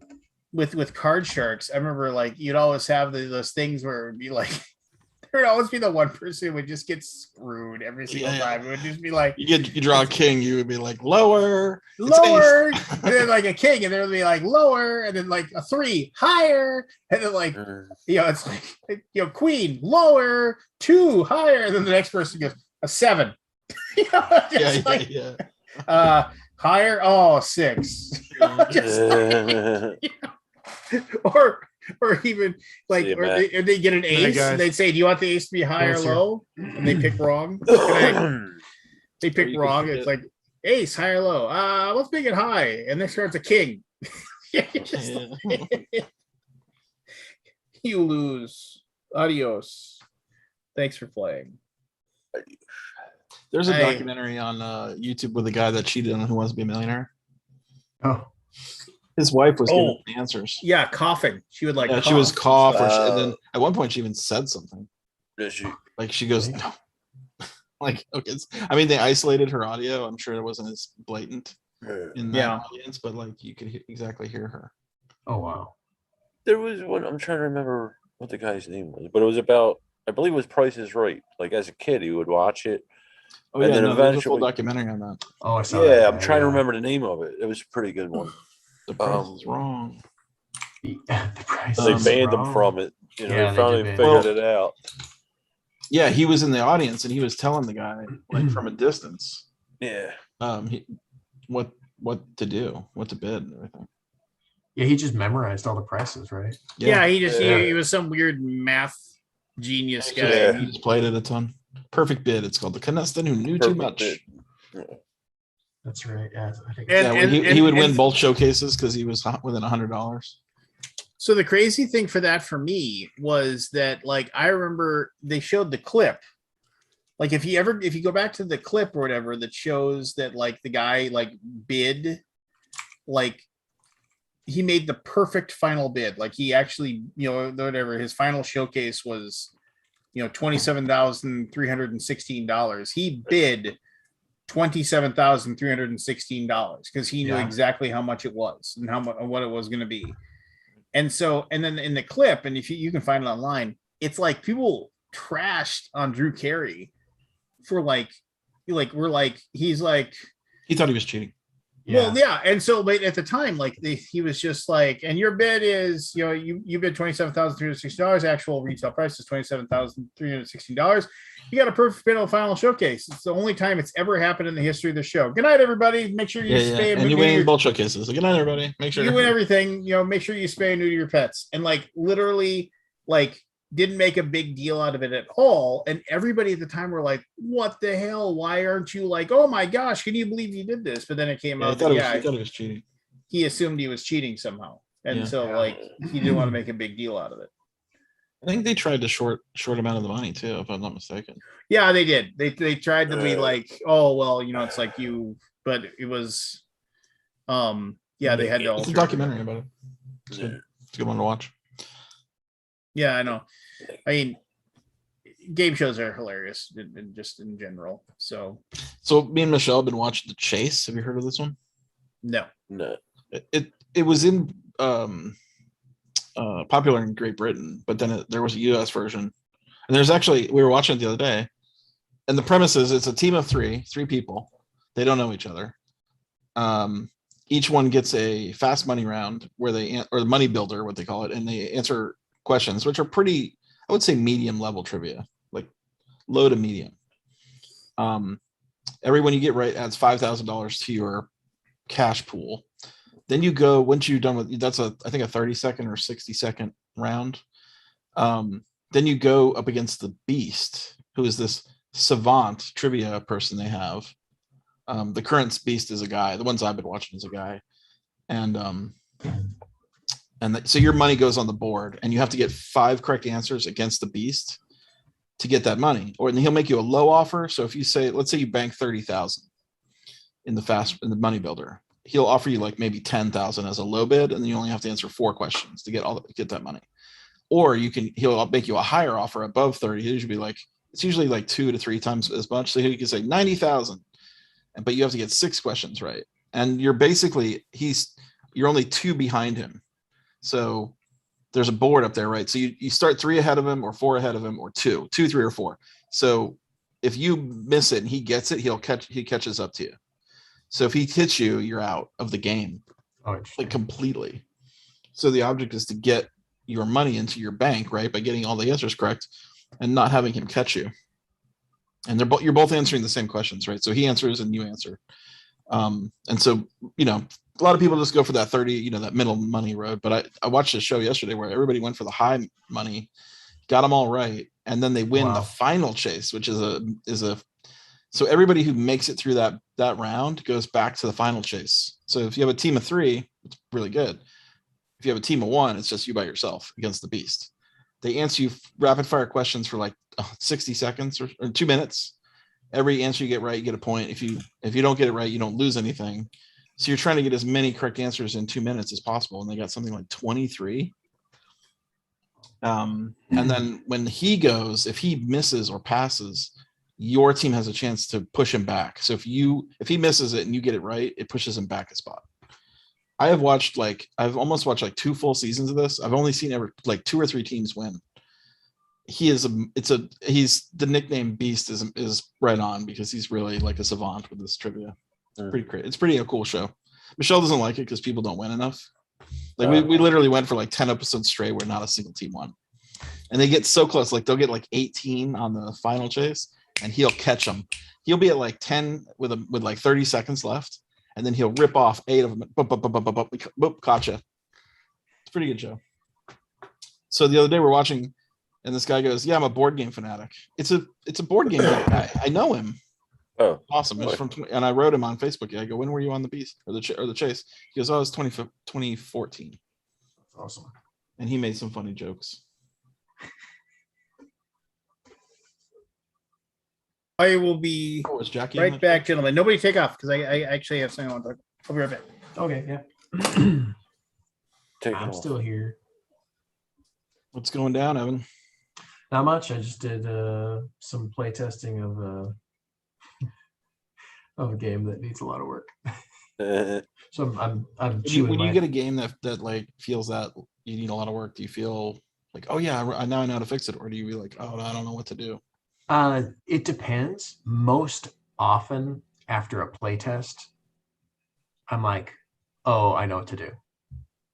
But only if I watch other people play it. When I self play test, it opens it up to a lot more like questioning my choices and stuff. Because I'm like, well, I could do this, and I could do that, I could do this. Because it's just like my own preferences and my own critiques, which don't get you as far as my preferences smashing up against someone else's critiques. You get a little more action that way. Go a little harder on yourself than most. Yeah. Yeah, you get a little Or more you're just decisive. blind. Right, or you're just blind to an issue. So Yeah. I just had a play test where like both players were like, This sucks. well, they weren't mean, but Do you like stop a game if it's not going well? Do you just be like, oh, stop? sometimes. I mean, if if it's obvious that the thing that's going wrong is going to invalidate or make the rest of the playtest not useful for me, then yeah. Just stop. Yeah. But that it rarely goes that critically horribly. But also most of the time you don't need to make it through the end of a game to get useful info anyway. So it's kind of there's like a So, sweet like, spot. for 20 minutes, yeah. There's a sweet spot where just depending on the way of the game. Yeah, I did some playtesting with my game group back in the early days.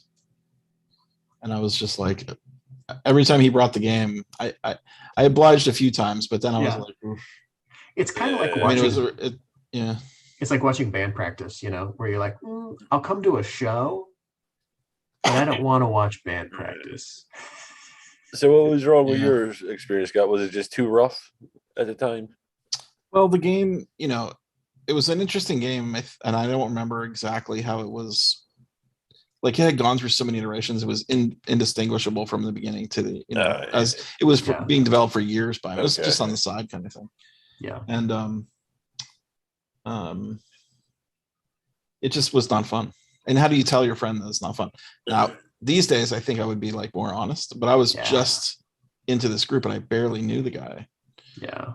Right. This was early days of Dallas gamers and stuff. So I was like, Yeah. I'll just play it to be polite. But then as time went on, I was like, ugh, I didn't want to play it anymore. And I mean, yeah. If the person's a real game designer, then they want me to be like, hey man, that wasn't fun. yeah. And I guess that's hard to tell if it's your own baby. Yeah. If you think it's fun. I went through something. So I sort of made a rule that I only play like Published. only a couple people I play a game design with. Yeah. Friedemann Friese was one of them. Yeah. Rob Davio is another. Yeah.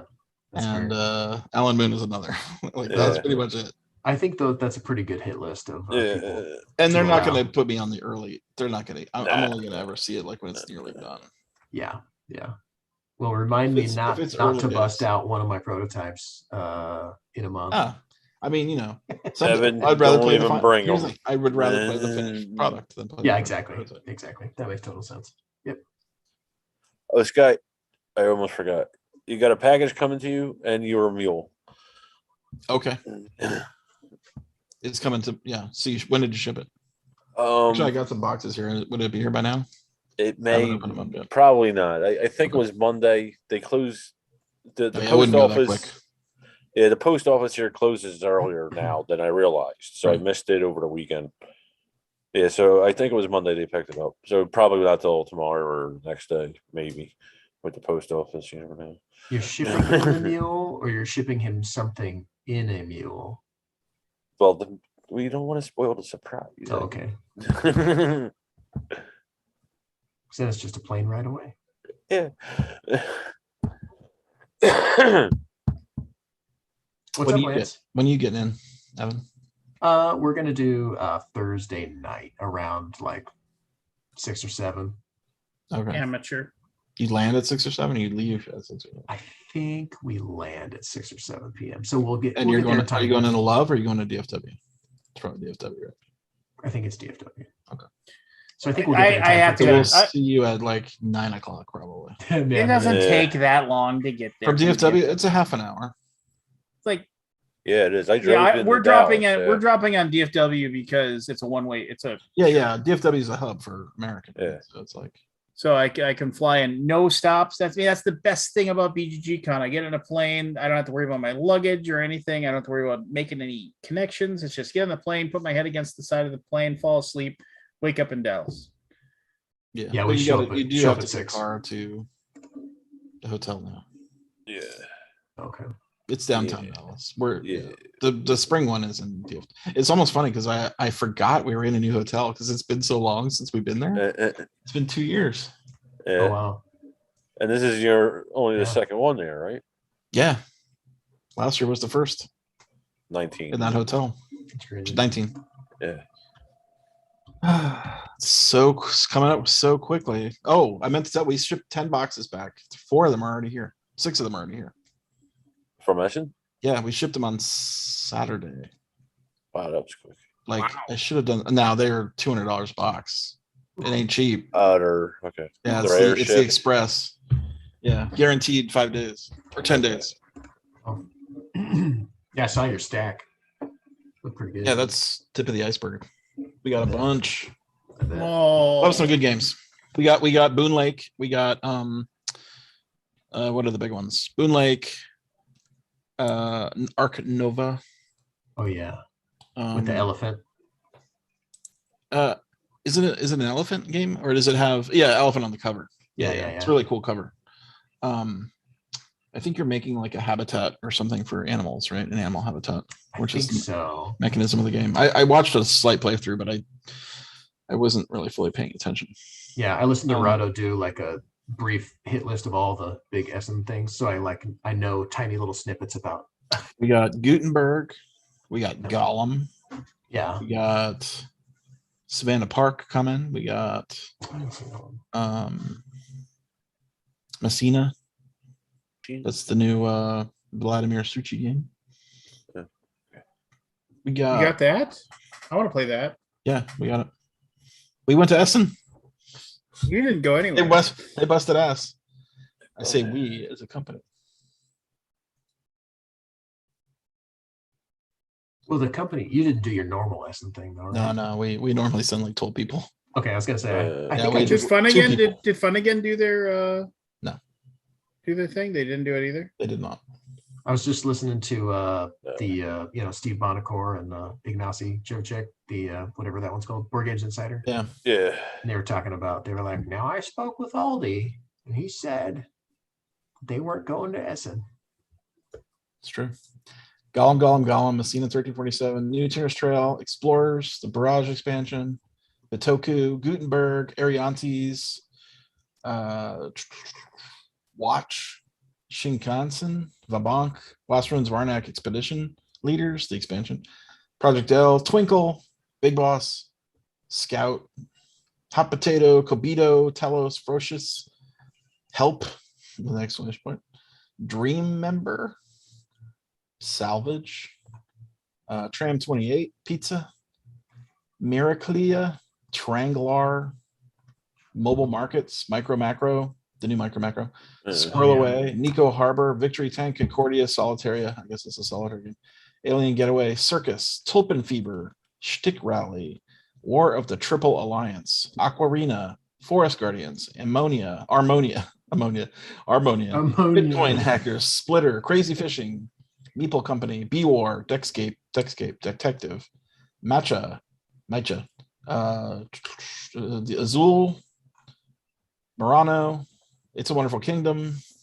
Petite Pooples, Diabolique, Martial Arts, Seven Wonders Architects, Magnificent Snow. I don't know. That's probably cut off.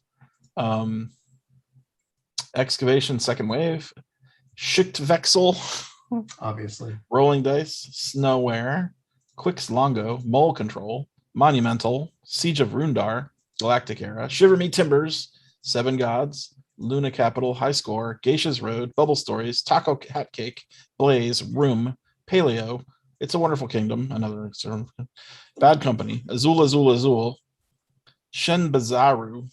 Yeah. The names these days are not, I don't recognize them at all. No, yeah. Nicholas's Flame School, Journey to the Center of the Earth, Bag of Butts, Chin Chiller Dice, Llama Express, Glasgow, Combo Clash, Fly Home, Pictures Orange, Don't Talk to Strangers, Arkham Noir, Cappadocia, Fish and Flip, Compromat, Apogee, Cabula, Just Wild, Rapa Nui, Seven Wonders Architects, B-War, Schick Vessel, another one, Great Plains, Frankie, Kingo, Her Sheep Hurrah, Manda Huevos, Bitmax, Aquarina, Kickum, Tending Kittens, Tiny Acrobats, Drawbot, Boombiatos, Patient Zero, Platypus, Espresso Dripio, Milestones, Welcome to the Moon, Bugs, Monkey, Dance of Spiders, bunch of promos, all the railroading stuff, Fruity Cola, Almondi, Overdrive, Volverplant, Cakes, Moon Adventure, Dragonland, What's Missing, Purple Edition, Tiny Epic Pirates, Millefiore, It's a Wonderful Kingdom, another one, Star Clicker, Millefiore, English Rulebook, and a Fruity Cola promo. There's one other box that's not listed. Wowza. A lot of stuff. They worked their ass off. Yeah. I mean, the thing that sucked is they could not get into the main hall on press day. Oh, They weren't letting anyone in the press. They weren't letting the press into the main hall. So I'm assuming that's COVID protocols, which is weird Yeah. because, like, you have to assert that you're, vaccinated or negative test. well, plus isn't that where you'd want the press to be able? So to it's a double-edged sword because like Yeah. everybody's like still getting ready on Wednesday, and if you have the Oh, press okay. come interrupt you, it can be annoying. Oh, it's not open yet. Okay. got it. Yeah, it's the day before, Yeah. but typically in the past, it's been open to the press. I Like see. anybody with a press badge could get in on Wednesday. Yeah. And we actually ran a full day of broadcasts from Essen on Wednesday. Just interrupting Oh, people wow. while they're sitting up. Yeah. That's awesome. I like it. Yeah. So they had to hustle on Thursday, because it's busy, right? It's harder to collect games on when it's busy. Right. Because they're Makes schlepping total like sense. giant bags of games. Right. That makes But, total sense. they did a good job for 2 people. That's 200, about people. 200 games. Yeah. Yeah. That's ridiculous. Yeah. That is. Yeah. I owe Beth a cupcake. I was gonna say. You owe Beth a little bit more than a cupcake there. Yeah, I know. know. I treat Beth well, I think. You should. Cupcake. As and she deserves. $10 million. So, does Beth really enjoy that? Like, being there's 2 of them, I'm sure they're a little busier than others. But does she really enjoy that? It's hard to get Beth down, man. Is it? There was no complaining. Yeah. And they packed all the boxes and shipped them. They had to take them to a Brand Lion. Hey Grant. Hey, Grant. No, I'm just trying to get your team's perspective on it. Like, Believe me, I asked her what made her mad, and she said, I think the only thing was John, which is her husband. That was a So she told, Gen Con, look, I wanted absolute truth. I mean, if it's a sucky ass job, I don't want to like Yeah, totally. make people do it if they don't want to do it. Beth was a That- Gen Con, right, Scott? Oh yeah. Yeah, I think Yeah, I Beth was at talked Gen to Con. her. Beth Candace and Lincoln. I talked to her about what she And Eric. recommended. She talked to me for like 5 minutes. So yeah, I imagine she loves that sort of thing. 'Cause she had a notebook, a list, and it was like this. That's this, a machine. this. Yeah. Yeah, no, Awesome. I'm saying you're She gets- sending them on a she also shit. took 10 meetings. There she go. Wow. I'm not saying you're Business sending them on a meetings. shit job, Scott. I'm just saying I'm curious at what makes your crew interested in a con as opposed to Because they're all game freaks. They want Yeah. to be around it. just to be Game around obsessed. Yeah. Yeah. it. As opposed to like the attendee who just wants to go and play or like Well, Scott. I Foster think that if and you're all a that. gamer, it's harder to work at a con because you're basically, you're surrounded by like Willy Wonka's factory and you have to work in the factory. Like Right. Yeah. it's harder. It's It gets like, me all the time. You want to Yeah. play games. Like that's Yeah, you want to Right. go check everything out. You want to go play. Yeah. And Yeah. kind of sitting in the booth. Totally. Yeah, that's what I mean. It's a special breed. Yeah, I think a lot of the professional big companies hire non-gamers enthusiasts. To just show up and Like do I know a it. lot Yeah. of spokespeople. Like in Germany, you can hire a spokesperson. Like the fair offers that as a service. You Oh, can, really? Really? how many spokespeople do you want? Like 10. Oh, that's awesome. Now you have to train them. That's so they're rad, like though. demoers, kind of, Yeah. right? It's actually not a bad idea. Do they charge out the ass for it though? Forget it's everything was pretty reasonable. Like that's why I'm like when I got the full catalog, like yeah, we're getting a refrigerator. It's $100 for the whole week. Like yeah, no problem. Yeah. Stuff like that. Now the furniture is ridiculous. Mm. Which I mean, it's weird how like the chairs are $80 each. Now it's for 5 days, Wow. right? But like Right. that feels less. I don't want to spend $80 for 4 chairs for Right. that's $320 by the way when you multiply. Right. Yeah. Versus getting a refrigerator for 100. Right. Yeah. Exactly. Like, Like, it we could just feels sit on. We weird. could just sit on fridges. Yeah, we just packed our own chairs eventually. Yeah. We just bought a bunch of IKEA stuff, packed it up, Yeah. Them people. and we had pallets of that stuff come back. That's all still in Germany, by the way, sitting there. Still sitting in Germany, eh? Oh, your show's been going great. Yeah, man. We've been doing stuff. Yeah, Is I've it- been traveling a lot. I'm getting a little worn down. Okay. Just because you're not used to it, or are you doing it a lot more than you normally would? No, this would wear me down normally. I just said yes to. I had some like personal trips mixed in with the stand-up trips. So normally it's like one or the other. So since September 5th, I haven't spent more than 4 nights in a row in my bed Wow, on September 5th. Ooh, that's gotta be So tough. many. Yeah. That's Yeah. a lot. It is a lot. you But back- you after back home this, now? what's that? Back home now? No, I leave again tomorrow. Oh wow. Jeez. Where you going? San Francisco. I'm at Cobb's Comedy Club this weekend. Nice. Do you drive to that or you fly to that? That one I'll drive because it's only like 6 hours. So usually if it's within like 8 hours, I'll drive because it's just nice to have a car. Yeah, And then if it's that makes sense. further than that, I'll fly. Yeah. So like this Brand- past weekend, I was in Boise, so I flew up there. Boise. Yeah. Makes sense. Do you have a preferred hotel? We were talking about your bed. Like, do you have a preferred hotel when you travel? If you can get it, yeah. Or No, I mean I like those. I like those medium level ones if I can choose, like the Hampton Inn or the Holiday Inn Express or things like that, where it's like not crazy expensive, but also Not feel mental aid. decent, you know? yeah, You don't need to bring a black light. Yeah, yeah. exactly.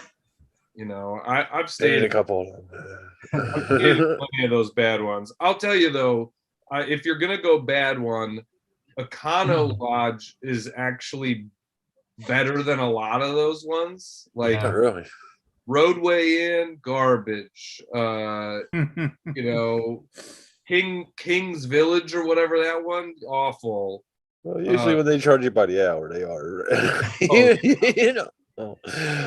Other one, if you really feel like gambling, Motel 6 is a good gamble Oh yeah. because They like, leave the light on for you. yeah, Well, but it's Motel 6. They have to. like 5 years ago, a ton of Motel 6s remodeled all over across the country. Yeah. So if you go to one of those Motel 6s, they're actually not that bad Yeah. because they have new stuff and they took out the carpet and put in hardwood like Okay. laminate Yeah, I've been Yeah, noticing yeah. laminate floors the now. on laminate hotels. floors and stuff, which is like easier to clean, you know. Right. And, Right. But if you go Not to as one of those, smelly. but if No you go blood to one- stains. yeah, you go to a Motel 6 that hasn't been one of the remodel ones, it's rough. Yeah, you're using the force. So Played any good games lately? yeah, I've been playing some Furnace. Yeah, game is Which good. is we were kind of my friends, we were describing it as like a mix between It's a Wonderful World and Nidavellir. Feels like a combination of those two, and I like both of those games a little bit. Well, it's got the kind of Like like the bidding like Nidavellir, and then the engine building feels a lot like It's a Wonderful World. It's that one. It's that engine building that's so thinky that you mumble to yourselves. One of the things that I had to remember is with my friends. You know, there's a lot of that game has a lot of like, okay, well, I really need a couple of coals, and so if I do this, but you'll mumble stuff, and then people will bid on things that they hear you mumble. And you're like, you gotta shut up. Don't give it away. Don't give your strategy away with your mumble thinking, you know. Awesome. Yeah. Has everybody played that one? No, I haven't played it yet. No, you haven't played it, but I've watched it played like Yeah, 2 times. It really fits that nice sweet spot for me where there's like a lot of decisions and a lot of strategy, but you can play it in under an hour. Those are some of my favorite games because inevitably they're easy enough to teach, but strategic enough you can play them with any hardcore gamer's still going to have fun with that game, you know, because there's just enough going on and enough tough decisions. Me and two of my buddies played that at Origins on a demo, and they ended up buying it immediately. Huh. Like they really Yeah. and what for one of them, I think it was the only thing they bought all weekend. I like it Oh, a wow. lot. Yeah. I do too. My new hotness is Witchstone. Oh man, it looks Heard of it? cool. I Yeah. like the look of it. for Which sure. what? What is it? Witchstone. It's Reiner Knizia. You tell Yeah. me. I don't know. WITCH. And it looks like, Reiner Knizia has been doing a decent amount of sort of smaller games, I feel like. Yeah, recently. he was more in like the quick Yeah. 30 minute to 60-minute games. And this is like It's about return an hour. to a big one. Yeah. It's about an hour, but it could be longer depending on how much AP you put into it. Yeah, and not only like not just even the playtime, but like the box size and stuff. It's a big game. Yeah. And it's a good looking game. I really like the look of it. Oh yeah, I think I saw your post about this one. Yeah. Yeah, I digged it. Dug it. Dig. If you played Ingenious, it's the core mechanic from that where you're playing dominoes into a grid, Yeah. a hexagon grid. Yeah. I'm looking at that right And you now. basically, the tile you pick is what activates it. And the more clusters around it you get, the more actions you get, Cool. which is really fun to do. Like, I didn't think it was going to be so fun, but I really like racked my brain about how, you want to get like, I want to get 6 actions out of this play. And you like, Yeah. have to like maneuver all your stuff, put it in the right spot. Mm. And it's just fun to get like 10 actions from a single play. Yeah. Like I got 10 hexagons. What? Or 10 pentagrams. Pentagrams. And you like walk around and you're like, okay, I got 17 points. It's like, what? And what's that? A cauldron that you're putting that stuff in? Yeah, it's your own. You have your personal cauldron. Okay. Yeah. Now, what you draw your dominoes is important. Like when I played, everybody was drawing magic wands, and so there's this race up the magic wand track. And if you're in first on the magic wand track, you get extra power or extra actions. And I could not catch up on it, so I'm like, okay, I'm gonna basically never get first on that, so I'm just gonna ignore it Right. and just go. Because there's somewhere no else. other benefit for going up it. Well, yeah, you get benefit as you go up the wand. You get actions. You get more. Okay. It's an action chaining game. Like Okay. I play my thing and I get like, let's say I get 4 crystal actions. Okay, crystals. You move the crystals around your cauldron. If you get a crystal off your cauldron, it goes into a vial, which gives you 2 more actions of that type. So I could say, okay, well, I move my cauldron, I move my crystals, I get magic wands. I put that on the magic wand vial. I get 2 magic wand actions. My magic wand goes up twice. That gives me 2 witch actions. Okay, I put 2 witches on the board. And then each witch action gives me like something. Is that And I get really like quick? 2 more actions. Yeah, it just has this nice chaining effect. That's fun. Is that quick or are the other players going? Is it what? Is it really quick? It can Turn be, like that? because sometimes you're just like, I take 2 actions, I'm done. Yeah. Right? Like you don't get the combos going. Yeah. Like at the beginning of the game, it's fast, right? Because no one has Yeah. combos. But then they give you actually a little card in the box where you put your token on it to track how many actions you've taken. Because you can get 10 actions. Whoa. But it's cool. I liked it. Yeah, it's really cute. I like the We all little liked wizard. it. I mean, it was. I like the it was wizard globally meeps. liked. Pardon? I like the little wizard meeples. Witches. Oh, that's what I said. Oh, I thought you said wizards. No, I did say wizard. I meant witch. Son of a beach. Now, there's absolutely no theme. I mean, it all looks like witches and cauldrons and stuff, but there's Yeah. like it's set. Whoa, like, wait a minute. Time It's out. a Time out. Are you trying to Knizia tell game. me that a Come on. Knizia game doesn't have theme? but it's fun. Doesn't matter. It has so much theme they could retheme it. Compare it to anything needs else. to. What's that? Well, if you played Ingenious, I never have. Ingenious is really good. I don't know if it's in print anymore, but basically the core of the game of Ingenious is in the cauldron. Mm. Like you're playing dominoes to make matches that you're trying to get clusters of all the same like symbol, and that's very clever and fun. Yeah. And then that gives you the actions which go to other like 5 other mini games in the game, like the magic wand. There's an area control thing. You have to make your path of power. You have to walk around this pentagram and collect tokens, which makes your Yeah. cauldron more powerful. So it's really cool. And then you have Yeah. end game bonuses, like the scrolls are all end game bonuses. Not all of them, but most. Oh, of them. those cards. Yeah. They either enhance your power, like you play them as like a +2 magic wands. So instead of taking 6 magic wand actions, I'm going to take 8.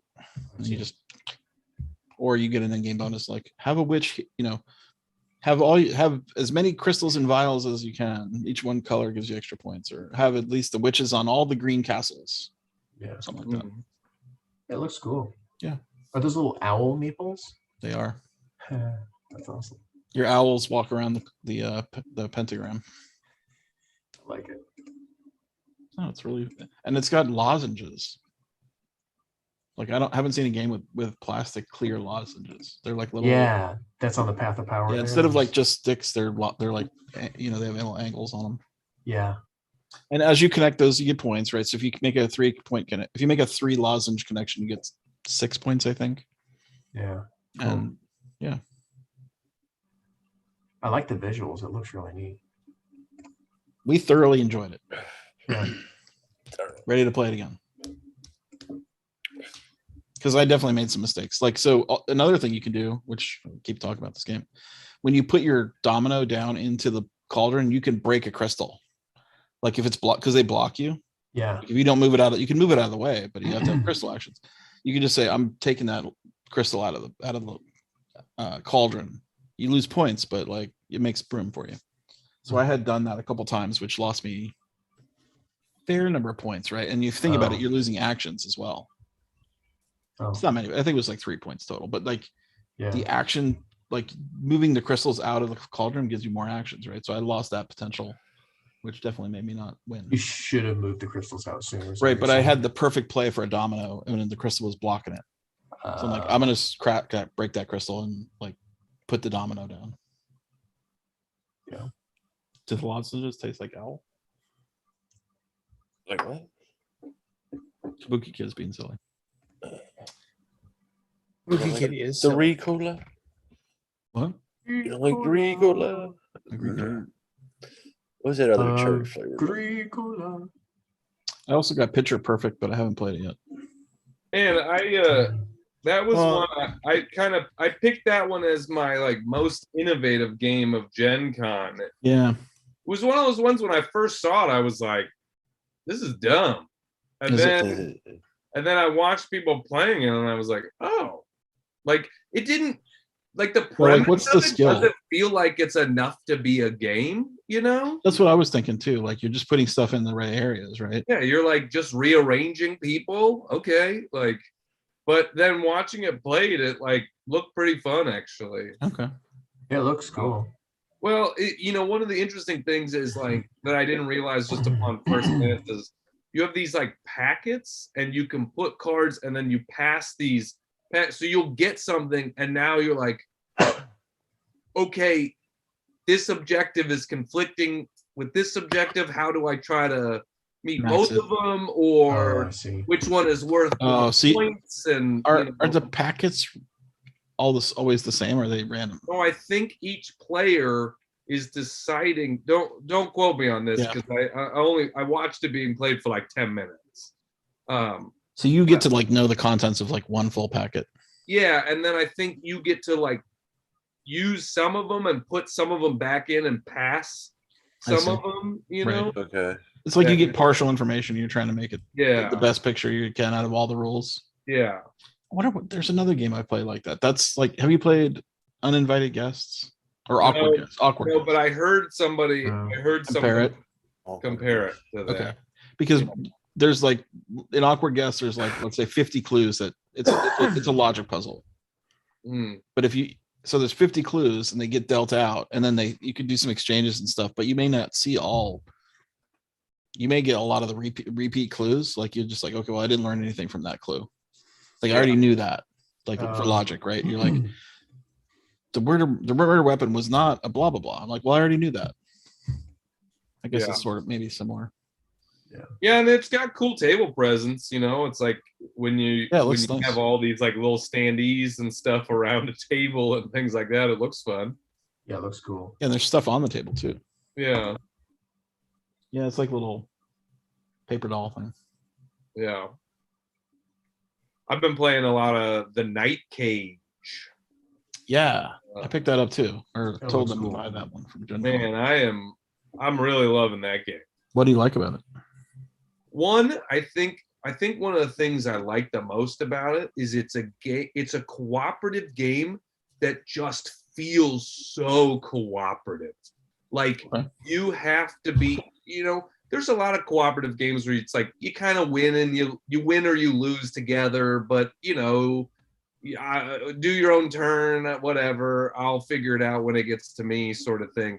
And this almost feels like while everybody has their own turns, it feels like it's everybody's turn all of the time because you the tension is so high and the game is won or lost on a knife's edge. Like I've lost about half of the time I've played. But even when I win, it's like down to like the final tile, right? I'm winning with like 2 tiles left or something like that. And so you can't make mistakes. And because of that, you're like all talking about it all the time. Okay, well, if a monster comes up, what's the best place to put this tile? Oh, and I think that some people would go, oh, is that gonna make for an alpha gamer problem? That's what I was about to say. Yeah, but to me, it doesn't because there's enough going on that, like, I don't know, when I've played it, now I've been introducing it to some more people, so I'm the most experienced player and could certainly be the alpha gamer of it. But there's like such little subtleties in how you play stuff that I would miss things all the time. I need other people to be like, no, this is a better place to put this. And you're like, oh yeah, you're right because of this. Like, yeah, that is better. And so I think because of that, where you're just like constantly talking and discussing and it's won and lost on such small margins. I really like Does it have a turn order? Like, do you take a turn? There is a turn order, yes. It is a 4 player game regardless of how many people are playing it. So there's 4 spots. Yeah, there's 4, and then you can also play a 5-player game by flipping the board, and it has a 5th player option. But Gotcha. so it's not the a 2 and a 4-player game is really easy. A 3-player game is like a little harder to keep track of because there's a dummy 4th player that passes around the 3 players and you're like, wait, did I already do that person's turn? That kind of thing. Yeah, it's I like how cooperative it feels. That's awesome. I'm gonna give that a go. Yeah, that'll be a BGG con play. Now, I definitely will say there is certainly luck involved in that game. If you're a person that doesn't like luck in your game, then it's not the best game for you. So you're trying to get away from a monster? Is that the core? So you're basically there's a lot of tactics. There's not a lot of strategy, right? There's a lot of short-term responding to what's going on the board. There's no chance of like long-term planning. Right. Because essentially what happens is just the board is changing all of the time. And so you're constantly thinking about, there are 12 in a standard game, there are 12 monsters mixed into the stack. And so you are having to always think about what if a monster's next. Oh, I see. Don't know so it could be or not. Yeah. Yeah, you don't know, but you're like, if you don't plan for it, then everybody's gonna get fucked. And so you're just constantly going like, okay, because essentially you don't want to be on corridors, because if you're all on the same corridor, a monster can hit everybody down a corridor.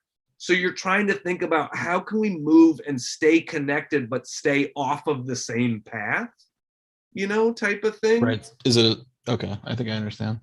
Yeah. Is there a player elimination? No, there is. If you get hit with a monster, bad things happen, but there's no elimination. Okay. If a player gets eliminated, the game's over. Everybody's lost. Do you have like health? No. No. Okay. You basically have time. You have until the tiles are out. And I think one of the interesting things they did is they've made the reason I say it's like tactical is because you're just moving around trying to reveal new tiles because you need to all get a key and then you all need to get to the same gate. And there are a finite amount of those in the stack. And one of the innovative things that they did, I think, is they have like a discard board. So when you lose tiles and there are things that will make you lose tiles, you flip them up and see what you've lost. Because if you've lost keys, then you've already lost the game. I see. Like, you know, So like if you lose if you lose a key in there four are player. 6 keys. Oh, in I a see. So if you standard lose game. 3, yeah. So if you lose, if you're playing 4, if all 4 players need a key, you can only lose 2 keys. And if you've lost more than that, you've already lost the game. That sounds pretty cool. Yeah, I really like it. And it also is, it legitimately feels like boring you? the creepiest game I've ever played. Not scary, not gory, but just like creepy. You're just you scared know? what to flip up. Yeah, the tension is very high. Oh, cool. I played it with some friends, non-gamer friends. Last week we had like a Halloween kind of game night. We played Mysterium and we played the Night Cage and stuff. And you know, these are people that don't play like a lot. Wow, I of bet Mysterium blew their mind. Oh, they loved it. Yeah. Yeah, that blew my mind. Yeah. But the Night Cage, just like everybody, the thing that people kept saying was like they kept like going like, so tense. It's awesome. Like, yeah. So what are your guys' favorite Halloween game? Fury of Dracula. Really, Fury? Yep. Although I don't get to play it anymore. It takes too long. Yeah, it does. Yeah. I mean, Which it's like 2 to 3 hours. Which edition, Scott? The newest one or? I forget which one we play, but yeah, probably the newest one. Okay. No, you know what? I played the one with the combat cards. Is that the newest? That's the 2nd edition, I think. Which the combat cards kind of suck. I mean, I played both and I got them mixed up. What does the 3rd one do? I think it does something different. The 3rd one had like that Dawn and Twilight track. Yeah, if you attack Dracula during the day, then he gets way hurt more. Yeah. So you get caught during the day, but if you caught at night, you don't get hurt hardly. You can get away almost every time. What else was new? I can't. I get them. I only played both of them like twice. I get them mixed up. 3rd Right? and 4th has combat cards. Does it? Says Kabuki Kid. I mean, I still play Mysterium pretty much every Halloween season. Mysterium? Yeah. Have you tried Mysterium Park? No, because from what I've heard, it's like if you have one, you don't need the other. I think Mysterium Park is right. It's good for people that don't have Mysterium or play. Yeah, it just shaves off like 45 minutes. Yeah. Because it's only 2. There's only 2 scenes. It's location and person. Yeah, the I like it. Mysterium has never felt too long to me. Okay. So I think I really wanted to play Mysterium Park when it first came out, and then I just heard from people that it was like, yeah, if you have one, you don't really need both. Yeah. It's a little different. It's a little different. Yeah. Do you think you can have both? The problem is I think Mysterium is, for when I've played it, it's always really pretty long, like almost 2 hours. Oh, really? Whereas this is like 45 minutes, maybe an hour. I feel like when I play Mysterium, we play. I guess it depends on how much you talk and you do. Yeah, totally. And how I tell people, like, I usually don't play with the sand timer, but I will tell people like, okay, you got 30 seconds, and then like you've talked enough, you know, like we're going. So I feel like when I play it, it's usually like an hour 15 or something like that. I also don't love the end game of Mysterium. Like I feel like it's never nailed it. Mysterium Park pretty much nails it. I agree. There's less ambiguity to it. That is the weirdest part of like Mysterium, where you're like, okay, you have to get your. All of that was just building a lineup, you know, kind of. Yeah, and that's the way Mysterium Park is too. Yeah, but it just there's none of this. And I don't even remember the rules now. Like how many failures you got, or not. I forget what the rule. There's like a currency that builds up as you get it right or wrong or something. I can't remember exactly how it works, but I haven't played. it the was always American like an extra version. rule that I felt like didn't really need to be in there, like your psychic meter or whatever. I think. Yeah. Yeah, I remember people complaining about. I've never played the American version, but I remember In Mysterium people Park, there's complaining none of about that. Yeah. So in Mysterio Park, you end up with 3 columns of pairs. So you have a person in a location, person location, person location, 3 columns, A, B, C. It's one column, A and A or B or C. You play 2 cards. One card matches the person, one card matches the place. You don't tell which one is which. Like that's the end game. So it's super quick. Yeah. There's But none of you this vary. like you just make one guess. Like I remember in Mysterium, everyone can make different guesses, right? In the end. Yeah. Yeah. And then the person with the most. Well, Yeah, it's a little- I don't know, basically just- essentially if at the end of Mysterium, it's like if the majority of the people you guess the right person, then you've all won together, and if not, you've all lost together. correct. This is just one guess. Mm. Because otherwise it's only three columns, right? So if you have, you can hedge your bets a little bit if you, All right. at least I think it's only one guess. The Uh, rules, I'm always like, I think I know the rules of this game, and then I end up playing and I always forget something. I'm the same way. Yeah, Mysterium is fun. Although I played with my nephew, who I thought was just taking the piss out of us because we basically could not get anything correct. You know what I mean? Like when you're yeah. like 6th grade is a little too young Yeah. to play well. He said he was trying. I'm like, Yeah. okay. I can't criticize. It's his picks, Yeah. right? His card. But we played for like 2 hours. My father-in-law was like, I'm never playing that again. Because it's over. I'm like, okay. Yeah, I played. This was years ago. My mom had a rotating cast of foreign exchange students that lived with her for a number of years, and a lot of them were from China, and trying to play code names. Yeah, see, everything is lost, right? Yeah, well, and also Codenames Pictures, where I remember, these are like high school kids, so they're trying and they're good kids. But one time we played Codenames Pictures, and like I think if you've played Pictures, like everything in that game. Oh yeah, it's all pop culture. And it's all weird stuff. Everything super is weird. And I think his clue was like incongruent, and I was like, man, everything like a triangle. Everything here is incongruent. Like, That's awesome. Yeah, and I felt bad, and I was like, all right, well, I'm just gonna point to stuff. Yeah. Have you played any of the themed? We played the Disney one. No, I haven't done. I've done Pictures and regular and duet, and I don't think I've done any. I like duet. Duet's hard. Really like duet. Yeah, it is hard. I've never beat it. Yeah. Now, I haven't played it that much, but I think we played it for at least 2 or 3 times. Yeah. But I do like it because the logic you can make out of it. For sure. What other Halloween games, Lance?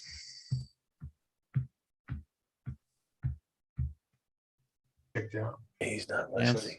Yeah. I'm sorry, what was that? Wait, what's your favorite Halloween game? My favorite Halloween game?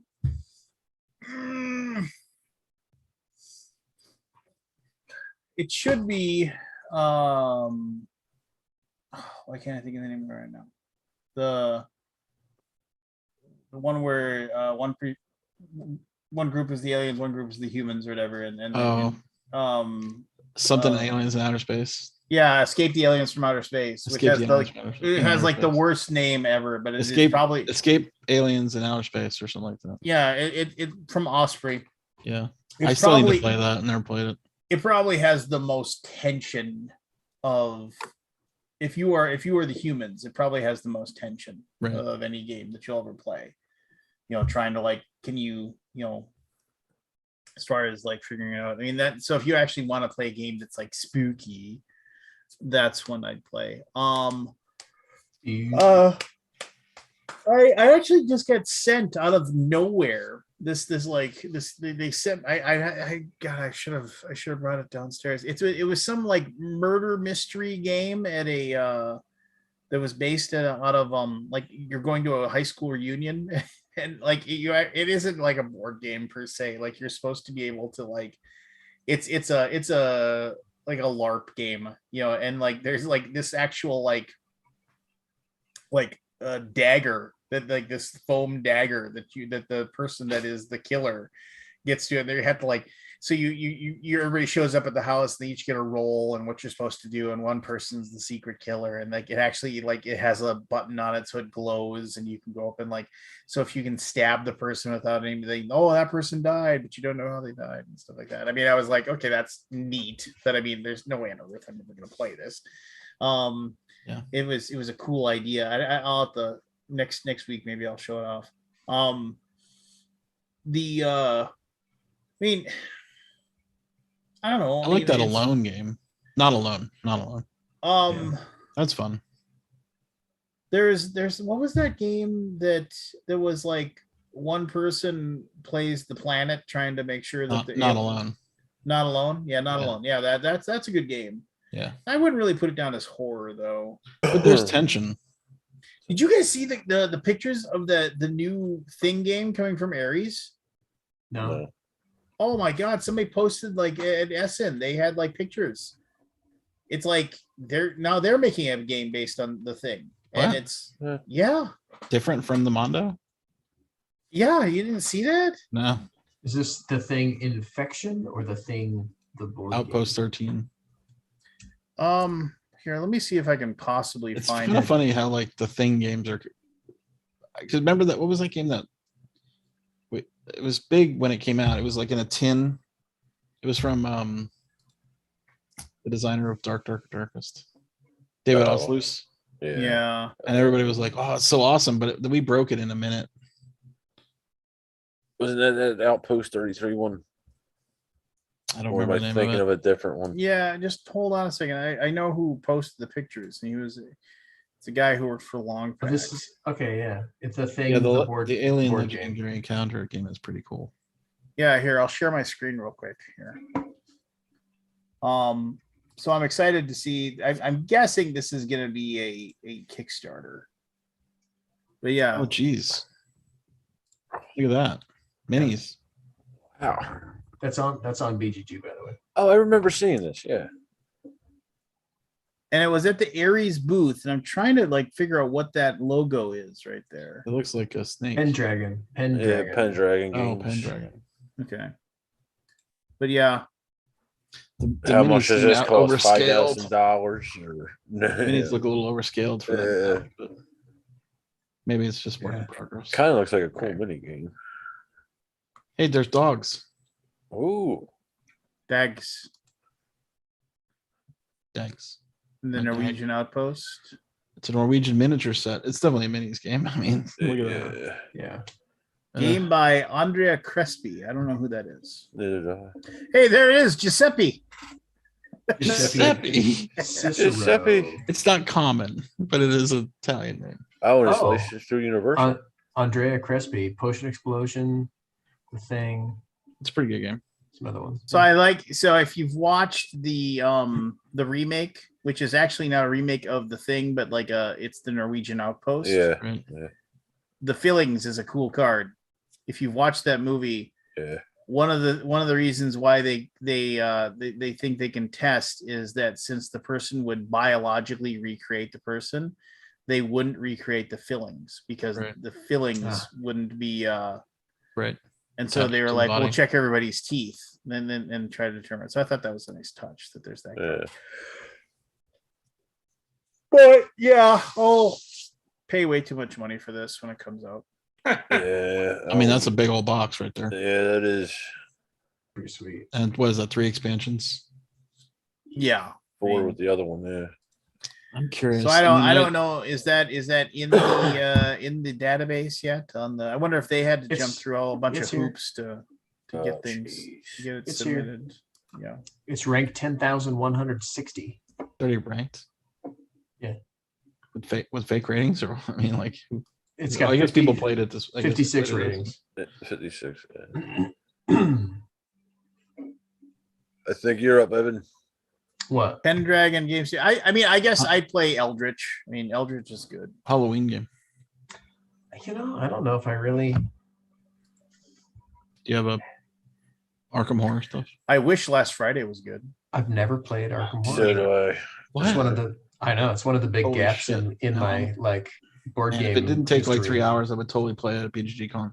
I know. Well, yeah, I'll play with him at BGG Con. You play it with him, and maybe I can come in and out or something. I mean, I don't know. 3 hours is it's doable, Yeah. especially this year with way less. Why are people. you so against playing a longer game, Scott? Well, I mean, here's the thing. At BGG Con, I always have a ton of events to go to. Yeah. Like I gotta go to the thing, but we don't have any events this year. We have nothing, hardly anything.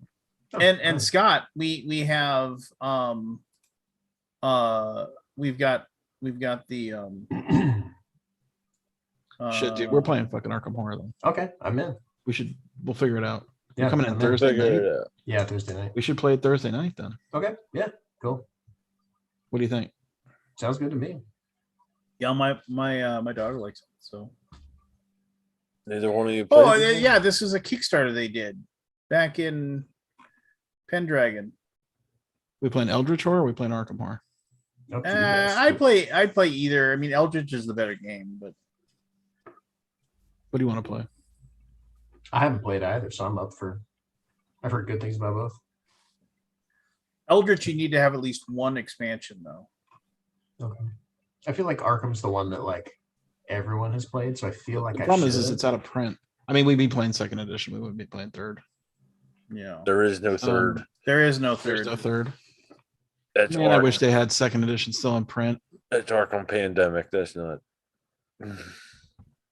That does. I wonder. I'll have to see if I can bust out a copy. I'll have to look. You don't have one in the library, How- Scott? Yeah, but I don't think we have all the expansions. Okay. I don't want to play Arkham with all the expansions. Well, I would play like one expansion or something. Yeah. Well, yeah, whatever you got. If you got, the right thing to play Eldritch, I'll do that. If you got, the good Arkham, I'll play that. Either way is I good. like Eldritch Horror too. Maybe we'll do Eldritch. I don't know. Let me think about it. Yep. Well, Arkham Horror Scott, can be long, really long. Yeah.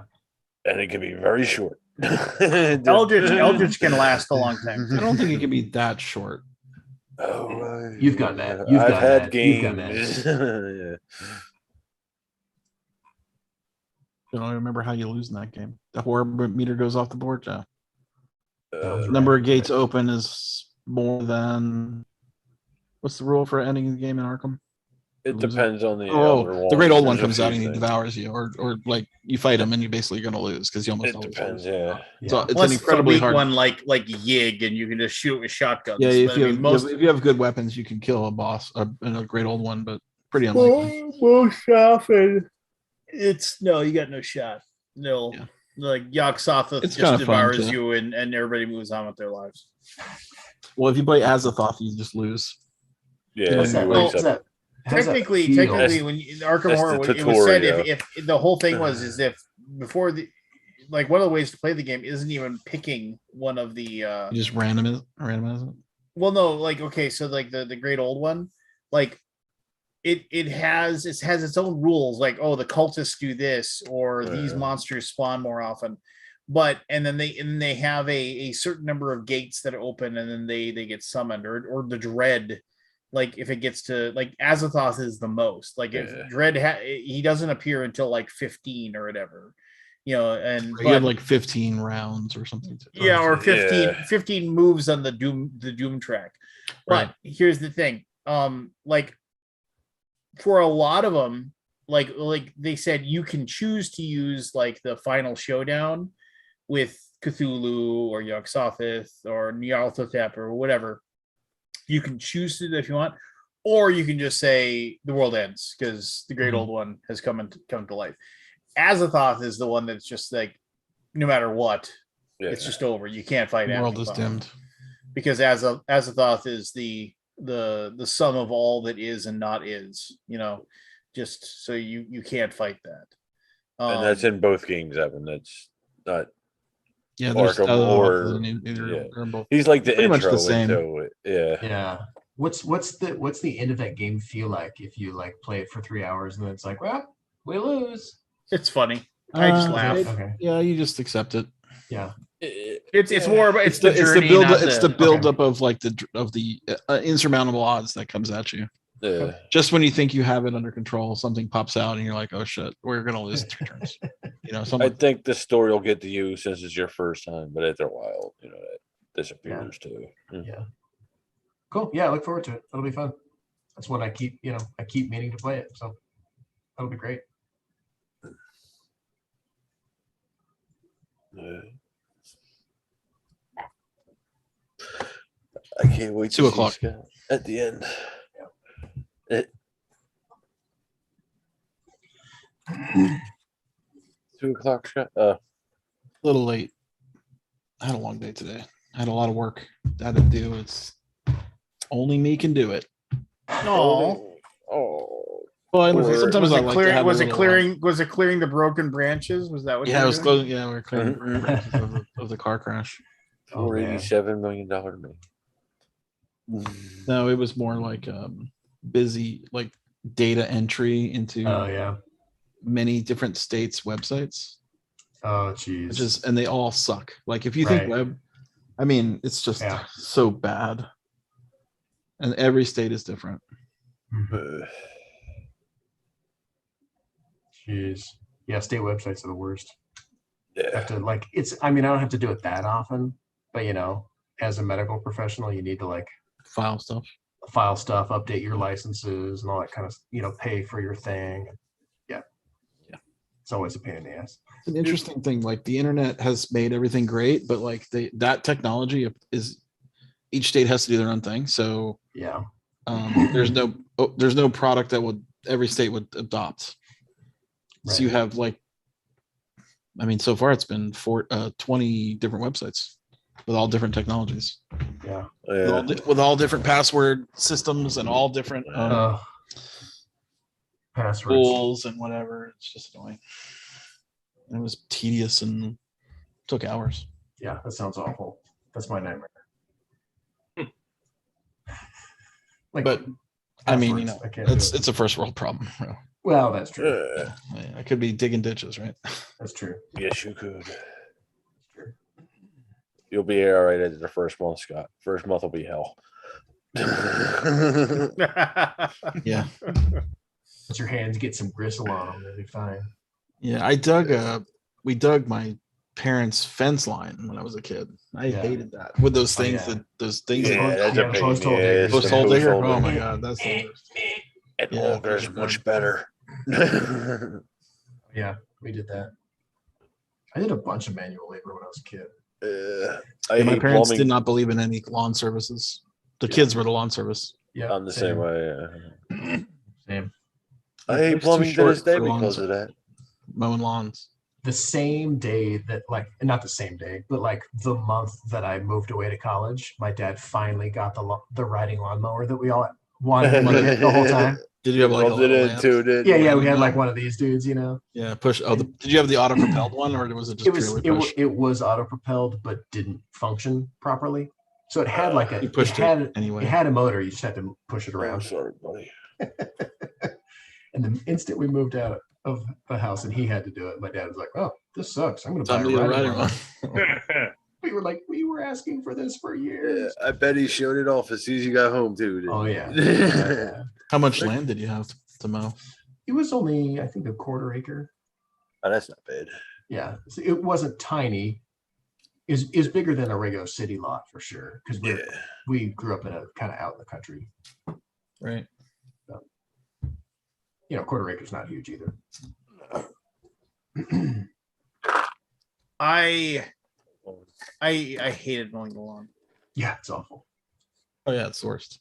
There were Like some it. days it wasn't so bad. Like if I was like, oh, there's a baseball game on, I could just put my Walkman on and like listen to the game, and then I would be like, okay, well, there's like something I can concentrate on, and I still remember like doing that, but I do also remember it's like Man, there was Did nothing you worse bag than those like, clippings? Did you have to oh bag? yeah, I had Oh, to bag yeah. them all, Oh, and fuck that! Right and back we- into the ground.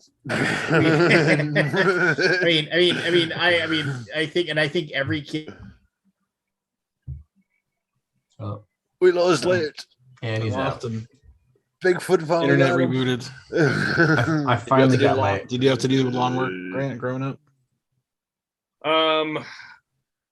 Only Good work. for a few years. So Yeah. we lived in like townhouses.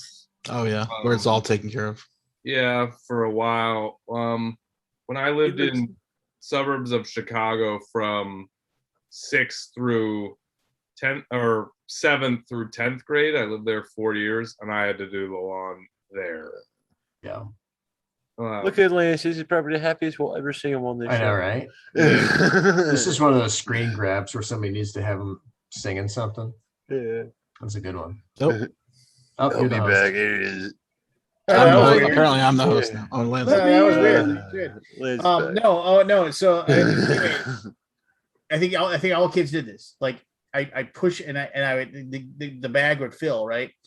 But instead of taking it right over to the cardboard boxes that we'd fill up with grass, I would just keep pushing it and keep pushing it and keep pushing it. And like, I knew Overstuff that, like, it.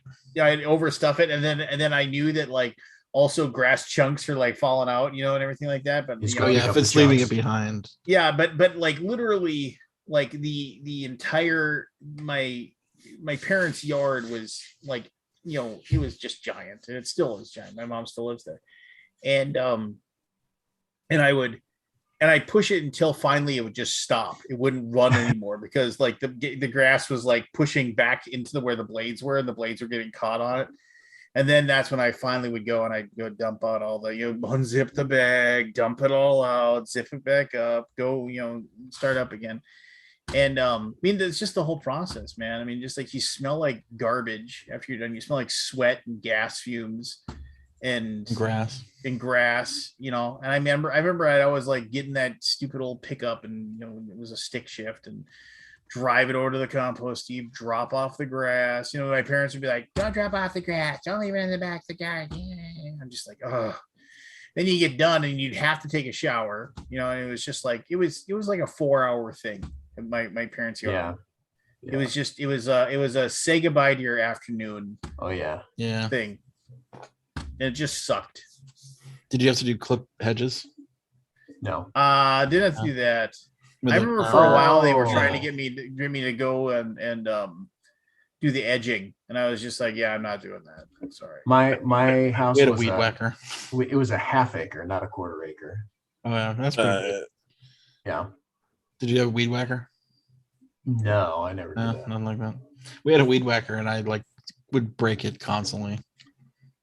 Well, those things are a pain in the butt. They have Oh, like they're the- such a pain. The little string, and it doesn't work Yeah, right. the fishing Yeah. line or whatever. It Not doesn't work fishing line, right, but it would yeah. be thick wire or whatever. You get rid of that. You get the bleeds. Yeah, we weren't trusted with that. We were. I think it was early days of weed whacking when it was just fishing line or whatever it was. Yeah, exactly. Uh, That stuff was. They would get jammed, and take it apart, like pull the fishing line out. Ugh. Every time. I cleaned many a pool growing up. I had a pool. Oh, not me. Yeah, cleaning pools sucks. Yeah. Like they're clean for like a week, and then they're dirty, and then you have to do it all over again. Like,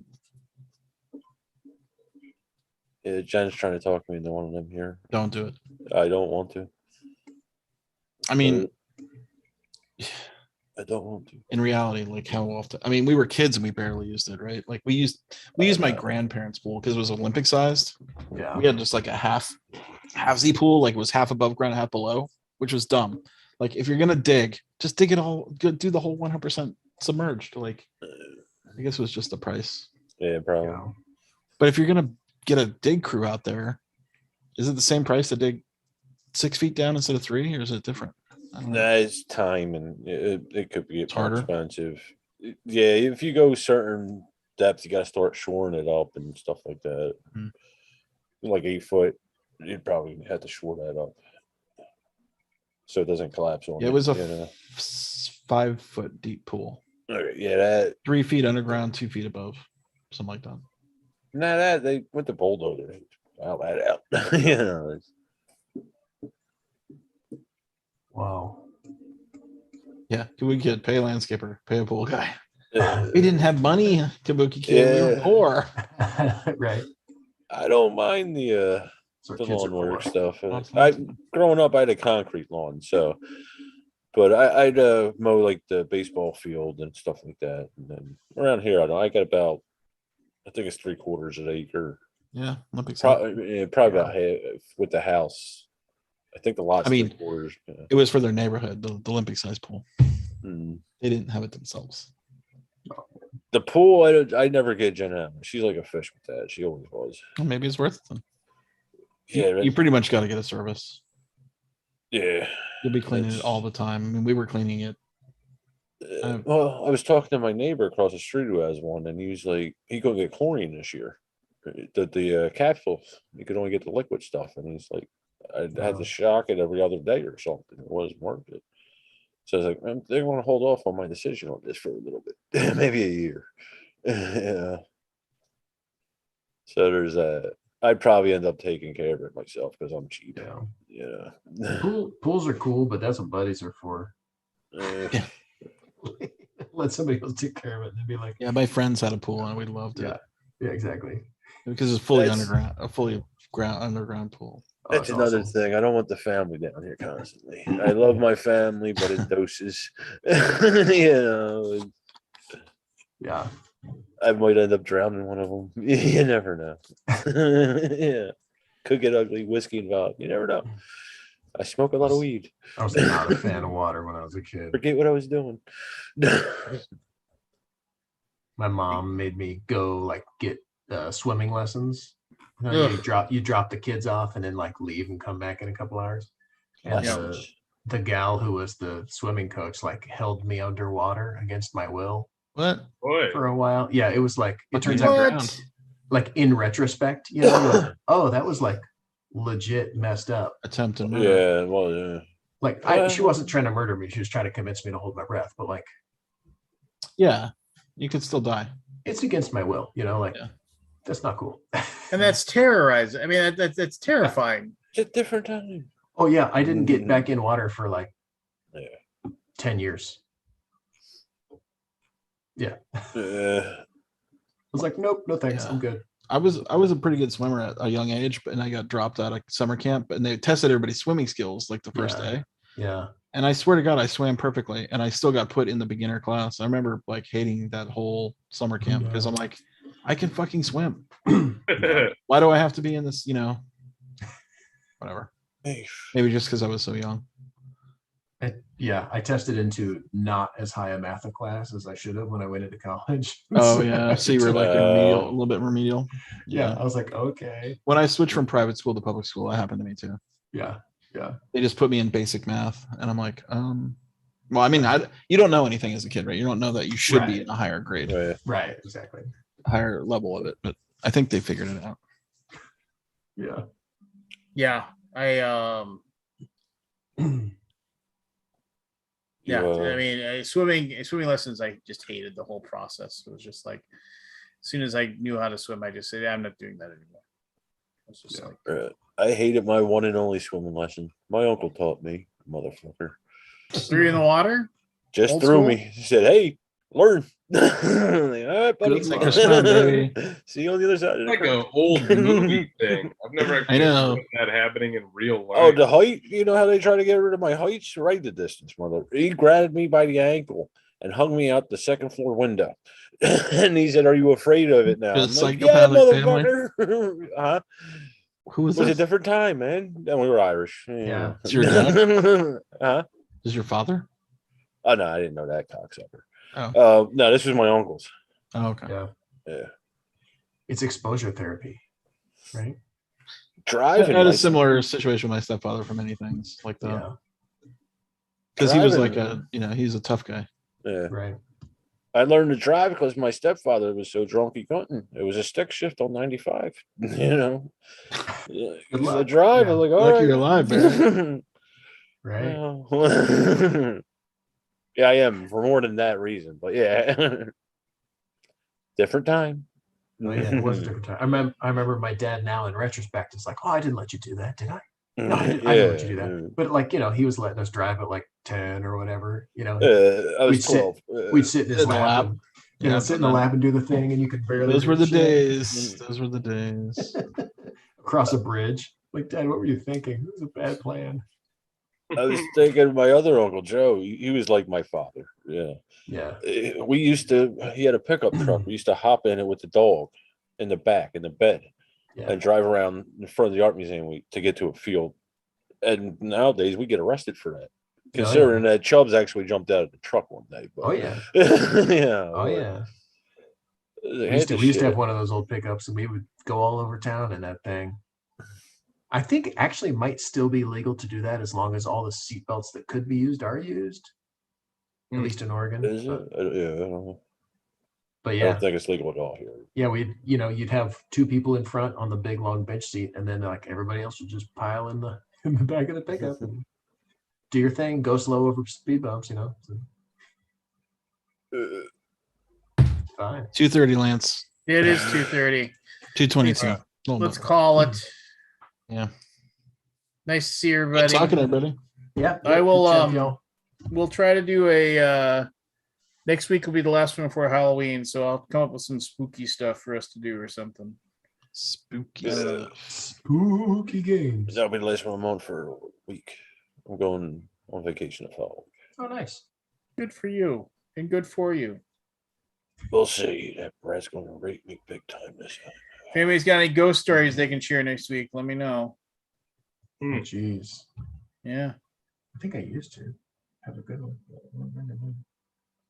No Bigfoot. Think of it. No. I mean, I can. He's no I can. ghost. I mean, like. Now I'm going to tell Bigfoot. See you, to rub Kabuki. it in. Yeah, I mean, if anybody's got any cool first Plan to hand watch the stories Empty Man. or what have you. Yeah, there you go. But all right, everybody, Cool. hang out if